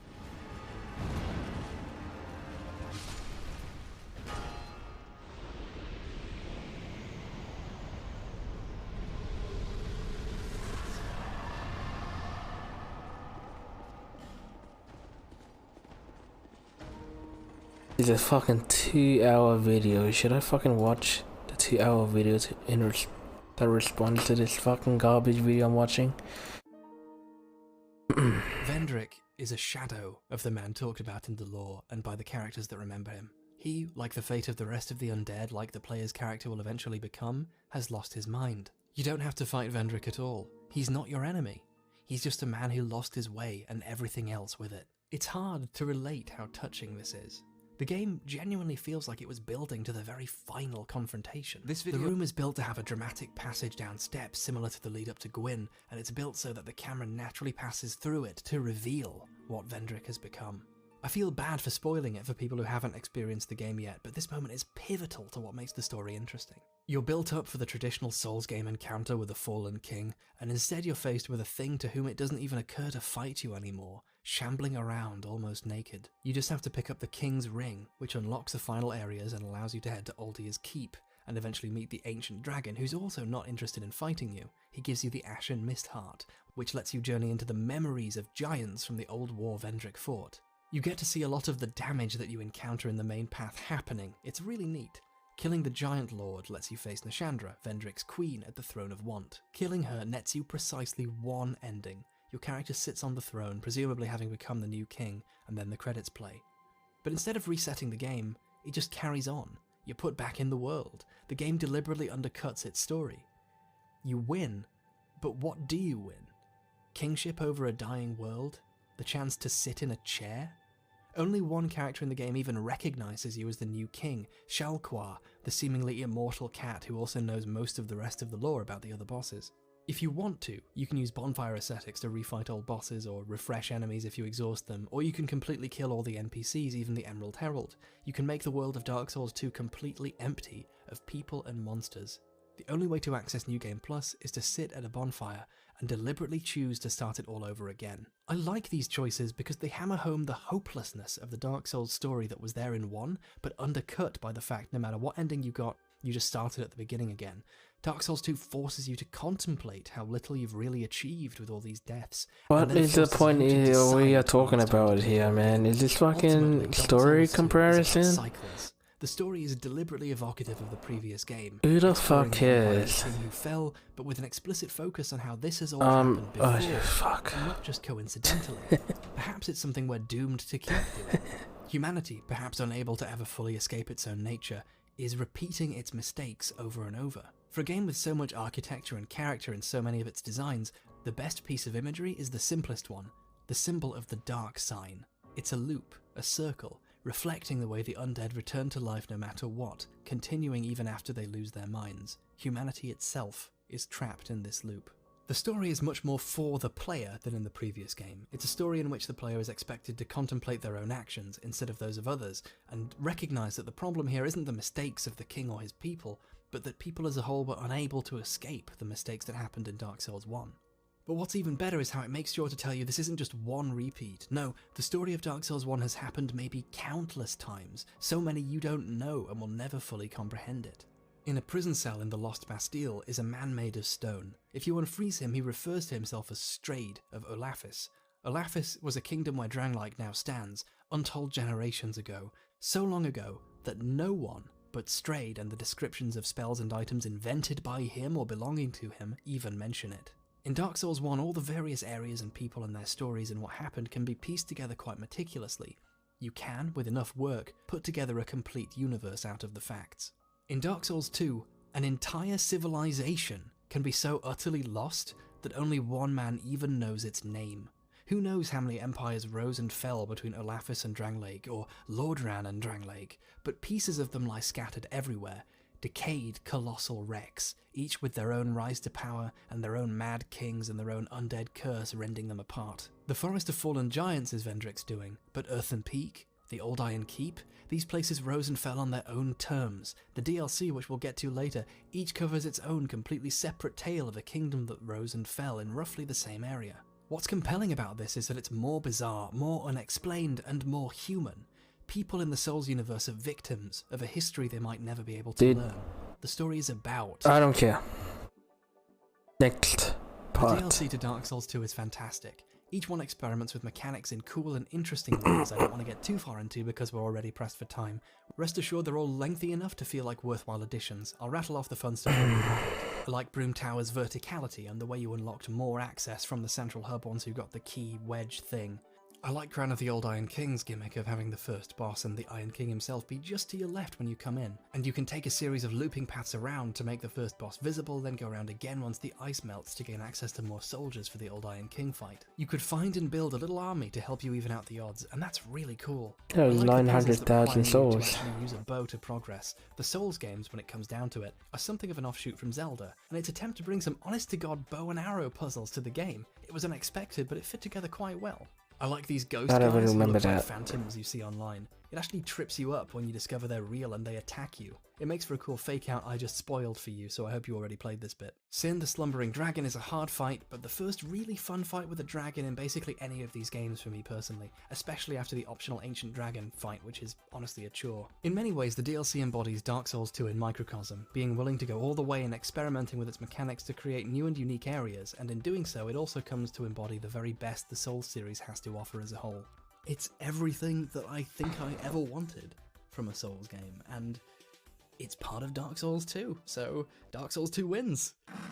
What? Scholar of the First Sin is a second edition of Dark Souls 2 that came out. I don't even know what he's talking about, but Dark Souls 2, the DLCs were better than the fucking actual game. Out nearly 2 years ago now. It bundled together the DLCs for the original release of the game, had some graphical in terms of level design and boss fight design and enemies, it was actually nicer. Besides the optional areas, I think every optional area boss, whatever, was a complete utter dog shit in each DLC. Updates and put the items that grant access to the DLC in the world itself as things to find instead of items you simply start with if you owned the DLC in the previous version. This version's really interesting. I'm not going to say good, interesting. Instead of a simple, slightly visually improved bundle, it actually dramatically changes most of the game. Almost all of the enemy encounters and placements have been altered, and the amount of enemies has overall increased massively. I've played Dark Souls 2 multiple times before playing this version, and I found it to be very different and much harder, despite superficially being the same game. It's more frustrating too. A lot of people didn't like the amount of enemies you often fight at once. Oh shit. So Sin, fucking whatever you call it. Zara? Something I didn't have a problem with in that game, but in this it's definitely difficult enough to be annoying even if you know how to deal with groups in this engine. Honestly, the game this reminds me of the most is Super Mario Bros. 2. The Japanese Mario 2 is like an optional harder Mario game, pushing the engine and player skill requirements to the absolute limit before it becomes unsellable as a consumer product. Heck, they didn't even bother selling it in the West for a reason. I'd call Scholar a pretty good game. It's challenging, it's entertainingly funny in places, and it's a nice way of playing a game I love dearly in a new, remixed way. What is he However, doing? I have to qualify calling it good. It's good only What the within fuck the is he context of doing? Dark Just Souls kill 2 the mage already first. existing, of there being about a year of playing the original version to prepare for this one. I would not recommend this game to anyone as a first game in the series, which for some people this might have saddeningly been. It's for people who are diehard fans of the series already, or even just fans of 2 specifically, and for those people, even when it's not fun, it's fun as an entertaining little experiment with a bunch of aspects of the game tweaked just enough. It feels almost like a ROM hack of Dark Souls 2 they made for fun, and for some people that might be a condemnation, especially considering it's the cost of a full-priced game. So I can't heartily recommend it, but the Soul games are quite difficult to recommend already. Something I like specifically is the entrance to the Earthen Peak from Harvest Valley. There's a couple of enemies in the original, but it seems quite underutilized, like it's a short, quick rush through an area that could be more fleshed out. In Scholar it's significantly altered. There's way more enemies, it's way more difficult, there's purposeful traps for if you try and run past, and it has more enemy types that appear in like 2 places in the original game, which is nice. There are also more hidey knights in general, which is great, and something I wanted, and also they're way more aggressive. Some of them get up and go for you now, and that's a really cool thing that you just don't expect if you play the original, and that's really, really fun. Also, something I quite like about both games is that in each one, someone's credentials are called into question. In the original, in Heidi's Tower, the Dragon Rider looked like an idiot. There were no dragons anywhere for most of the game. Why is he called the Dragon Rider? What? That's ridiculous. The guy's obviously lying. But in Scholar, it's the Dragon Slayer just over the way from him who's clearly lying on his resume. There's a dragon right outside his fucking office. Don't get the Scholar Edition unless you similarly really like 2 already, and don't approach it as its own game per se, but as another way of playing a game you already liked for what it was doing, and you'll probably have a good time. I honestly want to see more games like this. I would have liked a similar edition along these lines for every Souls game, to be honest. What? Wait, hold on a You didn't second. even talk about the DLCs. You didn't even talk about the fucking DLCs. Hello? He literally mentioned like 1 fucking DLC boss fight. Build a little army to help you even out the odds to a Mario game. Didn't even talk about the iron. Oh, he did, but like the optional For areas. some people's own game putting it. My aim is to understand and explain the experience. A game you already liked for what it was doing. Okay, whatever. Wait. Let's get this shit over with. Obviously, a lot of game criticism is based on subjective experience, which can't exactly be proven wrong, sadly, but that's not what I'm trying to do here. My aim as a critic isn't just to try and find ways of looking at and analysing games and their design that are useful and help in forming better ideas of quality, but also to try and understand and explain why other people reacted differently. I've had some pushback from people on some of my long game analysis videos, usually by people who enjoyed a game I was being critical about, or didn't enjoy a game I liked, or who played the game a way I said was wrong and happened to like it. I in no way mean to diminish other people's experiences of a game. If you didn't like something, I can't reason you into liking it. My aim is to understand why people do or don't like something and learn from that and use the information in my work. I've gone on record as thinking the Souls games are all very good, but that doesn't make other people not liking them or not thinking that wrong. They're useful because you learn why people wouldn't enjoy something, and that's really helpful if you, for example, are interested in what makes a game fun to a lot of people, which is really financially lucrative nowadays. I feel the game's got better at correcting the sort of problems that caused not a lot of people to enjoy them early on, at least without a lot of friction at the start, and somewhat interestingly, help them go back and appreciate the previous ones. Everyone's entitled to their opinion, and in my opinion, every other game critic is stupid. Okay.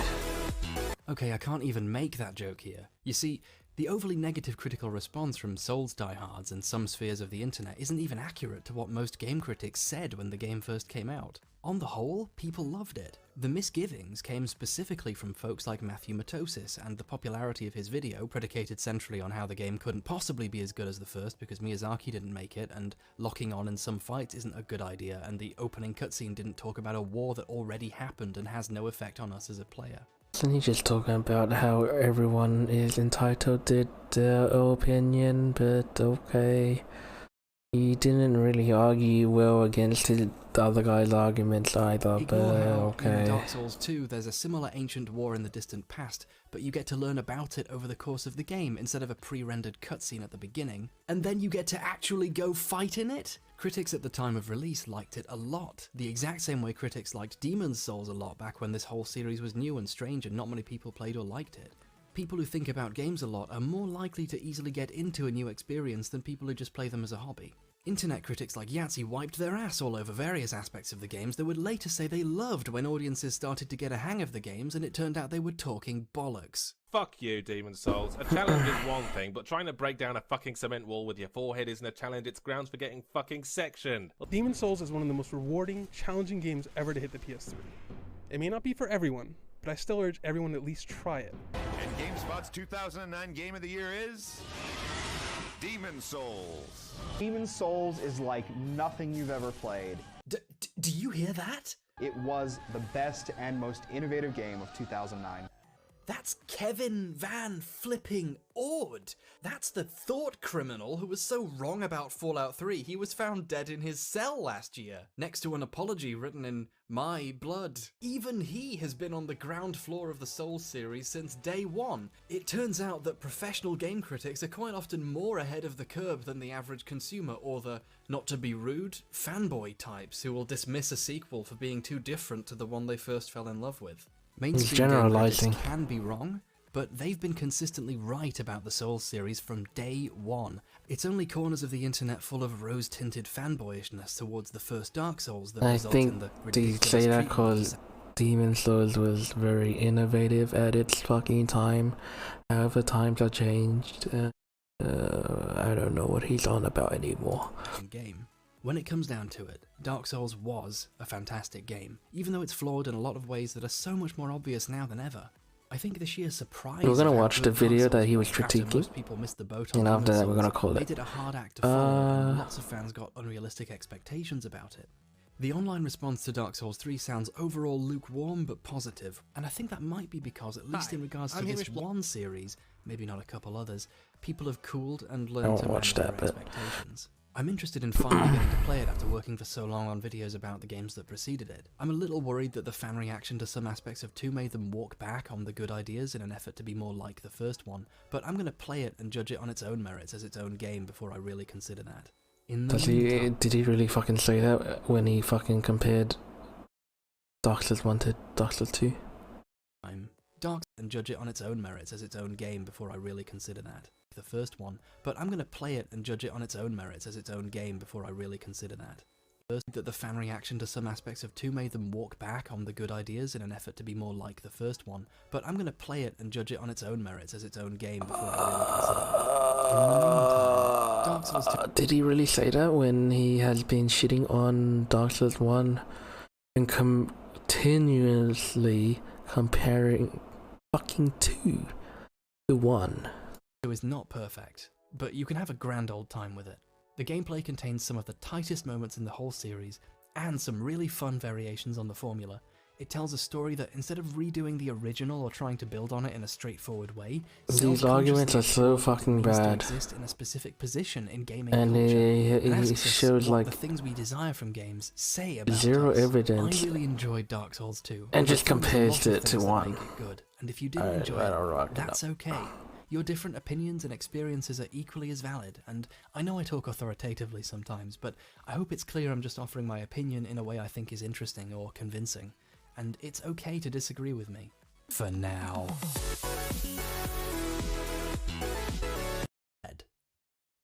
Luke Swanson, fully automated queer gay P, Robert Phillips, and Sled. Alright. Last video, this was the video he was critiquing and comparing to. People said he took a lot of clips out of context and arguments to support his own, which all amounted to I just enjoyed the game without providing, you know, actual decent evidence. It's a counter argument, you know. And more so said this person is just wrong. The ratio of like and dislikes are good, so that's Dark Souls 2 released recently, and being a big fan of the series, watch I and couldn't help then but jump in straight away rather make than our wait for the decision. PC release. I've been playing for a while now and hoping that the game would grow on me more than it did initially, but so far we looked at an argument that defended Dark Souls 2. Now we're gonna see an actual critique. Unfortunately, I found it to be a pretty disappointing experience. Before I go any further though, I want to explain where I'm coming from. I've been playing the Souls Like, is this guy Canadian? Sounds Canadian. Not long after the launch of Demon Souls. From there, I grew to love the game and love Dark Souls even more once it came out. The important thing is I played all three games the same way the first time through. I always played a knight, never summoned for any co-op, and never looked up a guide for anything until I completed my first playthrough.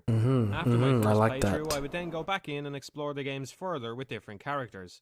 In other words, I'm judging all three games from the same baseline experience. I also want to say, before I start talking at length about why I found Dark Souls 2 disappointing, that it's still a pretty good game. I'm being totally genuine when I say I would much rather play Dark Souls 2 than most games that have released in the past few years, but I also can't seem to overcome this feeling of disappointment. With all that said, let's start at the Understandable. beginning. The first major problem with Dark Souls 2 happens less than a minute into the introduction. Rather than being booted directly into the character creation screen like the previous games, this one waits until after an opening sequence before asking you to make your character. This means the character's identity has to be hidden by their clothing until that point, but they do a really poor job of this since the character's build obviously looks male. Once you arrive at Things Betwixt, you can even take your clothes off and confirm it.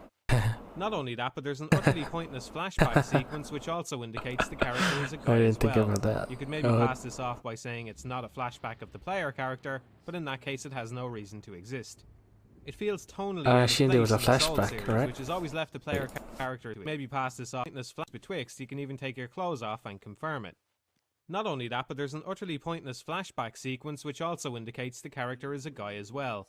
You could maybe pass this off by saying it's not a flashback of the player character, but in that case it has no reason to exist. It feels tonally out of place in the Souls series, which has always left the player character's history up to players themselves, and completely conflicts with any female characters. Normally I'd be the first person to argue that a game can benefit greatly from giving the main character a defined gender, even if only because of the amount of hassle that can be saved from not having to implement interchangeable pronouns or voice dialogue. Story-driven games usually benefit much more by focusing on other details, so it's unreasonable to expect every game to cater to both sexes in this way, but the Souls games had been doing fine at this up until now. In any game where I can choose a gender, I always play as a guy, but even so, this introduction was so pointlessly botched that I couldn't help but think how alienated I'd feel if I wanted to play as a girl. This whole thing feels like they went to the trouble of creating an FMV trailer and then had to find some way to retrofit it onto the game itself. After choosing a character, the old ladies then say, "You lose your souls. All of them. Over and over again."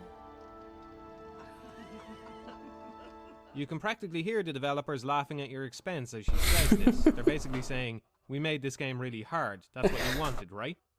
Now, it's no secret that Miyazaki, the director of the previous two Souls games, wasn't brought back as the director for Dark Souls 2, but his insight into the previous games can still say a lot about this game. In practically every interview he's ever taken since the release of Demon Souls, Miyazaki is asked to comment on the difficulty of the Souls games, and the answer that he gives, over and over again, is that difficulty was never the point.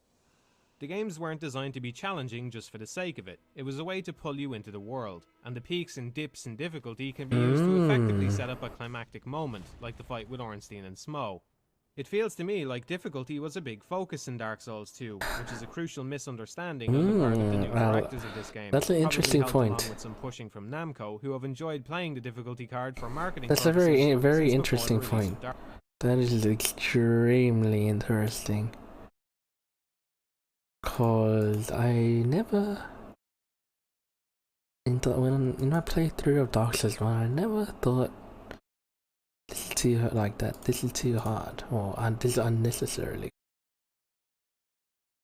And I was actually kinda interested in the lore. I paid attention a bit. So okay. And the director said that, so Dark Souls. As soon as you get to apparently. Majula, there's even a counter tracking the number of deaths. You can also go online and see a full breakdown of the ways people have died. The most obvious way this has been misunderstood, however, is with the boss fights. In Dark Souls 2, I got the impression the developers were asking themselves, how can we make this fight difficult? Whereas the question they should have asked is, how can we make this fight interesting? A good comparison is the Royal Rat Authority. Why am I getting flashbacks to everything I've literally said when I was playing this game? Sif. The fight with the Royal Rat Authority is much more difficult, but Sif is far more memorable. Difficulty doesn't necessarily equate to a good experience even in a Souls game. One of the first images that pops into my mind when I think of Dark Souls is a giant, proud-looking wolf wielding an enormous sword while protecting the grave of his master. Oh my god, I just said, I remember fighting that boss and saying that the boss was very interesting and fun. I remember fighting it. I destroyed it, but it was interesting. Royal Rat Authority, on the other hand, is a retread of the Sif fight with 4 random enemies which inflict toxin slapped in front of it to make it harder. If you manage to kill the 4 rats, the fight is practically Control over, aim. but unless you're a pyromancer, it's a crapshoot about whether you'll manage to get them all before the giant one mauls you to death. Similar problems extend to other boss fights, which seem to follow the mantra, if you can't make it good, make it difficult by adding more stuff. In Demon Souls, the Man-Eaters were make it good. Similar problems extend to other boss fights, which seem to follow the mantra, if you can't make it good, make it difficult by adding more stuff. In Demon Souls, the Man-Eaters were arguably the ultimate spike in difficulty. I love You this got man partway already. through the boss fight and suddenly there was 2 of them. It was a moment designed not to even induce panic biased. in most players, since they knew their odds of making it out alive just dropped significantly.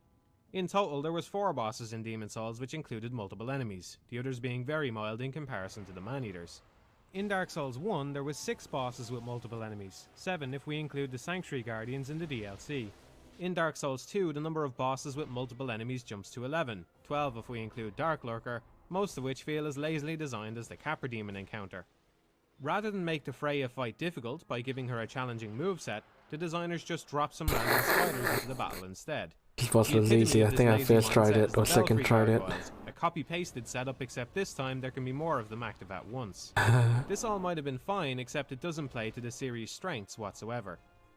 The mechanics of the Souls games are built for one-on-one engagements, thanks to its slow attack animations which are uninterruptible once they start, and a lock-on camera which focuses heavily on a single foe. Take the Prowling Magus fight for example. If you want to kill one of the crawling undead littering this fight, your eyes need to be taken off the casters at the back in order to lock on. From there, you'll have 3 enemies shooting you at once, and since most actions aren't interruptible once they start, it's extremely difficult to know when a safe time is to start an attack animation without having vision of the enemy. The Twin Dragon Riders are another example of this. You want to avoid attacks from both of them while periodically damaging one of them, but in order to do so you need to lock onto one and position yourself in such a way so you can see the other. This could have been mitigated by better audio cues on the bow as it's loaded and fired, but this is seriously overshadowed by the music. I found myself having to repetitively run up and down the arena so I could keep both of them on screen, feeling like I was fighting the controls more than the bosses themselves. Even during engagements where the camera works well, such as the Throne Watcher, Looking Glass Knight and Ruin Sentinel fights, the gameplay suffers heavily from the multi-boss setup. You need an extreme amount of patience to get through any of these bosses in a safe manner. The only strategy here is to wait for both enemies to exhaust their entire combo at the same time, before doing a single attack on one of them and then going back into defensive. If you dare to attack any of these bosses with more than a single hit at a time, or while one of them is still active, then you'll usually be punished immediately.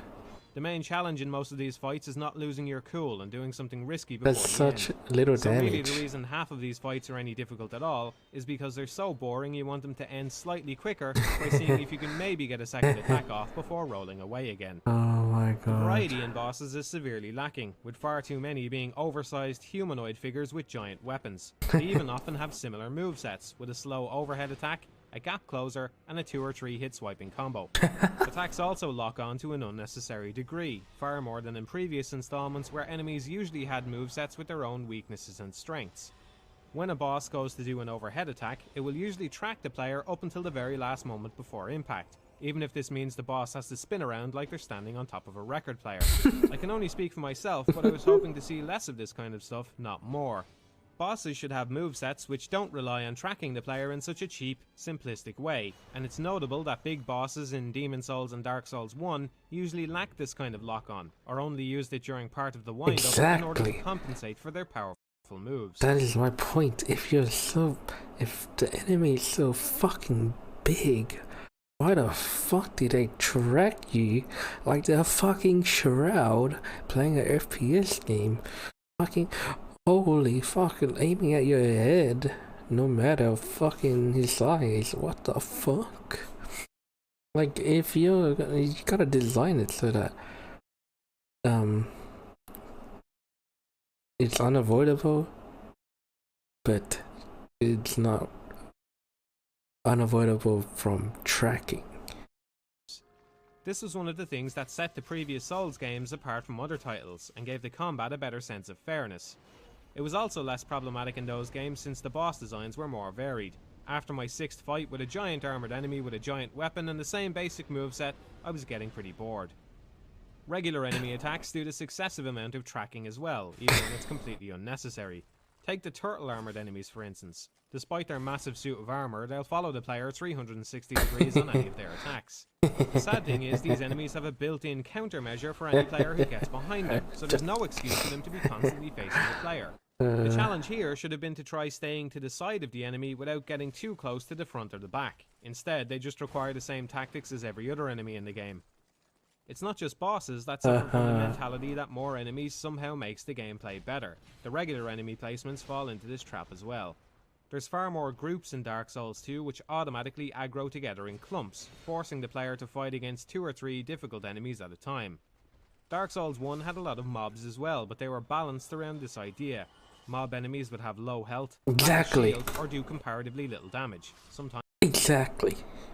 People who say Dark Souls 1 also swarmed you with enemies, they need to know that they were fucking handicapped in a way that they are one shot or do less damage. However, in Dark Souls 2, you are swarmed with enemies which are tanky and do a lot of damage. Case in point, Burn Ivory King, fucking at the beginning, Fallen Giant Forest. times all 3. Large or heavily armoured enemies in Dark Souls 1 were usually placed in positions where the player could fight them one-on-one, even right up until the very last area, because that's what meshed best with the core mechanics. Dark Souls 2 just haphazardly places massive enemies all over the place. Dealing with multiple strong enemies like this comes across as a hassle rather than an interesting fight, which encourages players to use cheap tactics instead of playing fair. In most cases, the AI is still easily abusable by backing off into a corridor and firing at range. This occurs so much I'm left wondering whether the designers thought this made for a good gameplay scenario somehow. As a melee The character, fucking you can giants. pull back until the enemies start walking back to their starting point, leaving only one of them to deal with. And as a ranged character, you can stand back and abuse the AI's inability to move into certain areas. This gets taken to ridiculous heights later in the game. If you ask me, King Vendrick should have just defended his kingdom by building more doorways. In the previous Souls games, part of the challenge sometimes was getting back to a boss after failing to kill them. Yes. If the level didn't open a shortcut or there wasn't a nearby bonfire, you had to traverse the level again and then make it Yes. to the boss in good enough condition to kill it. Mhm. This was one of the things that drew people to the series in the first place, because it was challenging but still very fair. Mm. Now look at this path to Velstalt in Dark Souls 2. Now you can It's a single corridor you littered can go with no along less the than right 7 side. heavily armored enemies. You There's can go no along sense the of right side progress, instead of slowly the- making your way down a corridor by fighting the same enemy 7 times, so you're far more likely to just run through it. Yeah. The same goes for the hallway leading up to the Looking Glass Night. There's no point putting a bonfire next to a single hallway. I mean, I one-shot it. Enemies I most one players first are tried that simply going boss, to but run past. They might as well have just placed the fog door there and saved everyone the hassle. There's similar setups for the Lost Sinner, the Ancient Dragon, and part of the Run Ah, for the the Lost Sinner Executioner's was Chariot. painful. This isn't level design. Chariot It's was tedious, dragon, god-awful and part too. of the Run for the Executioner's Chariot. This isn't level. They might as well have just placed the fog door there and saved everyone the hassle. There's similar setups for the Lost Sinner, the Ancient Lost Sinner, Dragon, Ancient and part of the Dragon. Run for the Oh, I didn't fight Executioner's Ancient Chariot. Dragon. This isn't level design. It's tedious, lazy, and frustrating. Mhm. Yes. Despite having a Yes. much more heavy-handed Preach, and King. long-winded introductory sequence, the plot of Dark Souls 2 plays itself out far more poorly than in the first game. I want to quickly make a distinction though. There's a difference between plot and lore. Lore is the backstory of the world and all that kind of stuff, but the plot is what's happening right now, what the main character is doing, why they're doing it, and so on. First, I'm going to summarize the plot in Dark Souls. Last chance to turn back if you want to avoid spoilers. The intro video to Dark Souls 1 establishes all the major players, which will become important later on, giving us an idea of what makes them special and what their role was in shaping the world the way it is. I remember. When we start the game proper, we're told about the curse of the undead, and our character has been imprisoned for carrying the curse. Then, after some indeterminate amount of time, Oscar breaks the player out of their cell. Shortly after, we find Oscar mortally wounded, and he asks us to fulfill the prophecy of the undead by ringing the 2 bells of awakening. When we arrive in Lordran, that's our goal. He's the one that Once saved the 2 us, I bells are killed rung, him. We have no idea what to do next. Aw, But man. this awakens Frampt, who says we need the Lord Vessel to complete the prophecy, after which he explains he's seeking a successor for Gwyn so we can link the fire. Mhm. Linking the fire seems like a good idea, so we probably want to go with that. This carries us to the end of the game where we succeed Gwyn. There's more to it than that, but that's the gist, especially for a first-time player. Mm. The intro video to Dark Souls 2 shows the main character dropping into some kind of whirlpool, because the old lady tells us we're cursed, and the only hope of a cure is to go to Drangleic for some reason. She actually says we'll have no idea why we're going to do any of the stuff we're about to do. Upon arrival, we go to a shed, and some more old ladies laugh at us. Then, after arriving in Majula, the maiden in green tells us to find the king. It's not explained why we might want She to do literally this, says but the I same suppose we thing can just over and imagine he has over. some kind of cure. On a hunch that the king has a cure, even though the entire kingdom is crawling with undead, we go and kill 4 powerful demons to open the Shrine of Winter. This allows us to get to Drangleic Castle, where the queen tells us to find the king. When we find him, he's gone hollow, so then, after some exploring, we go and talk to a dragon for some reason, and the dragon tells us to go into the memory of the giants for some reason, and this annoys the queen for some reason, so we kill her and take the throne for some reason. Pacing of Dark Souls 1 wasn't great after the Lord Vessel, but it did a lot more with a lot less when it came to its plot. Its introductory video set up the world and the major players very efficiently. I also think people underestimate how important Oscar is in Dark Souls. He's the one who kicks off the events of the entire game. Personally, I was never interested in the prophecy, but I wanted to honour the dying request of the guy who freed me, so it worked out either way. This is all the plot a Souls game needs. It seems to me that the new directors confused the obtuse nature of the lore in Demon Souls and Dark Souls with the plot. The story was never complex in the previous Souls games, whereas the one in Dark Souls 2 was poorly presented and unnecessarily convoluted, which left me without Yeah, a strong sense of... I actually had zero idea what was happening in Dark Souls 2. Like, who the fuck is everyone? Why were there 4 lords, or who were they actually? They were like sinners or saints, I don't fucking killed them. Vendrick became fell into madness because of the fucking hollowing or some shit. Everything's falling apart. I don't fucking know. The giants? Why the giants? What the was fuck? for most of the experience. I don't know. Even now, I don't replaying the really- game, I have stopped no caring. idea why my character agrees to start wandering Drangleic, killing everything inside at the start. I wish I could say it was only the main storyline which was a step backwards, but nearly everything involving the NPCs feels like a sharp downgrade from the first game. In Dark Souls 1, players find and rescue more and more NPCs which head back to the shrine for a rest. Those NPCs are often useful to the player in some way, But the genius of it is they also often disappear from the shrine at some point too. Each character in Dark Souls 1 feels like they have some kind of goal. The in the world, NPCs and the fact had that they move from the shrine actual brings it to life. stories. It feels like their usefulness as a vendor to the player. The NPCs actually had stories in Dark Souls 1. What about number fucking 2? Like, the blacksmith lost his daughter? I don't know. What the fuck? The armorer? What about the guy in the statue? What happened to him? Player is secondary to their He own gave goals. up. They're not the center of the universe in Dark Souls 1 at all. Each character has their own little story they go through as the game progresses. This gives them all an air of believability and provides a satisfying sense of closure, even And if that closure progression, usually too. results in them going hollow. In Dark Souls 2, once an NPC arrives at Majula, they remain in the exact same location for the entirety of the game, and nothing of note happens to any of them during the entire playthrough. The worst example is the blacksmith's daughter, who sits on a rock just yards from her father and mentions he looks a little like her dad. Talking to the blacksmith reveals he's happy she's come home, and yet, no matter how much time elapses or how much you talk to either of them, nothing ever gives you the impression Oh that man, the I daughter has forgot ever about bothered to say one word to the blacksmith. the NPC in the prison. I was meant to kill someone for him, but whatever. Working just Fuck a it. little to her right, and vice versa.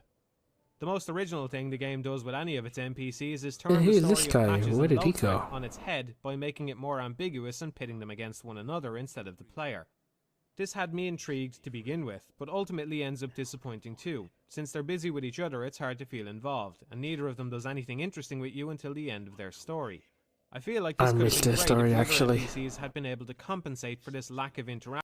I actually missed this guy's story. Fuck, I forgot about him. In the previous games. In fact, I'm happy they didn't retread those Patches and Lothric stories for the third time, but the replacement story isn't quite up to the task. At least this was quite original though, which is more than I can say for most of the other NPCs, especially Crestfallen Warrior the Oh man, that's sick. I fucking missed it because at the beginning, I fucking... third. I think FromSoft earned themselves some leeway since they were forced to switch from the world of Demon Souls to Dark Souls. It seemed natural they might want to carry a few things over. That's why I'm willing to overlook the appearance of Patches and the Crestfallen Warrior in Dark Souls 1, as well as the Maiden in Green in Dark Souls 2. The Crestfallen Warrior has already existed in this universe though, so seeing another character fulfill the same role with the same voice actor is really jarring. It really hurt my suspension of disbelief when all I could think about while talking to him was how coincidental it was to have the exact same character appearing again thousands of years later for no reason. The worlds of Demon Souls and Dark Souls were brilliantly realised because they felt internally consistent. You have to suspend your disbelief about magic and all that, but once you do, the world behaves in sensical ways. I'd credit this as part of the reason why Demon Souls became a cult hit in the first place. It does an amazing job of pulling you into its world. When I played the Souls games, I walked around cautiously, taking in my surroundings, and when presented with a situation where I had to make a choice, I would usually try to make the one that would realistically pay off. This wasn't solely because of the punishing difficulty of those games, it was because the world made sense, felt fair, and was totally engrossing. Dark Souls 2 simply doesn't have the same attention to detail as the previous games in this regard. The world doesn't fit together either logically or thematically. In Harvest Valley you can get a clear view of Earthen Peak and see the surrounding area. After beating the Earthen Peak boss, you then get in an elevator and go straight up about 15 more floors, arriving at Iron Keep. There's no hint of Iron Keep whatsoever from the outside of Earthen Peak.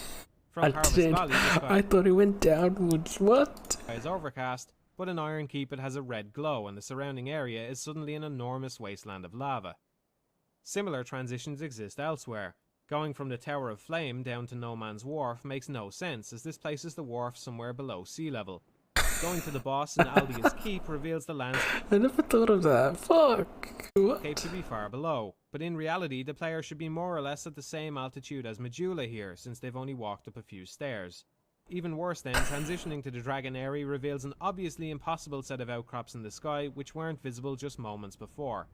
There's a host of smaller issues as well, such as the Tower of Flame, as seen from Majula, which is way out of position. As a result, the feel of Dark Souls 2 suffers heavily compared to the other games, which felt Oh my much more God. consistent in their geography. These small things I don't notice. Even It's pretty worse than any funny. of this is the Shrine of Winter, which makes sense physically, but not logically. The player is expected to kill the 4 old ones or amass 1,000,000 souls before this will open, and all it does is circumvent a pile of rubble. A small pile of rubble blocks the way in the forest, so rather than climb over it, the character kills 4 of the most powerful beings in existence. I understand why they wanted Drangley Castle gated off until later, but this ridiculously poor level design shattered my suspension of disbelief so hard it never recovered. It might have died in Aldia's Keep anyway, where a bunch of creatures sit around in cages they're easily capable of demolishing. There were plenty of other weird, grating decisions made in other areas too, like bonfires which spawn you in range of enemies, especially problematic since the character starts out vulnerable when they're teleported back after dying. If you die to the Lost Sinner, then decide to take a break when the loading screen comes up, you'll be killed by the archers at the bonfire over and over again, losing all your souls in the process. Just across the bridge from there, they also made the genius decision to place an important vendor in a room with 5 exploding enemies. There's also the bonfire at Iron Keep, which forces your character to go through Belfry Sol because there's a small wall in the way. It's obvious that the level designers didn't have the same priorities when working on Dark Souls. The bonfire is the most dumbest shit I've seen. Warping right from the start of the game was made very early on in development, since every level is essentially a long tunnel leading to a dead end. I've seen some people compare this to the level design in Demon's Souls, but honestly that is an insulting statement to make about that game. Even in Demon's Souls, the levels were often designed to loop back around on themselves to provide shortcuts. They were usually presented in a very natural way which matched up with the style of the world. In Boletaria you unlock gates, in Stonefang you activate a lift, in Latria you open up locked doors. The level design in Dark Souls 2 That's my gripe as well about something in Dark Souls 2.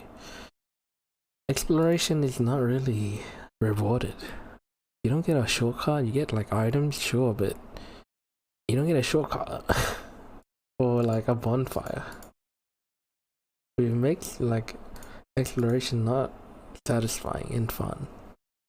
It was not only lazy because it provides an incoherent world compared to Dark Souls 1, but also because it has less interesting layouts than the levels in either of the previous games.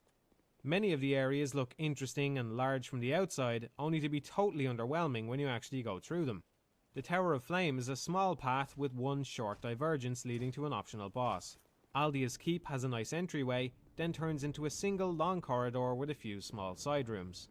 Drangley Castle is a series of narrow, nonsensical hallways. Contrast that with the Castle of Anor Londo, which was by no means perfect, but actually had some rooms to explore like a castle should. The only shortcut I can even remember from Dark Souls 2 was kicking over a tree in Huntsman's Copse, which you never used. Totally unnecessary. You never used because there's a bonfire right there. Anyway, since there's a bonfire placed right next to it. I think I used that shortcut like one time. Even given the opportunity for a good, well-placed shortcut, the designers neglected to place one. The same bonfire in Huntsman's Copse is directly below the bridge which leads to the area boss. There could have easily been a ladder placed here to kick down in order to provide a shortcut, but apparently they would rather have you run all the way back around instead. Just think about how baffling this all is. Huntsman's Copse starts with a bonfire, then opens a shortcut directly to oh, please talk about the fucking, what do you call it, earthen? What's it called, earthen thing? Please talk about that, earthen peak. Neglects to open a shortcut to the boss area. Instead, there should have been only one bonfire at the start and a shortcut placed at the bridge. It's so close to being designed the same way as the previous games, but just isn't for some reason. It's not just the level-by-level design which suffers in Dark Souls 2 compared to other installments. It's the accessibility of different areas and the placement of many items too. This is another reason why comparisons between the design of Demon's Souls and Dark Souls 2 are insulting to the former. In Demon's Souls, once the player finished the first stage of Boletaria, they then had 5 levels immediately available for them at any point. Each level had different pros and cons. There were incentives to go to any of them, except arguably the swamp, but even then the player isn't blocked from exploring the swamp if they wish. Item placement in Demon's Souls was carefully balanced to give each world a reasonably fair share of useful items which players would eventually be aware of for subsequent Yes, I love getting life gems. Dark Souls 1 attempted to carry on this legacy, but did a somewhat worse job. There were several areas available right from the start, but not as much incentive to go to them. That said, the placement of items was still pretty well considered, and some players might opt to go straight to the Catacombs or Blighttown at the start to acquire certain items. In Dark Souls 2, Majula only opens into 2 locations at the beginning, but the sad thing is it actually connects to 5. The Grave of Saints, Huntsman's Copse and Shaded Woods are all sealed off until the player completes at least some of the other areas, or gathers up around 12,000 souls to buy the Cat Ring. There's no good reason why this should be the case, other than trying to ensure inexperienced players end up starting on the right path. That might seem like a harmless compromise to make, but the Souls games are supposed to be a refuge from the crippling accessibility concessions many other modern games make. Dark Souls 1 allowed you to wander into New Londo or the Catacombs at the start, and trusted you would have the intelligence to go somewhere else instead. Dark Souls 2 doesn't seem to have as much trust in the player. None of the 3 blocked off areas are even that difficult. I'd say getting through the Catacombs in Dark Souls 1 is more difficult than any of them, so it's frustrating that these areas, and the items they contain, are locked away until later for no good reason. This has an adverse effect on multiple playthroughs of the game since they all start out the same way. The layout of Demon's Souls, and to a lesser extent Dark Souls 1, allowed you to start a new game and quickly build whatever character you liked. Instead of carrying on this tradition, Dark Souls 2 railroads the player at the beginning and only opens up more later on. There's a serious lack of useful equipment in the first half of the game, which becomes doubly problematic since players are going to waste Titanite and Souls on weapons they're not very attached to, simply because they don't have any other options. The Ember needed to ascend weapons is tucked all the way away in Iron Keep, which means at the very least going through the Tower of Flame, Huntsman's Copse, Harvest Valley and Earthen Peak just to snag. The Ember needed to ascend weapons is tucked all the way away in Iron Keep, which means at the very least going through the Tower of Flame, Huntsman's Copse, Harvest Valley and Earthen Peak just to snag the Ember, never mind the other materials you might want for your weapon. The majority of Twinkling Titanite needed for special upgrades is only available once the player gets to Dranglake Castle, at which point they're most of the way through the game anyway. The overabundance of bonfires is another issue with the overall level design in Dark Souls 2. One of the greatest things about Dark Souls 1 compared to Demon's Souls was its careful bonfire placement, which engaged the player in a game of risk versus reward.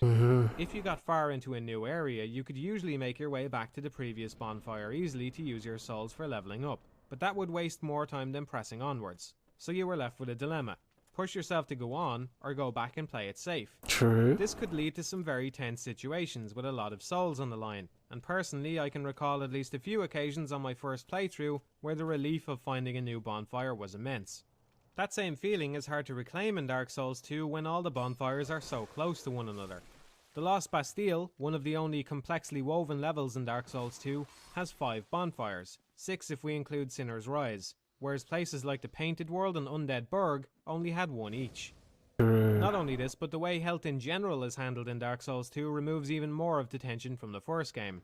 In Demon's Souls, players could farm healing grass off the enemies in Boletaria and carry around more than they would ever need. So in Dark Souls, the Estus system was introduced to stop this kind of healing abuse. The regeneration ring was also removed, meaning the only ways to heal were to use Estus, engage in combat successfully, Jesus, the frames. use up a humanity, or learn a miracle. This was one of the most fundamental and greatest improvements going from Demon's Souls to Dark Souls, made for the very clear purpose of forcing players to take their health seriously. Even now, after playing Dark Souls 2 several times, I can't believe the new directors backtracked on this extremely important and well-reasoned change. It seems to me like Life gem mechanic, yep. Understand the significance. It's more stupid. I think both are stupid, Dark Souls 1 and Dark Souls 2, the healing, humanity and life gem, but life gems you can fucking buy. The healing in Dark Souls, in which case they should never have been placed Infinitely. in charge of this game. Dark Souls 2 adds in consumable healing items and a regeneration ring placed in a prominent location early on, which can be easily equipped on any build. Oh, I remember that. I had that ring for so long. In Dark Souls 1, a player on half health would have to consider carefully whether or not to use one of their flasks now, or wait until they sustained more damage in order to maximize its usefulness. True. This is a subtle gameplay mechanic, but one which adds a very welcome layer of decision making to healing and increases the tension of exploring. In Dark Souls 2, this has been stripped out. Damage at half health will heal gradually with the regeneration ring, and even if you run out of Estus, you can always fall back to other items. After failing to maintain the major healing revamp from Dark Souls 1, Dark Souls 2 attempts to make a major change of its own when it comes to light sources, and fails at this as well. Yeah, the torches. I had like infinite torches. Available, but none of the areas were ever as dark as the Tomb of the Giants in Dark Souls 1.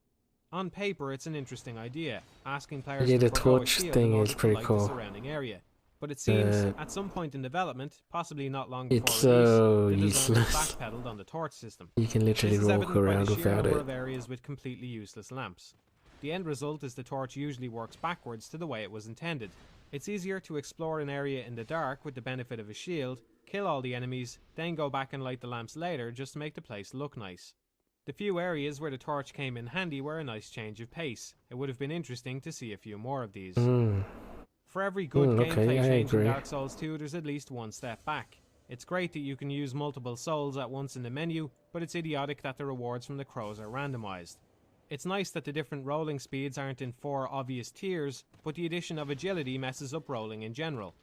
With the amount of tracking the enemies in this game have, invincibility frames are an absolute must for the rolling to be useful. True. But the number of invincible frames depends on the amount of agility, so you're never quite sure at what point in your roll you'll be vulnerable. I'm willing to admit, on paper, this makes for a slightly deeper combat system than the previous games, but in practice it makes rolling less consistent and more frustrating. Paradoxically, the animations lack the weight present in Dark Souls 1, but nearly every action is actually far more clunky this time around thanks to the agility stat, especially at the start.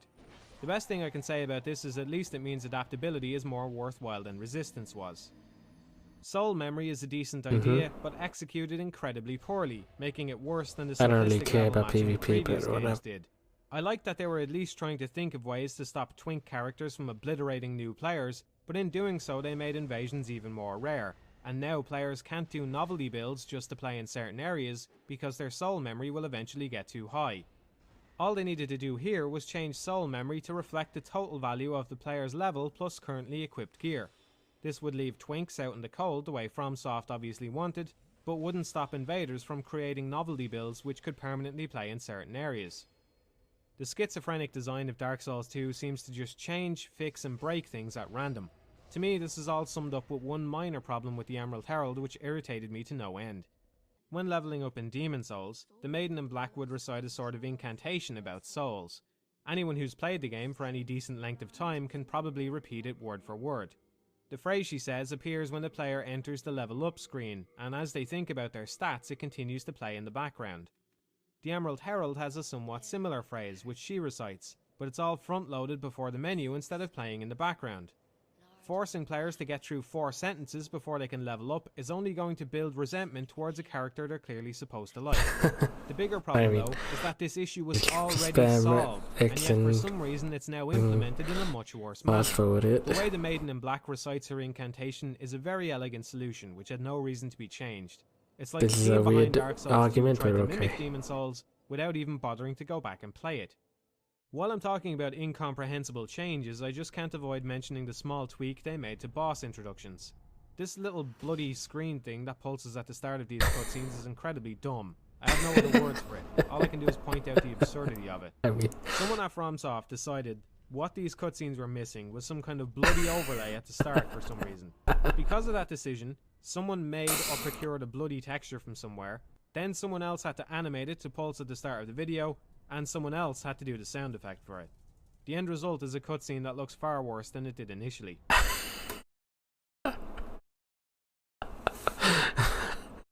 There's such a minuscule, trivial thing, but it's pretty funny. I've never had commented on it. It's whatever. It's unnecessary, I agree. It gives zero impact.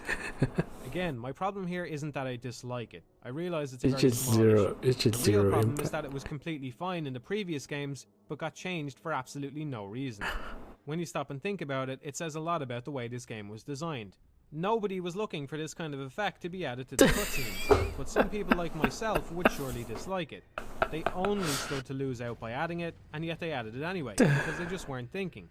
Somebody just put it together, and it made it into the final game without anyone examining what the game actually gains by having it there.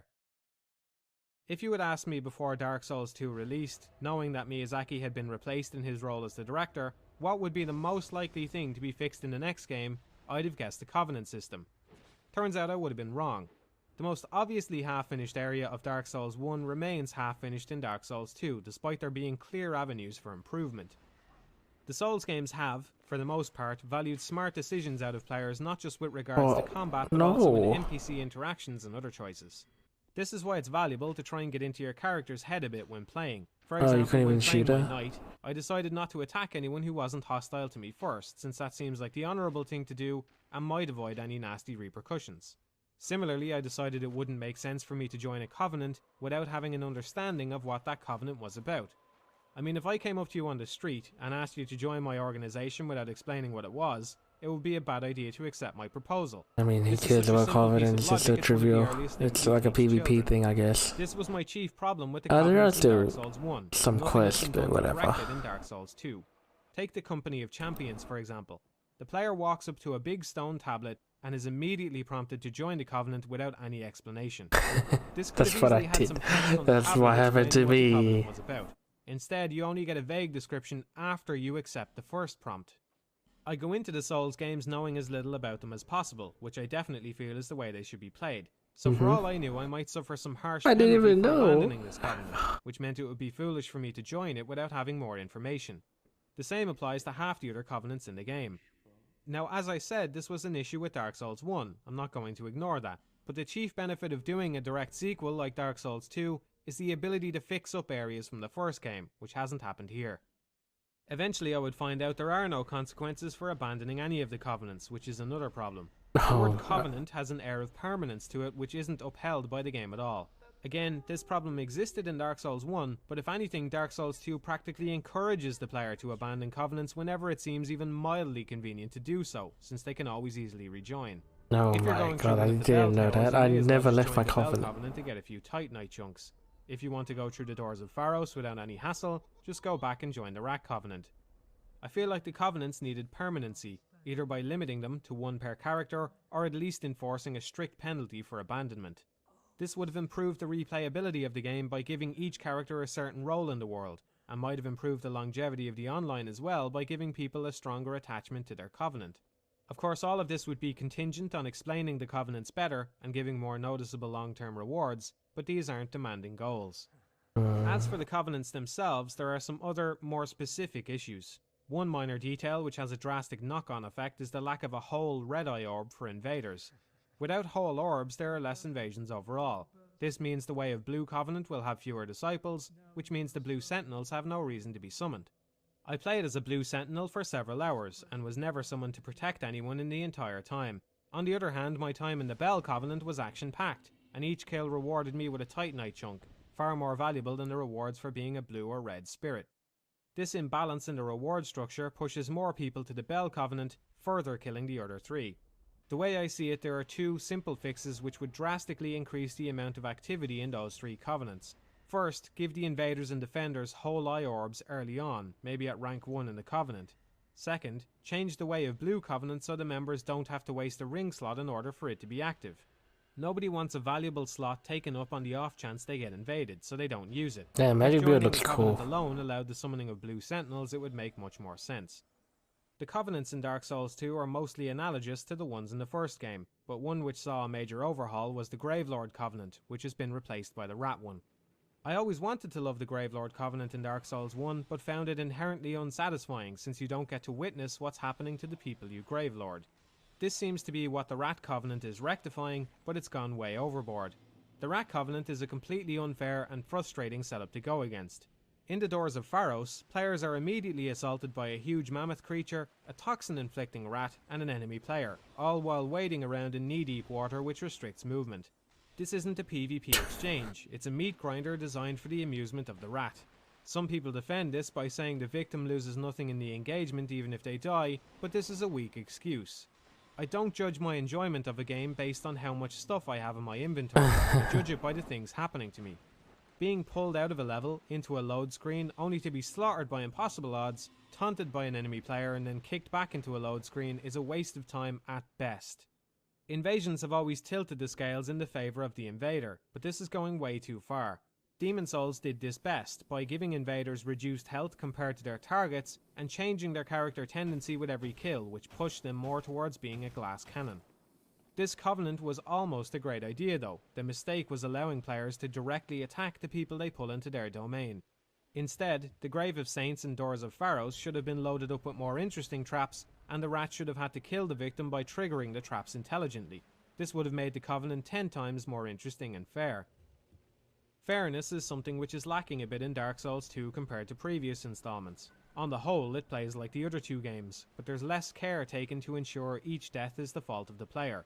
For example, there's no way to know this door in Huntsman's Copse will get you attacked if you try to open it. There's no way to know this beam in the well will break if you land on it. I never landed on that. Since landing safely on They look too stuff like fucking this was sus. possible in Demon Souls. This door in Aldia's Keep has no indication it's about to kill you either. This moment would be incredibly cheap in any game, but it's especially disheartening to see it in a Souls game which used to be known for being punishing, but fair. The worst offender of all is probably the windmill in Earthen Peak, which needs to be burned down in order to clear the boss. I from didn't the know poison. this, I have no man. idea how anyone is supposed to discover this without being told to do it by reading notes left by other players. Yeah. The part the character sets on fire is clearly made of metal, and the level design here makes no attempt whatsoever to get players to light their torch. I didn't know. I suppose the I saving beat the grace boss here is with that the it's still poison. possible to beat the boss even with the poison, but the point is none of it makes any sense. Nobody reasonably expects a giant spider to shoot an enormous and incredibly damaging laser beam. It's simple to dodge once you know about it, but it can easily catch you off guard the first time because it's so nonsensical. Compare this I with thought the it was like a armored web, spider in but Demon Souls, which can breathe it is like a fire. laser beam. The level is a fiery mine, so you're probably expecting something fire-based. The tunnel leading into the fight forces you to be wary of projectile attacks, and the flame breath attack has a long lead-in with an obvious particle effect to signal danger. Another comparison is the Tower Knight and the Last Giant, which are night and day compared to one another.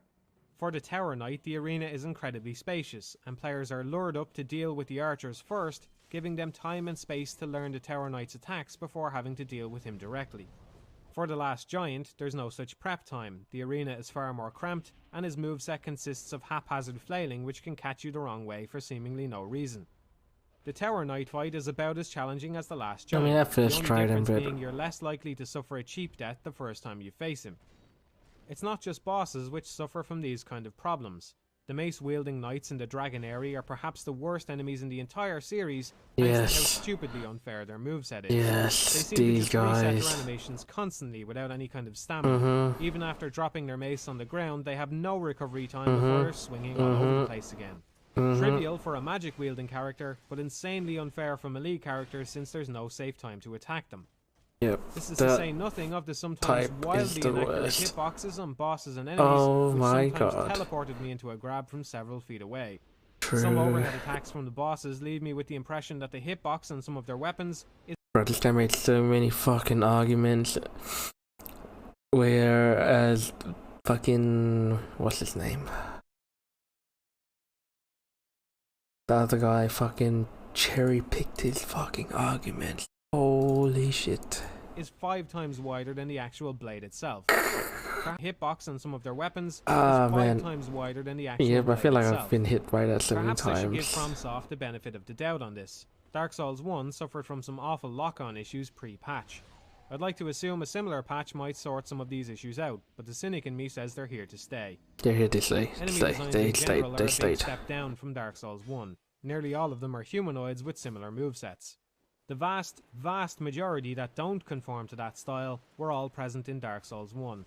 Basilisks, wheel skeletons, giant rats, mimics and necromancers all originate from the first game. By Yeah, they're comparison, Dark Souls 2 brings recycled and almost nothing reused a new to the lot. table.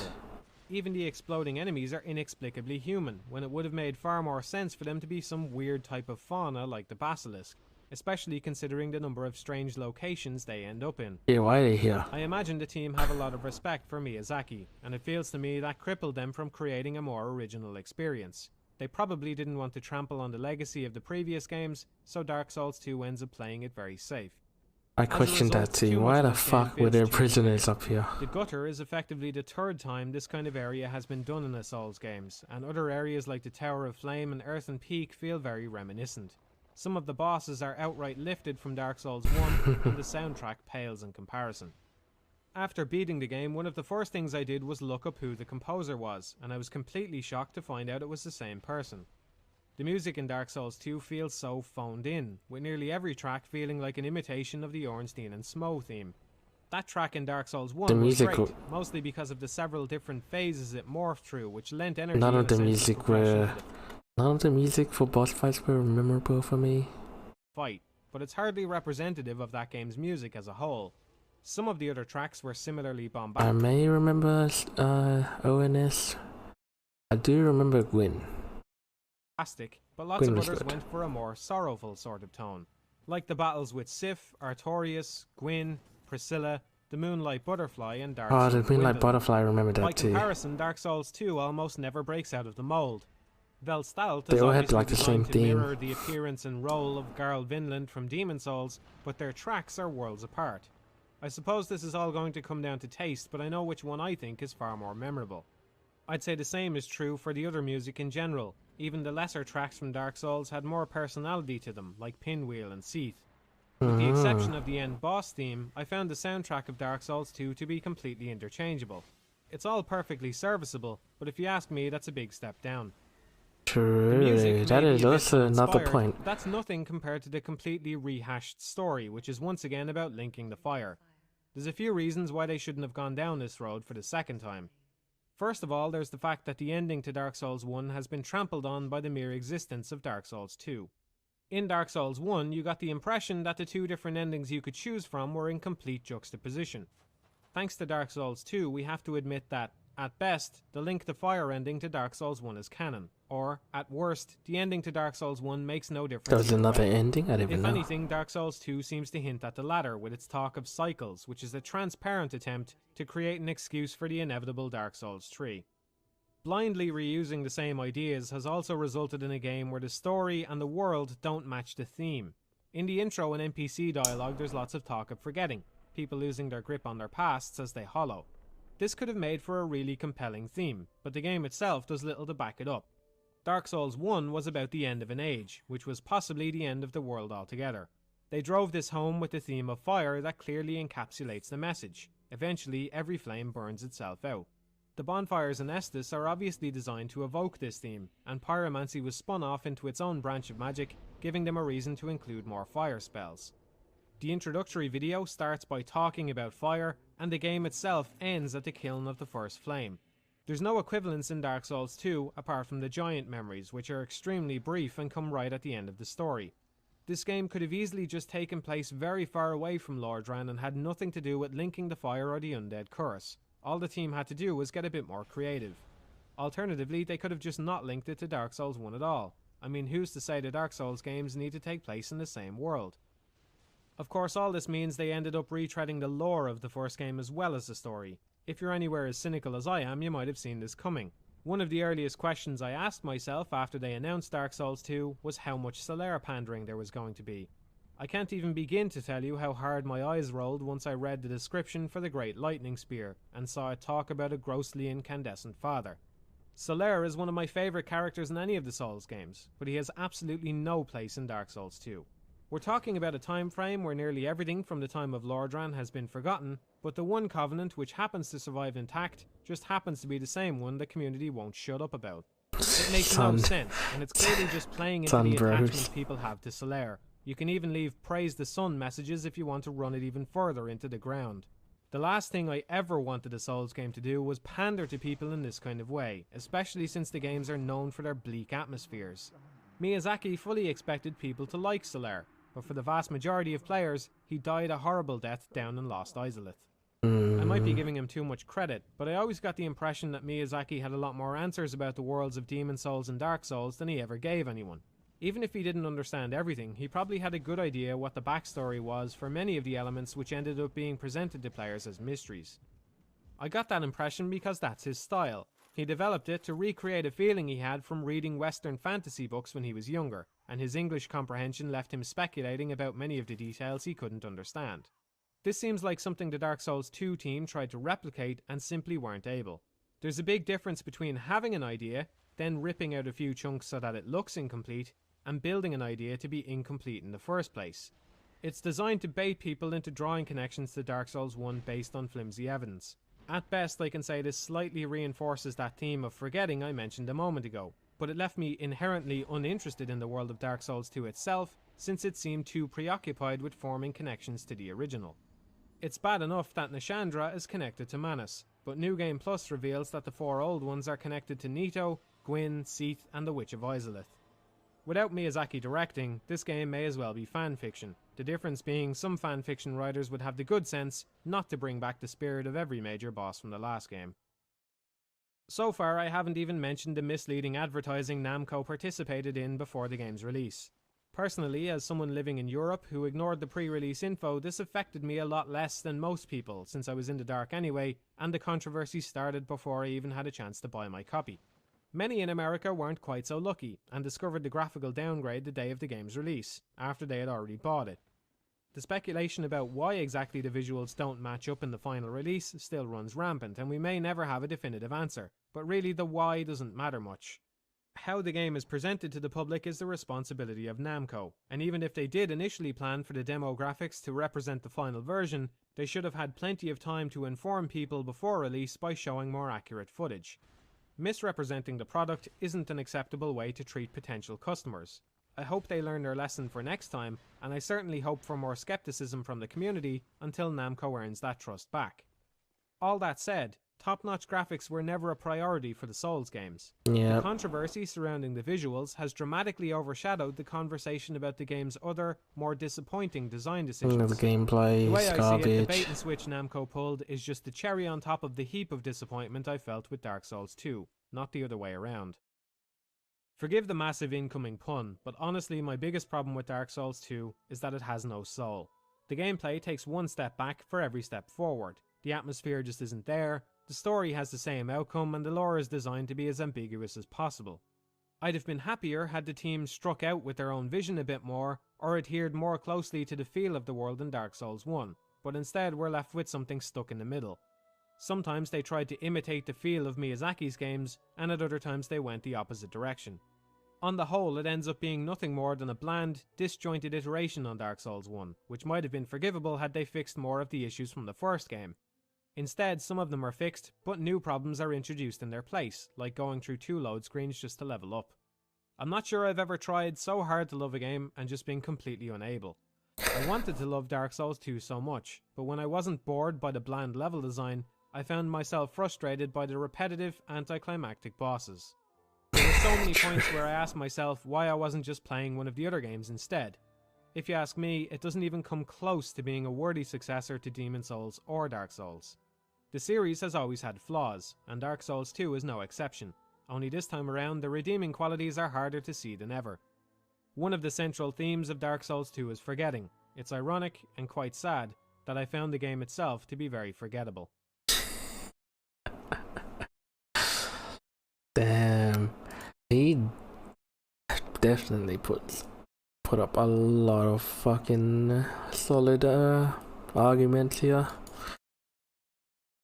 Some positive details are omitted. For instance, I like the health reduction when hollowed. That said, my overall feeling is one of overwhelming disappointment. I mean, it's an interesting feature, I guess, which is easily countered by a ring. It is very punishing, really. I didn't hate it that much, I guess. Compared to the fucking rest of it, I actually forgot about it. Sometime like after like the first quarter of the game. The UI is also better. I like the equip load mechanic with the rolls. The adaptability stat is kind of weird though, but for the most part, it did have some nice features. I will not deny that. However, the negatives, there are more negatives than positives. Let's take a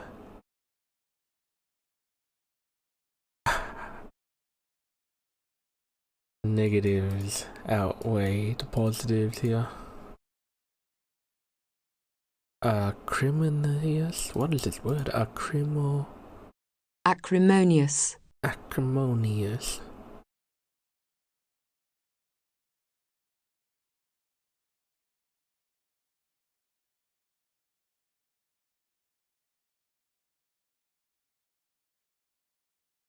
Just for lazy. It was very lazy design.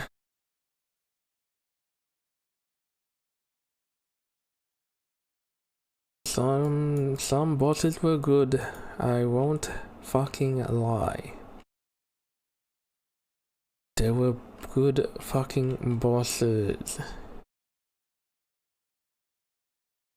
How do I search bosses up?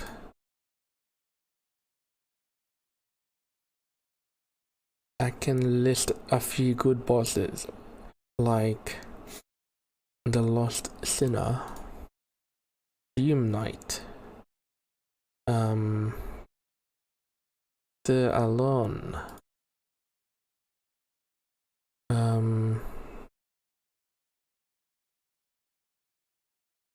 okay, it's the bosses at.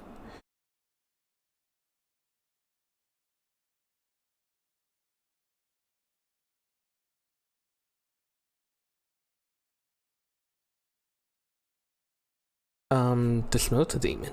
I actually like the Smelter Demon.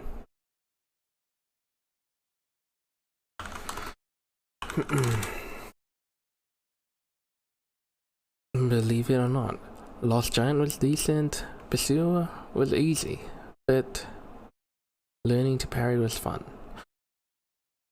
Garbage, this was a good fight, though I had too many heals that it was not challenging anymore at that point. Garbage, this was okay, this was great, this was shitty, it was bad. Lazy, recycled boss, and enemy spam. Easy. Easy. This one was alright. Not too easy, not too hard. Easy. This one was stupid, annoying. Just because I fought it with the poison. Rotten was easy as well. Old Dragon Slayer recycled, easy because I fought it late, easy. This was a demon good. Old Iron King, easy, didn't fight. This one was also easy. This one was good.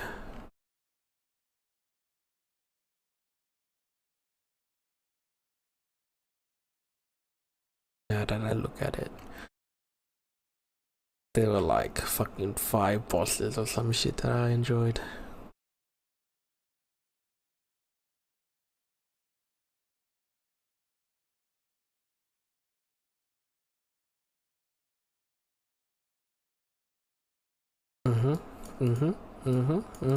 This was a solid fucking critique video. I cannot believe this guy absolutely took so many clips out of fucking context.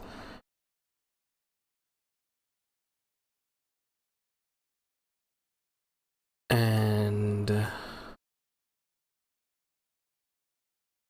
literally just bring up arguments that weren't fucking introduced originally. He's talking about the lock-on.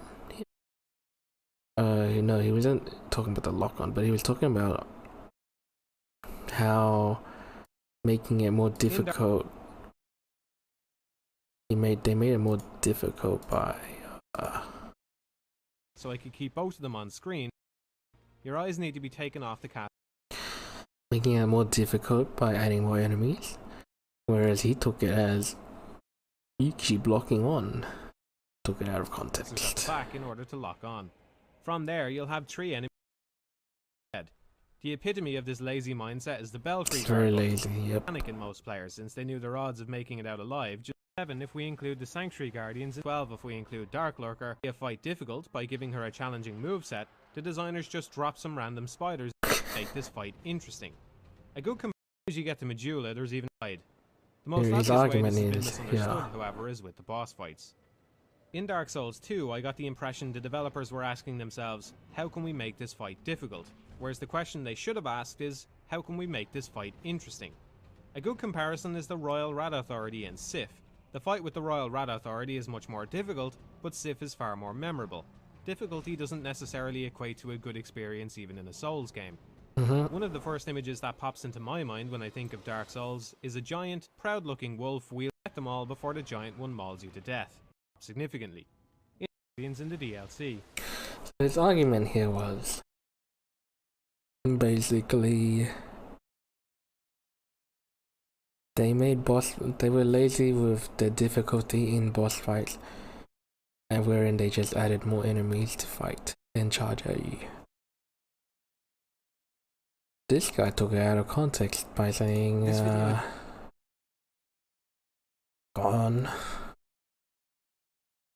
something about not locking on properly or something.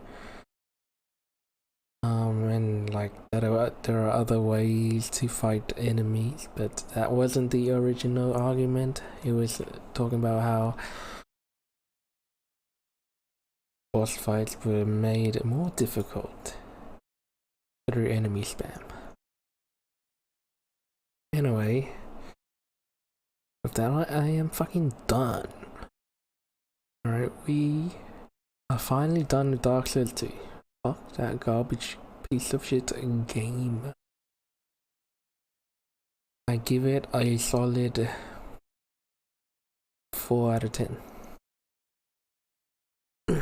It was a Souls game, but it was garbage. Yeah, that's all I will say about it. I think I've said enough for the last 2 hours. That it should be enough to understand my view and critique of the game. Alright. Anyway, I am fucking done.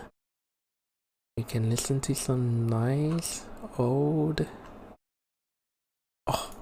Dark Souls 1 win theme. Boom. Alright, I am done. I don't know what I'll be streaming. I'll probably do Dark Souls 3, but I don't know when. Alright. Bye bye. I am done.